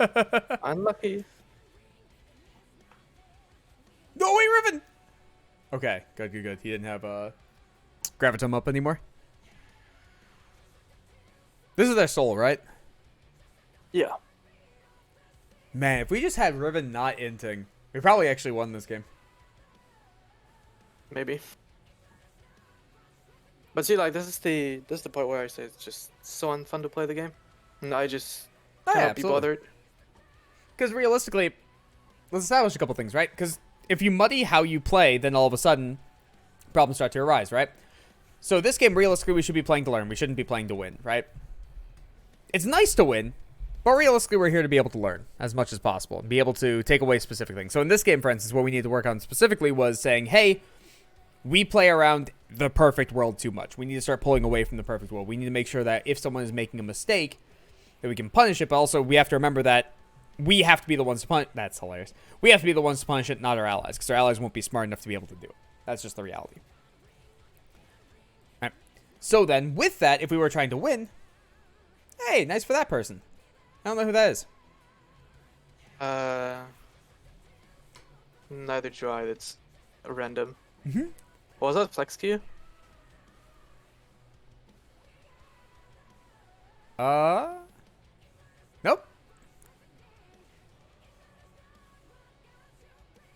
Yeah, Huh. it must be solo queue. Neat. No clue who that is. So, anyways. So, realistically, right, if we wanted to win, let's establish a couple things, right? We'd probably dodge at the Ashe pick. We'd probably look at the OPGGs and see whether or not we need to dodge based on the players. Because I'm assuming if Riven's willing to leave the game while getting constant help, she's probably done that before. That's probably not a new thing. Right? We'd probably then also duo. We'd probably then also play a champion that was specific to what our circumstance was, or like what we could hard carry on comparatively. Right? We have a lot of different options to be able to say we want to win instead of learn. But we chose to learn. So regardless of how this game gets played out, regardless of if people int and are annoying, there's still always stuff to be able to take away. So it sucks, but it's not wasted time. Does that make sense? Yeah. Okay. That's kind of how I keep myself sane as well, that kind of thought process. Riven is fresh account, by the way. Fresh account? Okay. So she just doesn't care about it then. So there's no way to Yeah. dodge that one. Okay. So that's kind of the reality of it, right? So for instance, let me pull up the game real quick.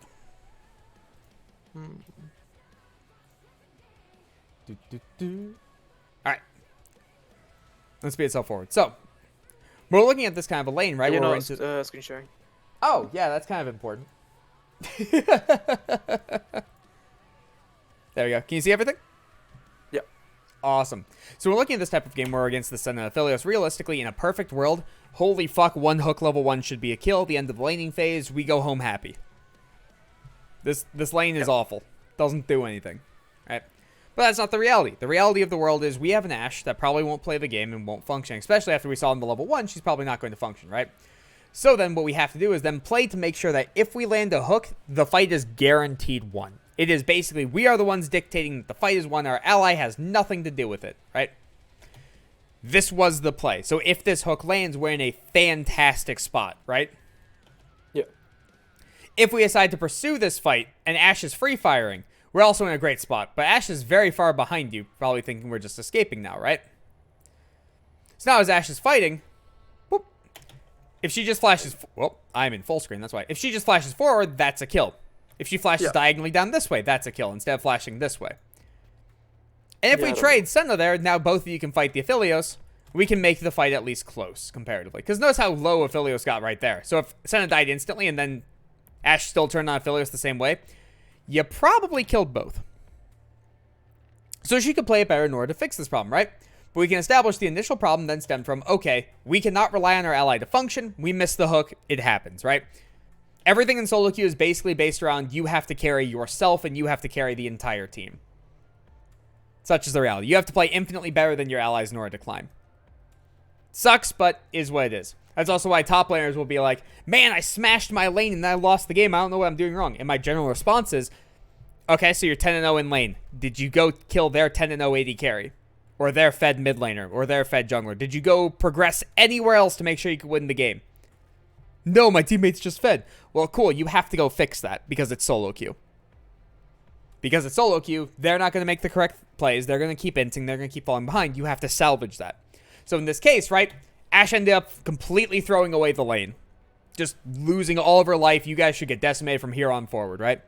Senna was here. We had the ability to be able to bring it back. These kind of plays are the ones where in solo queue will make the massive difference. And that's also why when we first started talking, I wanted to mention that I'm going to harp on all the tiny things.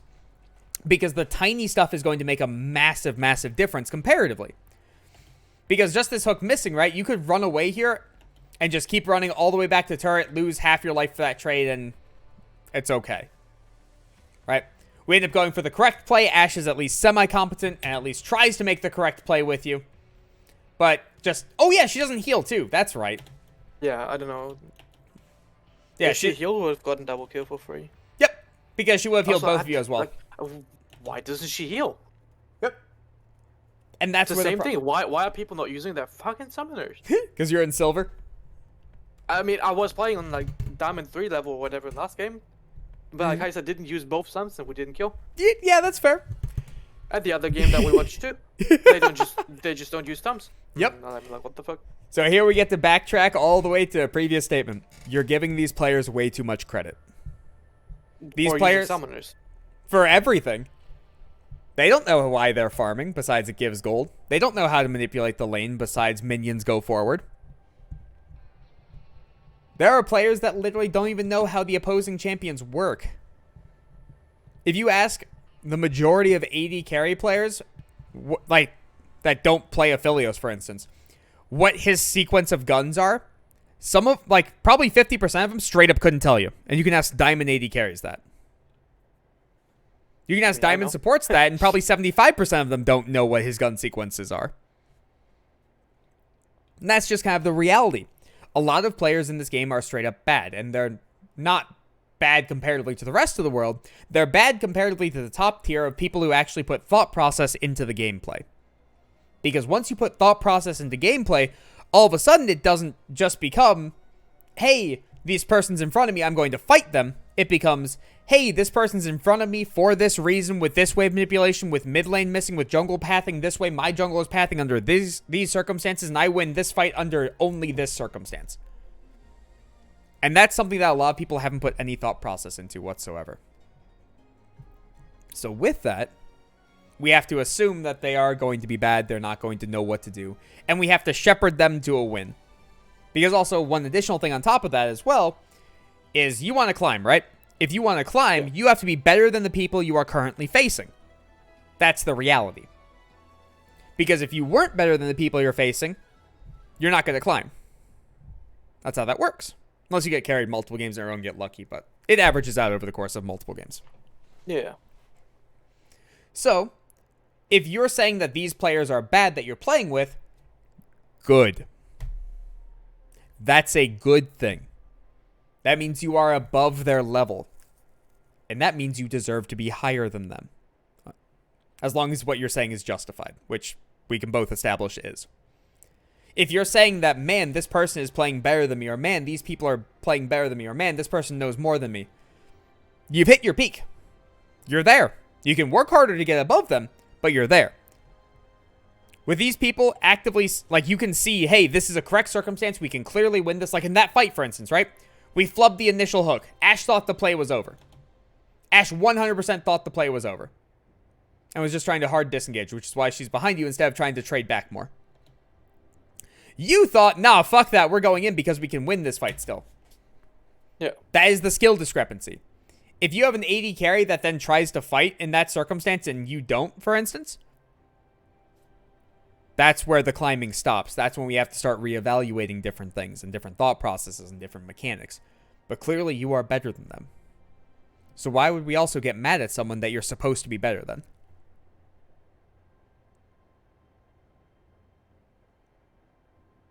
I mean, I'm not mad that I'm better than them. You're mad that they are at such a high level and still don't know shit.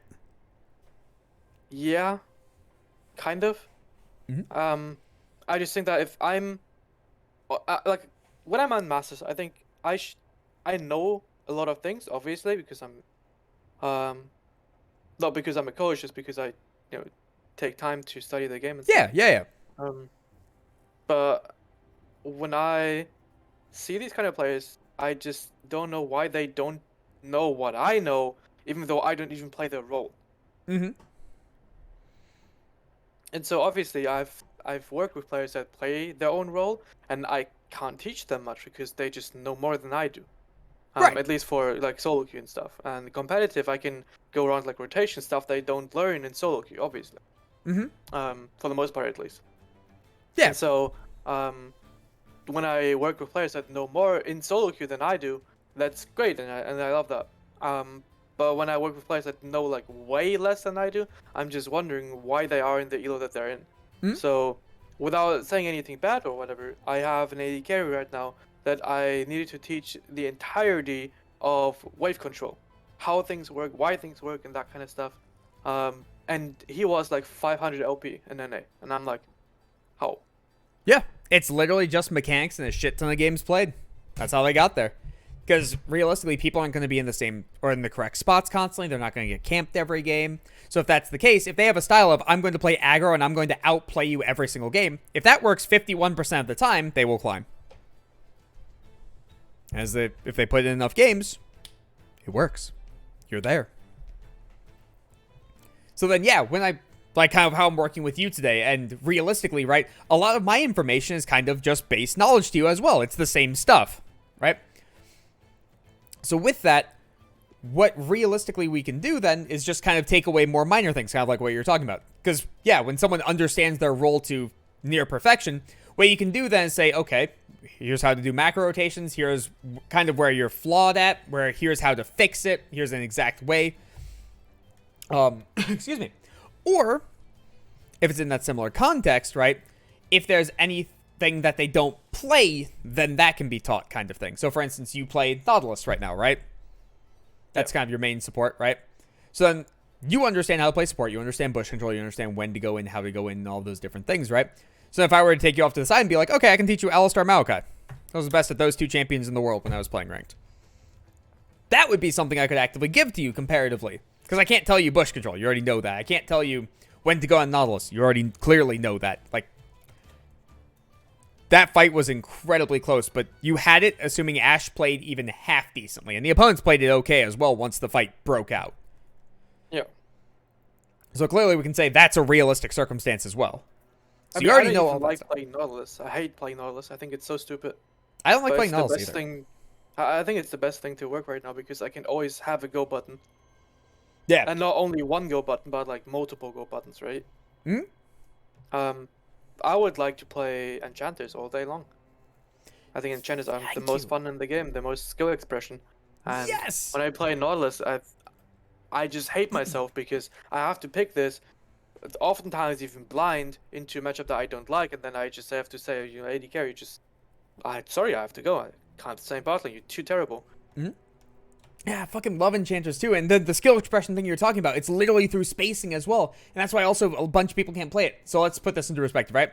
This is a Leona, this is a Seraphine, right? So, random example, don't take this as word because the numbers are not going to be right. It's just going to show example, right? So, Leona's engage range goes out to about here. I know that's not her actual engage range. Seraphine's poke range goes out to about here, right? So that means Seraphine from this spot can hit the Leona, and Leona cannot hit the Seraphine. Seraphine has this much wiggle room to be able to work around, and that's where she always wants to space. And she wants to space as close to that as possible at all points in time, so that she can punish the Leona as much as possible. Because if she's up here comparatively to back here, now all of a sudden Leona has to run to here to get safety. So you can abuse her so much more. But if you overstep that line even just slightly, it's immediate death. But if you play it perfectly, the Leona can never play the game. She has no response to it. It's beautiful. Yep. I fucking love that concept. Absolutely love it. And it's also why, like, there are so many mages down bot that should be getting played that just don't. So, like, if someone put in an excessive amount of work on Heimerdinger, like 50 games, he'd be great. If someone put in an excessive amount of work on Karthus bot, he'd be great. If someone wants to play Zyra, Seraphine. The best Heimerdinger botlane player is Shannon, I think. I don't know because I haven't kept up with it, but I believe you. That was the G2 AD carry that played at Worlds versus RNG, correct? Yeah, I think so. Okay. If he's still up there, like still plays it, yeah, I could believe that. Because there's a lot of stuff like that that can absolutely function, but it's hard as hell to play. So then if someone's playing a Leona, you can get punished to you can go 0-10 easily. And guess what? You're still Leona. You still go and you still do the same thing. It doesn't matter. You go 0-10 on Zyra, you're dead weight. You're completely useless. But if you play it well, oh, it's beautiful. Fucking love it. Absolutely love it. So, anyways, with that kind of concept now into play, right? So it definitely seems like your biggest problem here, by far, hands down, is you think too much in the ideal world. You have literally the same problem I do. And then with the ideal world coming into play, right, you then execute on it very, very well. There's no hesitation. There is just go, which is beautiful for competitive play, or if you have a duo. So, in your next couple of games, what I want you to do is, which won't be today, of course, but what I want you to do is literally, Today, yeah, as you're playing, what I want you to do is not focus on the ideal world nearly as much. What I want you to do is take stock of where every single person is, how they can fight, and then also kind of keep a checklist in your head of, okay, who is competent, who's not, and then accelerate the game from that pace, right? Because, for instance, in this game, where we found Graves was the one person that was actively functioning, right? Because, especially after the early game, Riven already showed incompetency. Victor showed he was willing to kill himself at a moment's notice. Ashe killed herself at every chance possible. Like, why didn't Riven just all in there through the wave? You have two people. You know you're safe. You have all the CC in the world. You're fine. Right? And then Graves showcased, okay, he knows where pathing is. He knows where he's supposed to be. He knows how to duel. He is willing to go all the way in. We have to play around him. We're forced to play around him. We don't have an option, right?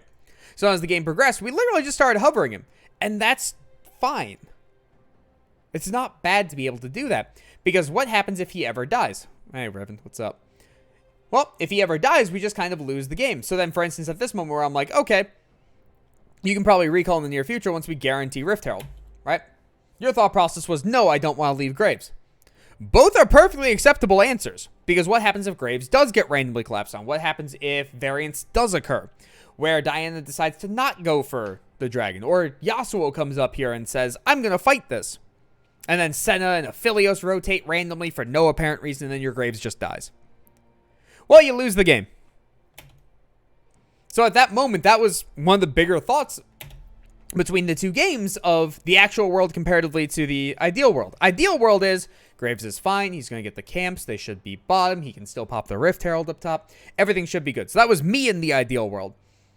And then you staying in the actual world, keeping yourself grounded of what happens if something goes wrong. And when you said that, I couldn't argue with that. That made logical sense there. Does that make sense? Solo queue doesn't make sense. I mean, you're not wrong. But it's organized chaos is the best way to describe it. It's not even organized. It kind of is. You can kind of tell where people are going to go. You can control it in some way where you can group up. You can guarantee a numbers advantage because you can, like, excuse me, numbers advantage is literally everything about League. If it's 4v3, the 4 is probably winning. If it's 3v2, the 3 is probably winning for all intents and purposes. There are times where that's not true because the game is fluid. But for the most part, that's going to be or hold relatively true. So if that's the case, right, you have ways to be able to guarantee those numbers advantage or guarantee bad plays don't exist. So for instance, if we know Diana's in red side, we know Victor's wave is pushing up, cool, we can hover. That's a way to control the chaos. Because there's no reason for Victor to not play top pocket and be perfectly safe and never die and have zero chance of anything occurring, but we can control what's occurring based on that context. Does that make sense? Yeah. And I think between the staying in actual world thing and then also understanding that your job is not to kill, it's to control, then can swap it up so that your early game becomes a lot more consistent. And clearly, you know what you're doing. Clearly, your mechanics are relatively fine. I didn't see anything stupid fancy of just, like, incredibly outplaying people besides the one Vayne hook. That was really nice that weaved around a minion. Really happy with that. That was good. So they are perfectly functional. There's nothing wrong with them whatsoever. So if you know what you're doing and there's nothing wrong with them, all we have to do is make sure that we have consistency to the point where we can hit a functional level, and then when we're at the functional level, we are better than our opponents. And again, clearly you know what you're doing. Clearly your mechanics are fine. You're going to be the better player if you hit that point running. Does that make sense? Yeah. Hell, I didn't even have to touch on camera control really with you. Because normally when I do these first-person ones, the first thing I say, especially on support players, is I feel suffocated. I can't see what's going on. I can't feel what's going on. I have to stare at your minimap and hope to God that I know what's happening. I don't have to do that with you even. So you're having enough information to function, to be able to make correct decisions. Everything there is all fine. We just need to make sure that we are as consistent as humanly possible. Because then when you do get into competitive, for instance, and again, if you're in NA, you're probably going to play in scrims. Let's be realistic. I probably don't. Really? Like, you're not going to play in 10-mans or anything like that? Maybe I do like 10 games of in-houses or whatever. Okay. But so like my goal anyways, I will stream the majority of it. Like the goal that I've set myself is 800 hours of streaming in that 2 months. Okay. That means approximately 14 hours a day. Okay. And then that includes also scrims that we do as a team. Okay. So in total, I will get like 800 solo queue games probably in that 2 months. Mm-hmm. And I will then stream the scrims that we have. I'm going to wish you like it good like luck a with that, package. because Jesus Christ, that's a lot. I have to. Like, I mean, I buy like the majority of my reserves to do that, right? Mm-hmm. And if I wouldn't stream, I would just miss out on an opportunity. Yeah, no, that's fair. And if I would just sit there for like 3 hours a day in that room that I rented, why would I just sit there instead of playing solo queue? And if I play solo queue, why would I not stream it? Yeah, that's pretty fair. I can understand that. And yeah, I'm pretty happy that I have a jungle that I can play with up until Masters, and I hope that my MMR is good enough that I can then just climb with like plus 20, minus 14 gains in Masters. I can like, believe get it. Challenger. Because realistically, again, your rotations are really good. You play your own jungle really well, right? It's literally just let's make the laning phase consistent so you're not walking out of lane 1 and 4 or 0-4 or things like that. And if you can do that, all of a sudden these games become infinitely easier. Infinitely easier. And it's all about controlling everything. As long as you have the control, you will have consistency. If you have consistency and you're the better player, you will climb. That way as well, Yeah. you don't fall into a set pattern as well. Does that make sense? Yeah, I think like lane phase is my worst overall on like across all of my champions. I don't think your laning phase is bad, because clearly you're taking good fights. I think your laning phase is inconsistent with randoms. I think that's the best way to phrase it. I wouldn't say it's bad. I would say in any competitive sense where your AD carry is competent, your laning phase is good. Yeah, okay. Definitely do not downgrade yourself whatsoever. You are a very good player. I mean, I'm dying in solo queue, like in laning phase so often. I'm having games where I play like Soraka, I go 0-4 and then the game 1-4-9 or something. Yep. That's just that whole inconsistency in lane phase or in solo queue. Because again, in competitive, you're going like that would be fine. What you're doing is absolutely fine. So all we have to do is keep it a little bit more reserved in laning phase, pull it back a little bit, play more around the guaranteed numbers advantage, and especially since you have a duo jungle that you said, bring him down bot. Play something with point and click CC. Say, no, you don't get to play the game the second your jungler comes down. You don't have to make the correct fights before that point if your AD carry proves otherwise. Yeah. That's not required. You have a duo that's coming bot. Just let them camp you, play for numbers advantage, guarantee advantage off of that. And then now when you start making those correct plays, now instead of being 0-4, you're 2-0. There's a large swing there all of a sudden.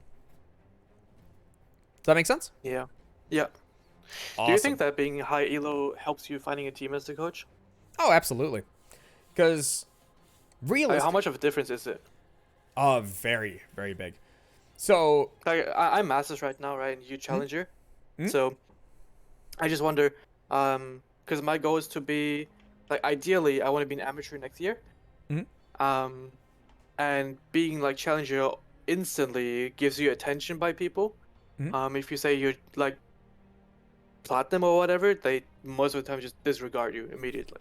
That's actually about what I was about to touch on, because my main account was plat for literal years, and whenever I start working with people, like before this past season, because this was the first year I was like, I'm gonna play ranked. Yep. They like I would have to talk to them for an extended period of time for them to understand I knew what I was talking about beforehand. Yeah. But even at that point, then people would be like, oh, you've never proven it. Maybe you just don't know what you're talking about. And you just sound smart. Like, yeah, that's a pretty valid argument. So then with that, with actually having a rank, then you can say, no, what I'm talking about clearly works because I am here. I wouldn't be here if I didn't know what I was talking about. That doesn't make sense. Because I think Exactly. Yeah, I actually applied for a job for a coaching position at one point in time, and I just didn't hear back because literally it's like, hey, my interview was, or base interview, because I talked with the person ahead of time, was like, hey, I know what I'm talking about, but I have no way to prove it unless you talk to me. Like, that's a really shitty pitch. Yeah, it is. So yeah, So basically, you would have to get into contact with people to say, listen, at 30 seconds, talk to me, and we go on from there. But you just never get the opportunity to talk to someone. exactly. in It's like, position power. yeah, it's like trying to find a boyfriend or a girlfriend, right? Looks get you in the door, personality make you stay. Yeah. Same thing. Rank gets you in the door, knowledge makes you stay. Exactly the same concept. And then people are like, oh, well, look, you're a challenger. Why don't you just play? And you're like, well, I mean, I could, but I don't want to because I know that I'm not going to get into LCS and anything else isn't worth it. Mm-hmm. That's very, very true. Although I'd probably play Academy just for fun if I could. I would love that shit. I mean, yeah, you get 75 grand a year or something, like base minimum. Mm-hmm. And obviously you have everything paid for, on most teams at least. Mhm. I know that you have like obviously housing because you're academy team. You have gaming house or like office and apartment. Mhm. Some teams give you food even. That you have a chef or whatever. Mhm. You know, you don't have to pay any bills like no rent, no electricity bills, no water bills, nothing. You just get 75 grand on the hand. Mm-hmm. Yeah, that would be something I would love to do. But granted as well, kind of like how you want to be in the Academy scene as well. I do too in the future at some point in time. I still have to finish up my college degree though. Yeah, But that's I also hope my that I goal will eventually. Be there in a year from now. That would be most ideal because I'm 23 right now, Mhm.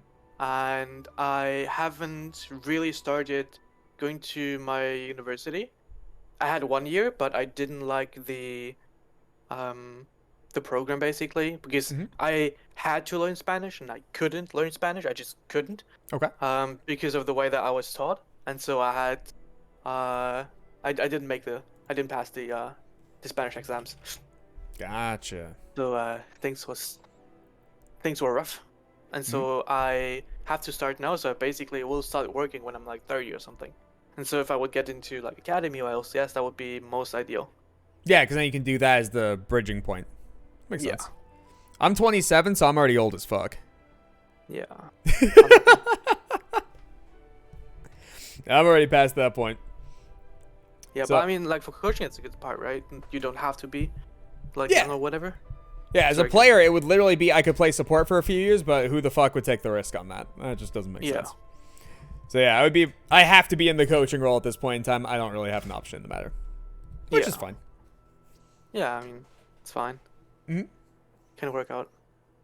Okay, great. Yeah, I will be looking to be less ideal in lane. Yeah, I just hate it. But it's like solo queue, right? Mm. It's just disgusting. I will tell you though, it gets better with age. People are still stupid, but you have much more patience the older you get.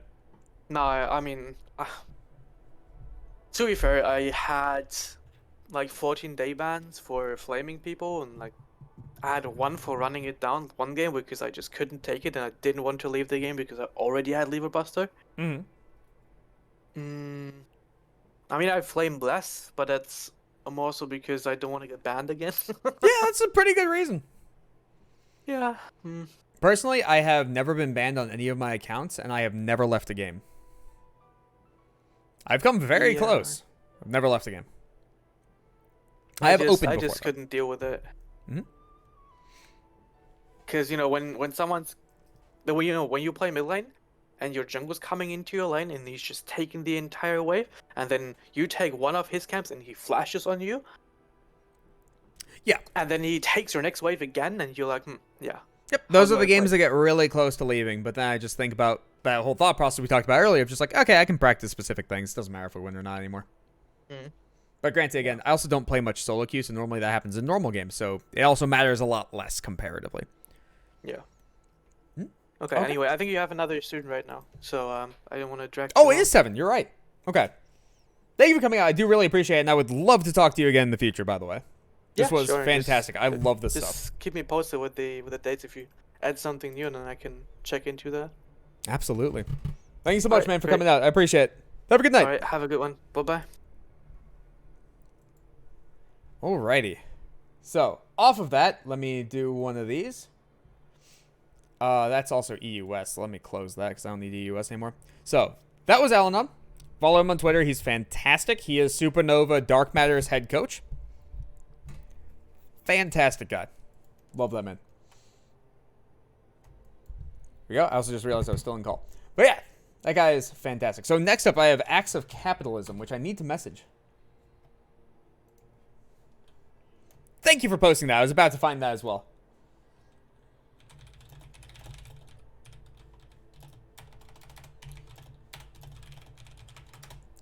And let me just double check it actually is him, because I just messaged, or let me double check it is actually Acts of Capitalism. I think it is. I need to double check. If it is correct, then it is a, I believe, gold mid laner. Platinum mid laner. Platinum mid laner. Okay, awesome. So I sent him a message. I'm going to give it a couple minutes and see if he responds. Okay. Also, Ellen, I never asked. When does your season start? So I saw on Twitter you guys just got out of a tournament. When's the next tournament coming up?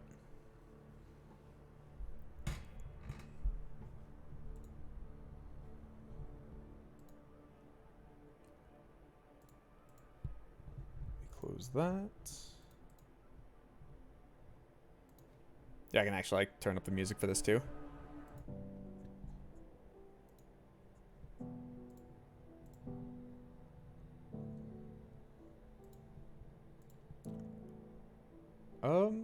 I actually wonder if he knows that his thing is today.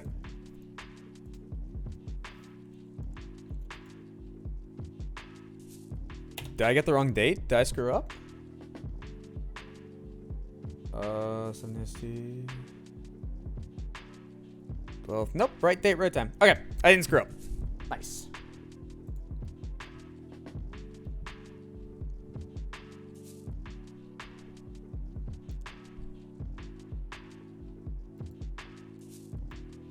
Okay. Oh!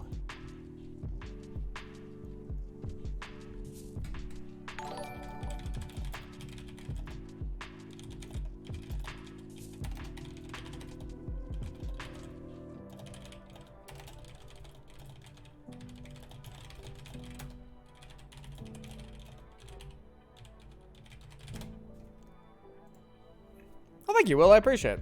Also, thank you, Ian.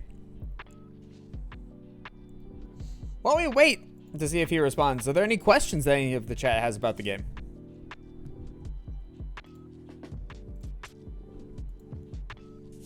Dude, Ian got here first. That's just the reality.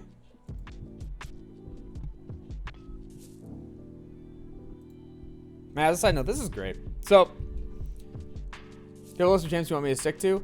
Not yet. No, I'll talk to you about that in the near future. On a scale of 1 to 10, how much does Ian suck? 0, because he never leaves his house, so he can't suck. But this was really interesting. So, for full disclosure for the rest of the stream as well, Allanon is the first person who's coached that I fully had a conversation with. I've never had one before. Or I had a conversation with one before. So it's really nice being able to see the different viewpoints comparatively and thought processes as well. And then also, again, normally I don't get contested on things whenever I talk with people. That's why I have to like say constantly, hey, contest me. Tell me I'm wrong. Let's go over it. Let's do all the math. Let's go over literally everything about it so that we can both learn as much as possible for it. And he's the first one to fully contest me on everything, and I love that. Absolutely love that. I have no issues with ever being wrong because I am not perfect. I am a human. With being a human, I will naturally make mistakes. I like you, Austin, as well. Appreciate it. I am perfectly fine with being wrong. I want to be wrong, if anything. Because then, all of a sudden, now, if I am proven that I am wrong, I can now teach something better because now I understand it more. Love that. Alright. So it doesn't look like Acts of Capitalism is alive. So that's fine. So I will probably have to reschedule with him for another night. So that's okay. So, for those of you that are still here and hopped in, thank you. I do appreciate it. For the rest of the schedule for the week, just so I can pull it up because I just closed it. Tomorrow I have Mana Free, which is a diamond support player who's transitioning into top, so I don't know if I'm working on with support or top lane. I believe it's support. For Friday, because today's Wednesday, right? Yeah. Friday, I'll be doing a Cursed Night, so I'll be streaming in a room with a bunch of other people, and we're all just going to lose our goddamn minds playing rank simultaneously. That's the plan. It's going to be great. No one's going to be happy by the end of it, but that's okay. Then Saturday, we'll be doing 10-man Blitz games. So I'll try to stream those and go over some stuff, and they'll be lower elo. Sunday is the 16th. Yeah, so on Sunday, I'll be working with Mortel, who is Alec on support. So that one's going to be good. That's the reschedule from the December 29th one. Monday, I'll be working with the Processor. He is a Platinum 80 carry, who is coming to Kent. And on the 20th, I'll have the reschedule with Jacob for mid lane. So that'll be nice. And again, Acts of Capitalism will probably exist at some point in time. And I'll get the reschedule in with him. Alright. That's the upcoming plan. So, with that, thank you for tuning in. I do appreciate it. This was probably one of the most enjoyable talks I've had in a while. I love this kind of stuff. Also, one of the probably best learning experiences I've had. Because we have separate viewpoints on the game, and I love that. Because then all of a sudden, it gets me to rethink my own viewpoints. It's like, is my way really the best way, comparatively? So, off of that, thank you for showing up, guys. I do really appreciate it. Hope you all have a good night.